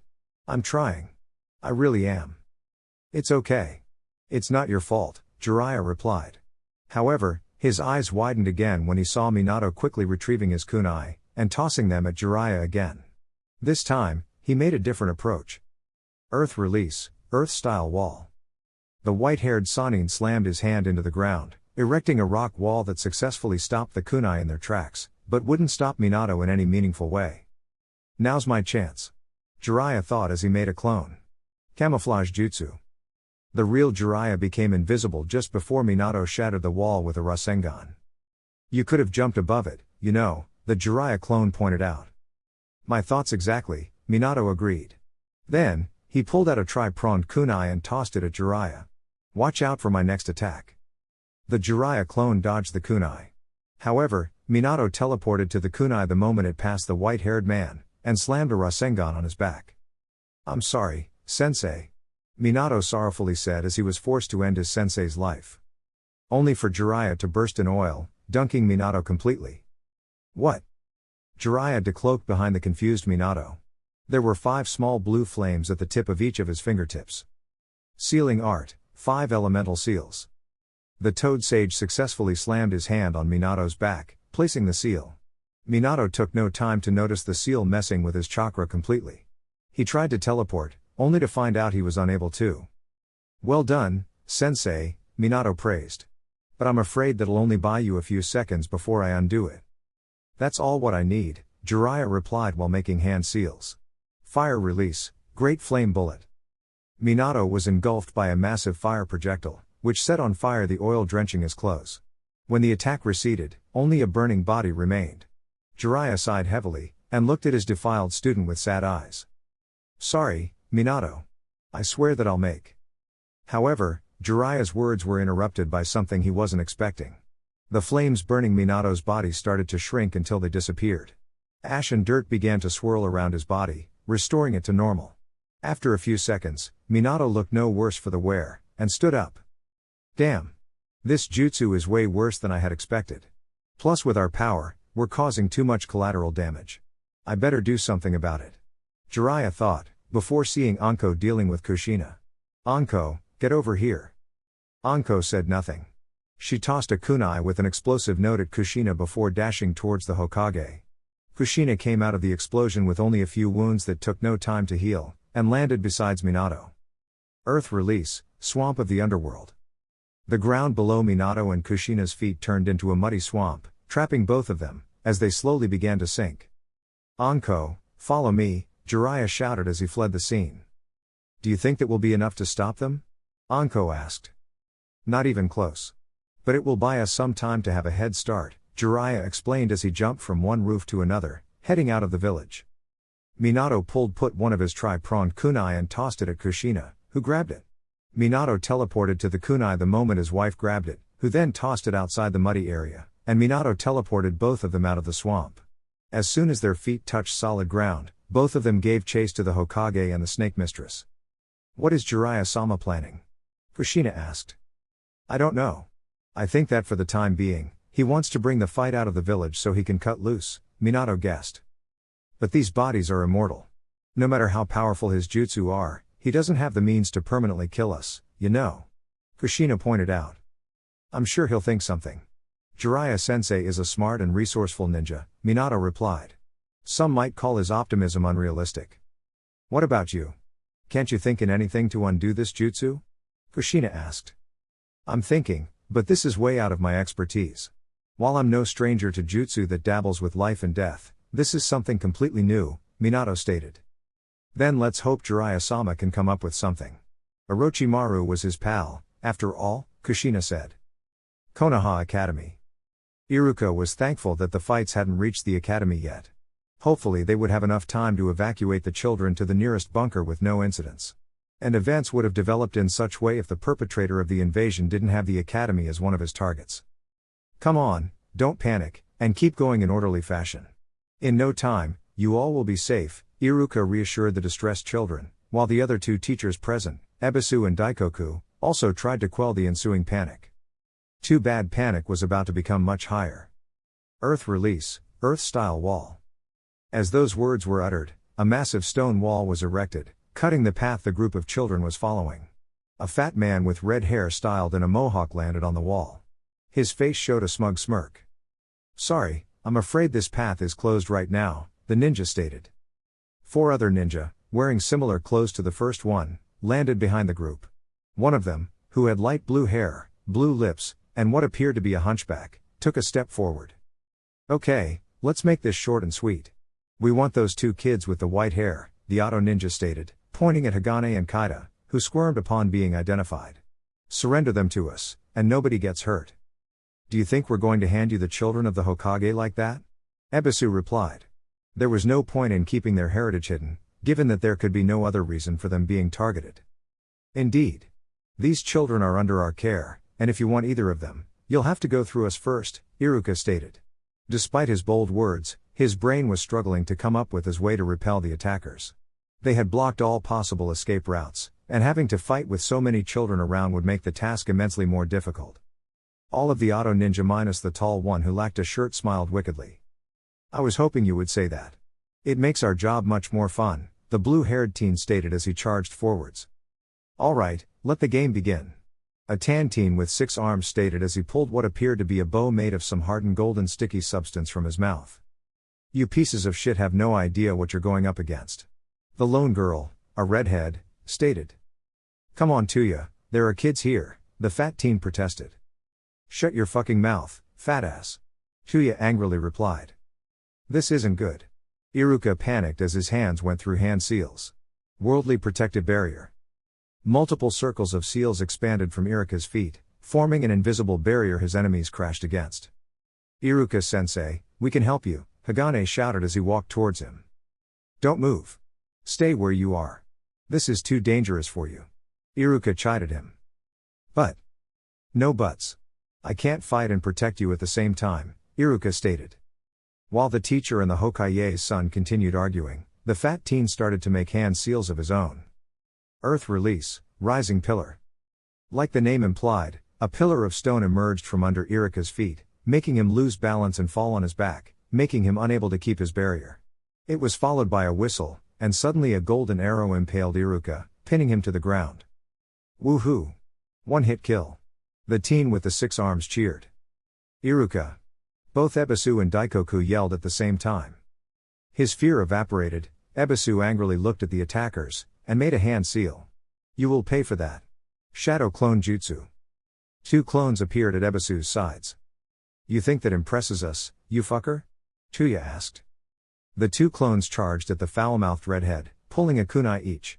On her part, Tuya pulled a flute, and surprisingly, used it to successfully parry the blows. With a couple of well-placed punches, the clones were no more. However, Tuya had left herself wide open while fighting the clones, something the shades-wearing teacher was about to capitalize. He made several hand seals. Fire release, dragon fire bullet. Ebisu breathed a massive stream of fire that caught Tuya completely off guard. The redhead cursed a profanity as the flames engulfed her. Alright, one less enemy to care about. Ebisu thought as he directed his sight towards the remaining enemies before he was brutally kicked in the face, hurling him backwards. "Don't count me out so soon, you piece of shit," Tuya yelled. "How?" A disoriented Ebisu mumbled, and he realized that there was a white thread stuck on Tuya's back, grabbed at the other end by the six-armed teen. He pulled her out? How can they be so fast? Ebisu thought in shock. "Sweet dreams, you fucker," was the last thing Ebisu heard before Tuya kicked his head again. "Did you guys finish already?" the tall, shirtless teen asked. "Oh, that's rich, coming from somebody who didn't lift a finger to help us," the guy with the blue hair stated as he tossed the corpse of Daikoku to the ground. "You didn't look like you needed my help. However, I must remind you that I'm the leader of this operation, and you should address me as such.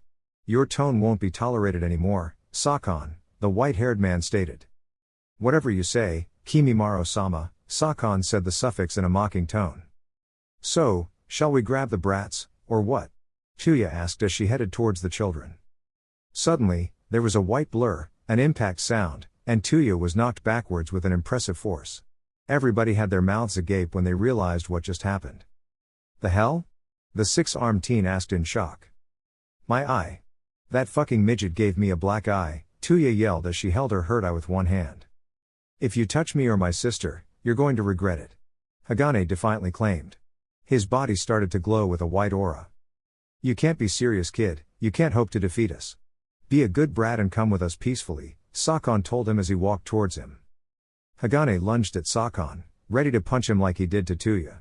However, Sakon saw it coming and caught the boy's fist in his hand before twisting it, and wrapped his other arm around the boy's neck, immobilizing him. "Shit. This guy is much stronger than he looks. And what's with the weird-ass aura?" the blue-haired teen thought. "Let me go, you freak," Hagane protested as he squirmed.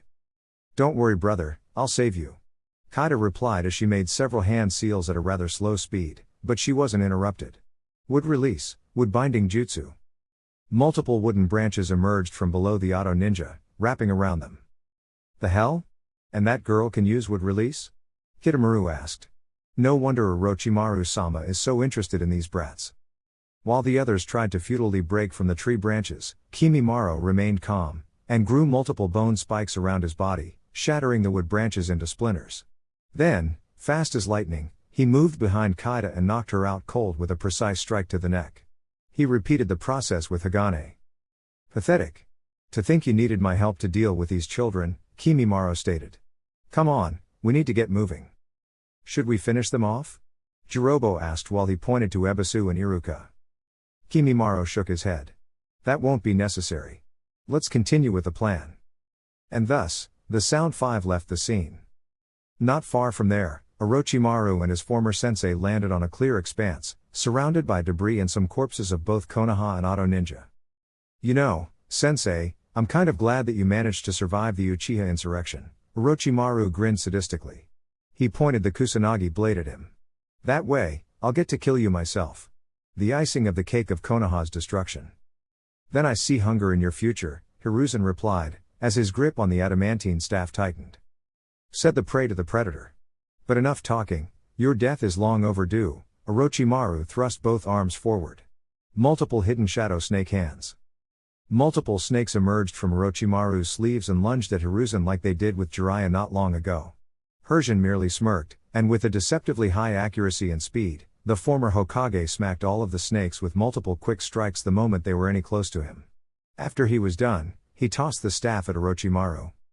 Orochimaru's Sharingan spun, and the snake Sannin easily dodged the thrown weapon. However, the moment it passed him, the staff turned back into Enma, the Monkey King, who tried to crush Orochimaru with a double fist slam, which the pale-skinned man dodged as well, albeit with a bit more effort. "You'll need more than a primitive creature to tip the scale in your favor, sensei," Orochimaru taunted. Angry, Enma bared his fangs. "I'll show you how primitive I can be, you traitor." The white ape dashed at Orochimaru, and launched a flurry of punches and kicks. The Sannin had little trouble dodging or blocking them, albeit he was forced to admit that the creature had a fair share of physical strength. Tired of dodging, Orochimaru went on the offensive and tried to impale Enma, who gracefully dodged every blow. "You apes are starting to get on my nerves," Orochimaru darkly stated as he delivered another stabbing swing. "Look how much I care," The monkey replied as he used one of his feet to grab the Sannin's wrist and pulled him closer, wrapping his arms around his neck, leaving him immobilized. Hiruzen, now. Calling Sarutobi was unnecessary as the former Hokage was already rushing towards the temporary helpless Orochimaru, ready to sink a kunai into his flesh. However, much to his surprise, 4 white snakes emerged from his back, tearing his clothes, as they tried to bite Hiruzen, forcing the old man to pull back. Their initial target out of reach, the snakes attacked Enma, who was forced to release the snake Sannin, and jumped behind Hiruzen. The Sannin then discarded his ruined clothes, leaving him shirtless. Hiruzen could see that the snakes were seamlessly attached to Orochimaru's back, as if they were additional limbs. He turned around and grinned at his former master. "Admiring my body modifications, sensei?" Orochimaru asked him. "They're truly a work of art. You can thank the Forbidden Scroll for that. Then again, my current co-workers have very diverse opinions on what constitutes true art." "Admire isn't the word I use, my former apprentice," Hiruzen replied in disgust. "I don't know what would bring somebody to mutilate his own body for the sake of power like you just did." "Mutilate? Oh, now you're being rude, sensei." Orochimaru shook his head in fake disappointment. "Are you angry to see that there are more ways to become a ninja other than what you preached? Despite the raw talent you possess, you were always prone to take shortcuts," Hiruzen chastised him. "Aren't shortcuts meant to be taken? If there are 2 or more possible paths to the intended destination, why is wrong to choose the shorter one?" Orochimaru asked. "Our lives are finite, and wasting time that you could use doing something else is simply stupid. Even somebody like me, who has transcended death, can still see the futility of taking the longest road just for the sake of a moral high ground." "Not that you cared about morals in any way, Orochimaru. Otherwise, so many innocent people wouldn't have lost their lives in your mad experiments," Hiruzen retorted. "As any ninja can attest, there's no such thing as innocent people, just people who never had the chance to sin yet. Regardless of what you might want to say, you're no better than me, sensei. After all, how many people have you killed in your long ninja career?" Orochimaru replied. "I did kill, yes. War is never easy, nor glorious. But the difference between you and me is that I killed enemy ninja who could fight and knew what they were going against when they started their careers, not children or civilians who were unable to defend themselves," Hiruzen spat back. "Lacking power doesn't make people more worthy of having their lives spared. Pretty much the opposite. Anyway, enough chit-chat, we already delayed your death enough." Orochimaru then started making hand seals. 5 elemental release, massive elemental barrage. Orochimaru blew a large gust of wind from his mouth, while each of his snakes fired a stream of fire, lightning, water and rocks from their mouths. The 5 attacks combined into a single blast that encompassed the 5 elements. Hiruzen's eyes opened wide in shock, but was able to react in time. Earth release, multiple earth dome jutsu. Several layers of domes formed around Hiruzen and Enma just before the multi-elemental blast could hit its intended target. The force of 5 elements was enough to plow through all the barriers Hiruzen had erected, but in the end, it missed the target. However, Orochimaru didn't look deterred in the slightest. "You can't escape from my eyes, sensei," Orochimaru mentioned as 2 of his snakes detached from the main body and dug underground. Seconds later, Hiruzen, holding Enma back in staff form, was forced to return back into the surface. The snakes also returned, and merged again with Orochimaru. "How the hell did he spot us?" Sarutobi mused. "Hiruzen, the snake to the left. It has different eyes than the others," Enma pointed out. Sarutobi realized that his summon was right. While all the snakes had yellow eyes with slitted pupils, like Orochimaru when his Sharingan wasn't active, one of the snakes had pure white eyes. And most distressing, there were multiple tiny veins around them, which would have been almost impossible to see unless you were looking for them. "Not only the Sharingan, but also the Byakugan?" Sarutobi asked in shock. "The human skull only has space for 2 eyes. But then again, I've always been known for my inventiveness," Orochimaru mocked, as he shrugged. "Don't weep, sensei. The previous owner of these Byakugan doesn't need them anymore. Now sensei, the wise thing to do would be to accept defeat, and at least you'd keep your dignity intact. You can't defeat me. You have no idea what I have become. On the contrary, I'm very aware of what you've become. I did a long time ago." Sarutobi then adopted a fighting stance. "So you think you can pose a threat against somebody who wields 2 of the 3 greatest dujutsu? And you call me prideful?" Orochimaru chuckled as he shook his head. "I fought against both the Sharingan and Byakugan in the past, and I do know how to deal with them." Sarutobi started to make hand seals. Yin release, bringer of darkness. The whole battleground was covered by shadows, leaving both combatants in the dark. However, since Sarutobi was a censor, he had some advantage. Very ingenious, sensei, but I'm afraid this will be insufficient, Orochimaru taunted, expecting an answer that never came. Of course he's not answering. He doesn't want to reveal his position. Too bad for him, I have my ways to find sneaky rats who want to play hide and seek, Orochimaru thought as his 4 snakes detached from his back and began to scout the darkened area, using their bodies to sense the ground's vibrations. After a few seconds, they located their prey. "You're mine, sensei," Orochimaru shouted as he dashed at where he thought Sarutobi was, and sunk the kusanagi blade on his gut, followed by a pained grunt. The darkness receded, and as the light returned, Orochimaru saw in delight his sword embedded into his sensei's innards, and Hiruzen looking with his eyes open in disbelief. However, Orochimaru realized that there was something wrong. There was no blood leaking from the wound. In fact, upon further inspection, he noticed that the inside of his body wasn't filled with flesh and blood, but paper. In horror, the Sannin realized that they were explosive tags. He wanted to pull the sword out, but Sarutobi, or better said, a clone made of explosive tags, quickly grabbed Orochimaru before smirking and detonating.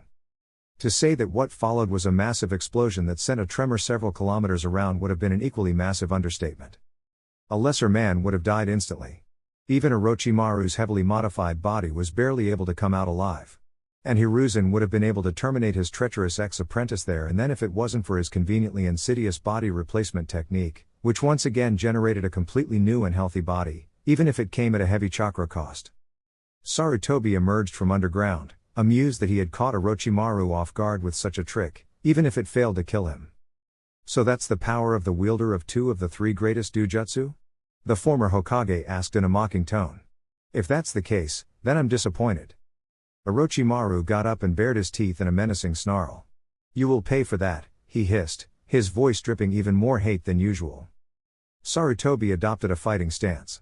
"Here is your chance, Orochimaru. Come and get me if you can." Meanwhile, in a part of Konoha that used to be a residential area, but that was now covered in a deep forest, 2 of Konoha's best jonin were about to face one of Orochimaru's aces in the hole, the resurrected first Hokage, perched on a tree branch. "So it's true. Orochimaru did somehow brought the Hokage back to life," Kakashi said in amazement, upon seeing the first himself from below. "To fight one of the strongest ninja who ever lived, if the situation wasn't so dire, I would be giddy," Guy exclaimed. "You are giddy," Kakashi pointed out. "So, 2 new ninja want to face me?" Hashirama asked as he jumped from one branch to another in order to meet his new opponents. "Not to sound arrogant, but I'd recommend you to flee. I don't want to be responsible for any more dead Konoha ninja. And I don't think we could be called ourselves Konoha ninja if we abandon the village in its hour of need," Kakashi retorted. "Very well. I'm glad to see that you don't lack courage. Now." Hashirama then looked at Guy, and his eyes were wide open in shock. "You?" Guy was taken aback. "Me?" "Yes, you." Hashirama repeated. "Your haircut. I like it." Guy's face went from confusion to sheer, unadulterated joy. His mouth curved into the widest smile ever seen. It wasn't a cocky or confident smile which was part of his trademark nice guy pose, but a smile of pure happiness. "This has to be a joke," Kakashi muttered. "You think so?" Guy loudly replied. "Of course. It reminds me of my youth." Hashirama replied as he gave Guy a thumbs up. "The first Hokage thinks that my hair is youthful," Guy repeated in a whisper, as his emotions were too much to handle, and fainted. A deafening silence followed as both Kakashi and Hashirama tried to process what happened. "Would you believe me if I told you that I did not intend for that to happen?" Hashirama sheepishly said.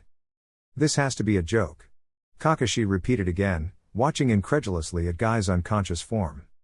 "Watch out," Hashirama called as he began making hand seals. "Wood release, wood dragon jutsu." A serpentine dragon made of wood emerged from the ground and lunged at Kakashi. The copy ninja jumped back as he made hand seals of his own. "Fire release, great fireball jutsu." Kakashi breathed a large fireball through his mask, which burned the wood dragon enough to stop it on its tracks. However, the dragon was merely a distraction to get close to the white-haired ninja. Fortunately, Kakashi's Sharingan caught Hashirama trying to sneak from behind, and parried a sword blow with a kunai just in time. "Nice reflexes," Hashirama mentioned, as he delivered more swipes. "Albeit I suppose that you should thank your Sharingan for them, Am I right? While true, I like to think that there's more to me than my Sharingan, Hokage-sama, Kakashi replied as he managed to kick Hashirama in the chest, pushing him backwards. You're clearly not an Uchiha. How did you get that Sharingan? Hashirama asked as he charged once again. It was the parting gift of a good friend of mine. One of the best friends I ever had, Kakashi replied, trying to stop Obito's memory from making him lose his cool. I see. I used to have an Uchiha friend as well. Things didn't work out so well, Hashirama sorrowfully replied. We know about Madara. It's taught at history class at the academy, Kakashi replied before throwing a smoke bomb, engulfing the area in smoke. Wow, I feel so honored to see that I'm mentioned in a history book. Hashirama genuinely gushed. And what do those books say about Lightning Blade? The first Hokage saw Kakashi's lightning-coated arm bursting through his chest. However, when Kakashi pulled out his arm, he realized that his hand wasn't covered in blood, but wood splinters. What the, a wood clone? Kakashi asked. Be careful.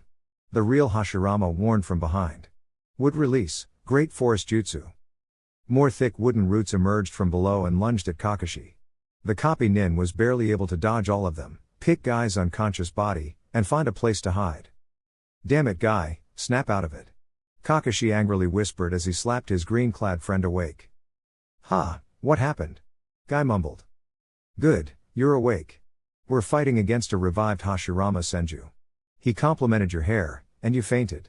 Care to help me deal with him? Kakashi said in rapid motion. Guy immediately was snapped awake, and quickly stood up. Why yes. Sorry about that. It's that, well, a compliment from the first isn't something you expect to get any day. I'll be happy if you don't do that again, Kakashi replied. Here he comes. And just as Kakashi said, Hashirama was upon them. Oh, I see your friend with the nice hair is awake. Hope he's strong, you're going to need all the possible help. You bet he is, Kakashi replied, then turned to Guy. Given the quality of our opponent, I guess that I should skip the warm-up, Guy declared, as he crossed his arms in front of his face, before moving both arms back. Gate of opening, open. Gate of healing, open. Gate of life, open. Gate of pain, open. Gate of limit, open. Gate of view, open. As the gates were released, Guy's body started to emit powerful bursts of chakra, and an intense green aura glowed around his body. His skin turned maroon and his eyes were pure white. Watch out, Guy, you already used the gates when fighting Manda, you don't want to push your body beyond its limits, Kakashi warned. My body is still far from its limit, my rival, don't worry about that. Let's focus on the enemy at hand instead, Guy stated as he faced Hashirama. Very well then. An excited Hashirama replied as he began making hand seals. Wood release, nativity of a world of trees. More wooden roots emerged both from the ground and from the existing trees, aiming at both Konoha ninja. Guy, however, had the perfect answer to that. He dashed at the incoming trees and reared both fists back. Morning Peacock. Guy began to throw punches at the tree branches at such speed that even Kakashi's Sharingan was having a hard time seeing them. The flurry of punches released multiple fireballs in every direction, setting the forest ablaze. Kakashi knew how to capitalize on that. Wind release, great breakthrough. Kakashi blew a powerful gust of wind which increased the existing flames, consuming the improvised forest even faster. Hashirama watched the display intently. Not bad. Not bad. I wonder if Hashirama's thoughts were interrupted when Guy suddenly appeared in front of him and kicked him upwards. And somehow, Guy was already waiting for Hashirama up in the sky. Morning Peacock. This time, the storm of blazing punches landed squarely on Hashirama. The last punch sent Hashirama crashing back to the ground, making a crater upon impact. However, that wasn't the end of the beating. The sound of 1,000 birds chirping filled the air as Kakashi dashed towards the downed Hashirama, his hand crackling with electricity. Please let this be the real one and not a clone, Kakashi thought, still a bit bitter for wasting one of his 4 lightning blades on a mere clone. Upon seeing Hashirama, he cancelled his jutsu in time. The wounds caused by Guy's attacks showed some of the first Hokage's innards, and they weren't made of flesh and blood, but dirt and ashes, much to Kakashi's puzzlement. What kind of clone are you? The copy ninja asked, tilting his head. As hard as it is to believe, I'm not a clone, Hashirama replied as he stood up. Ash and dirt began to swirl around his wounds, quickly healing them until he was good as new. This jutsu will restore my body to full health, no matter the power of the attacks you use to harm me. And you're telling us now? Kakashi asked in disbelief. Sorry, I kinda forgot. Hashirama sheepishly apologized. Definitely not how I imagined the god of ninja, Kakashi thought as his sweat dropped. Kakashi, what are we going to do? Should I open more gates? Guy asked, panting a bit. The backlash of the gates was starting to become evident. No. You heard him, the power of our jutsu is irrelevant. Let's try to fight him smart and save our chakra until we find a way to permanently kill him, Kakashi suggested. The best course of action would be to find Orochimaru and force him to undo the jutsu, Hashirama suggested. But I'm afraid that I won't let you go like that. In that case, then maybe I can be of assistance, a female voice said as somebody else landed besides Kakashi and Guy. Tsunade-sama, Guy said in surprise. Tsunade? The first repeated in shock. Tsuna, is that you? Tsunade looked at the resurrected form of her beloved grandfather with sad eyes. Yes. It's me, grandfather. Pity that we won't be able to enjoy this re-encounter as much as we could. You grew a lot, Tsuna, Hashirama's eyes then rested on her breasts. In some ways, much more than I would have preferred. Tsunade frowned, but decided to ignore that comment. Unless Orochimaru explicitly ordered you to kill these two in particular, I'm the biggest threat now, so you'll have to fight me, Tsunade stated as she took a step forward, then looked at Kakashi and Guy. You two, go help somewhere else. Find Orochimaru if you can. Yes, Tsunade-sama. Both men said at the same time before leaping away. You were barely a Genin when I died, Hashirama mentioned, his voice full of excitement. I want to know how strong you've gotten over the years, Tsuna. Tsunade smirked. I'm sure you won't be disappointed. First the Nine Tails attack, then my clan's uprising, and now this, Shisui shouted in frustration as he dispatched an auto ninja. Do all villages go through this crap on a regular basis, or is it just us? Look at that, Shisui the teleporter. Orochimaru-sama will be very happy if I bring him your remaining eye, an auto ninja stated. Judging by his uniform, he appeared to be an officer. Look at that, a random, nameless auto ninja that's destined to die by my blade just like the 14 others who tried to pull the same stunt on me, Shisui sarcastically replied. Can we make this quick? I promised my girlfriend we'd go looking for cribs this afternoon. You want it quick? Then so be it, the auto ninja stated.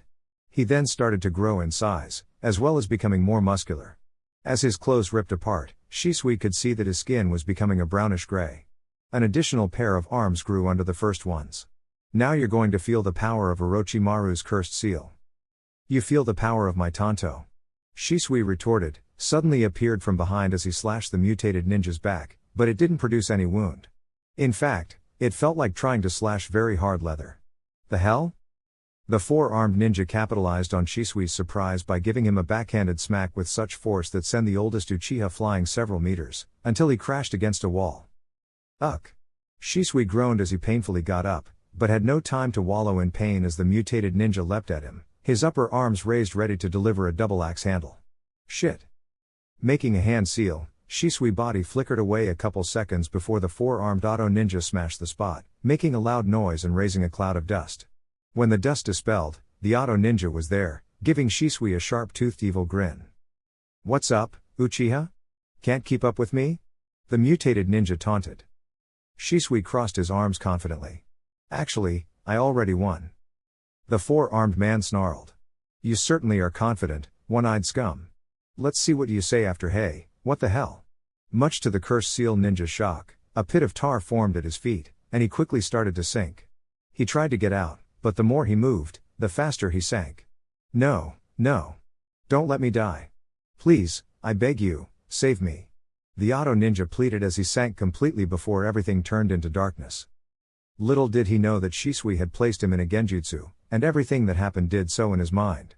However, the shock was enough to knock him unconscious, and his cursed seal receded. Your skin might be impenetrable, but your mind. Not so much, Shisui declared, even if his enemy could never hear him.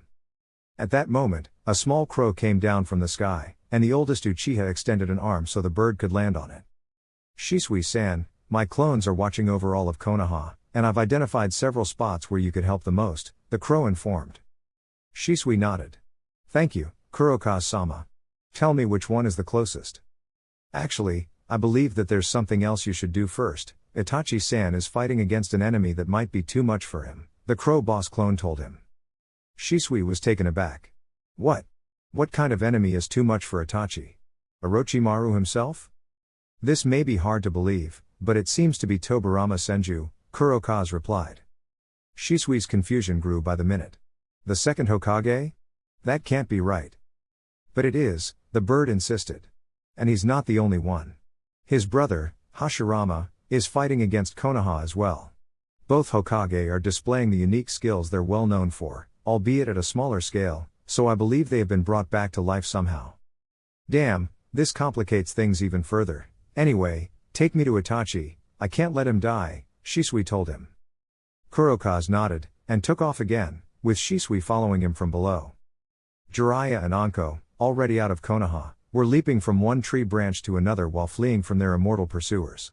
Jiraiya's hands were clapped together, and according to him he was preparing a jutsu that would at the very least, balance the fight a bit more in their favor. Hokage-sama, the last of our decoy shadow clones have been destroyed, Anko informed the Sannin. Minato-sama won't take much longer to catch up with us. I know, but try not to panic, we have to keep going, Jiraiya replied. How much longer until that jutsu of yours is complete? Anko asked again. Not much longer. Stop asking questions and focus. Let's keep going for a little longer, and I'll be able to do it, Jiraiya replied. They continued moving forwards, with Anko looking backwards from time to time, each time growing more and more antsy. He was now regretting not listening to Jiraiya when he told her to leave. Not only was she away from the fight with Orochimaru, but now she was trapped in a fight against one of Konoha's most powerful ninja who on top of that was immortal as well.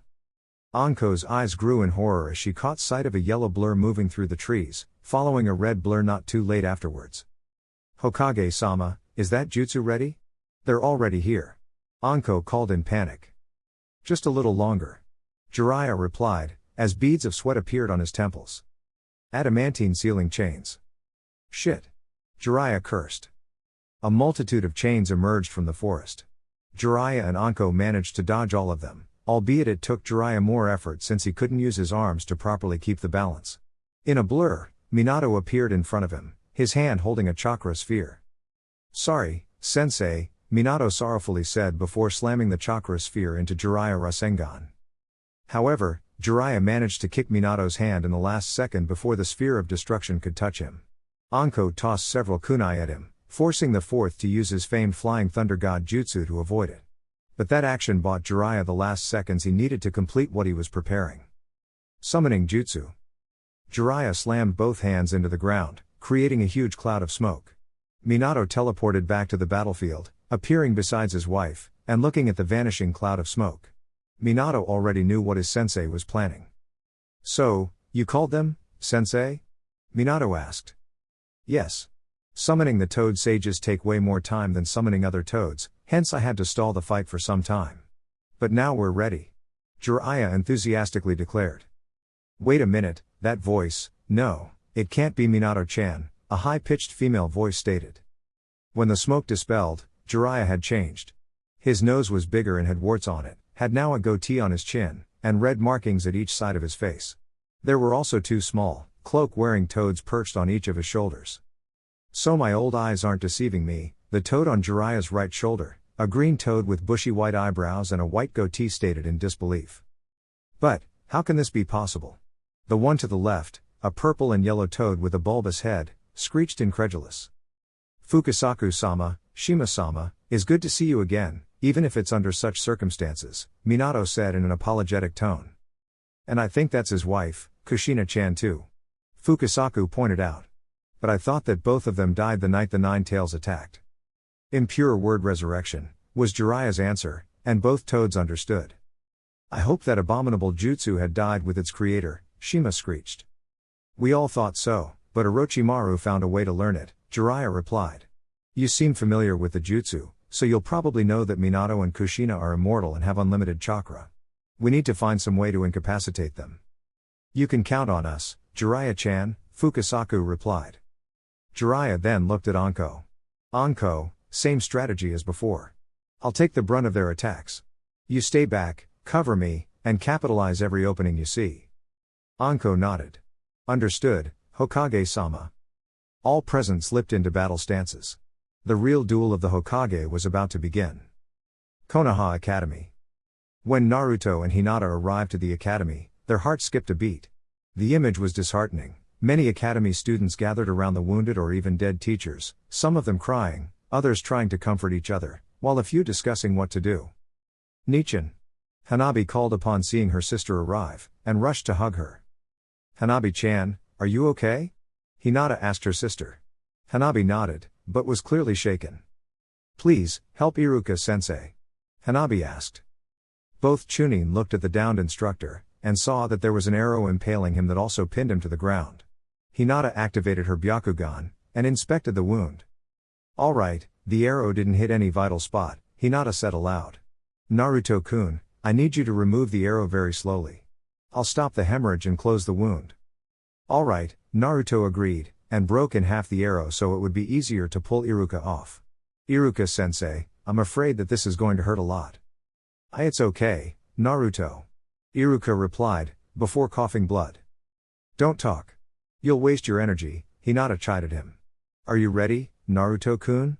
Okay, start pulling now. Naruto followed Hinata's instructions, and in a few minutes, they managed to remove the arrow from Iruka's body, as well as healing his wounds. Naruto also healed the unconscious Ebisu. Sadly, there was nothing they could do for Daikoku. Thank you, you too, Iruka stated, as he tried to stand up. Boy, I'm so glad Tsunade-sama started that Medicnin program, or else I'd be a goner. Careful. You're still too weak, Hinata advised, as she helped him stand up. Iruka-sensei, where are Kaida and Hagane? Naruto asked, surprisingly calm. Iruka looked down, and sighed. They took them away, Naruto. The ninja who kidnapped them knew about their heritage, and possibly their bloodline limits as well. It seems that they were two of Orochimaru's targets. I see, Naruto gravely replied. Do you know what direction they took? Naruto asked. Yes, they headed north, Iruka replied, but he regretted doing so upon realizing why Naruto asked that.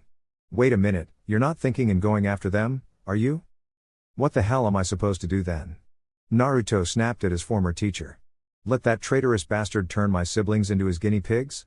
I'd die before letting that happen. Naruto, those ninja are very strong. I don't think you'll have a chance against them, Iruka said.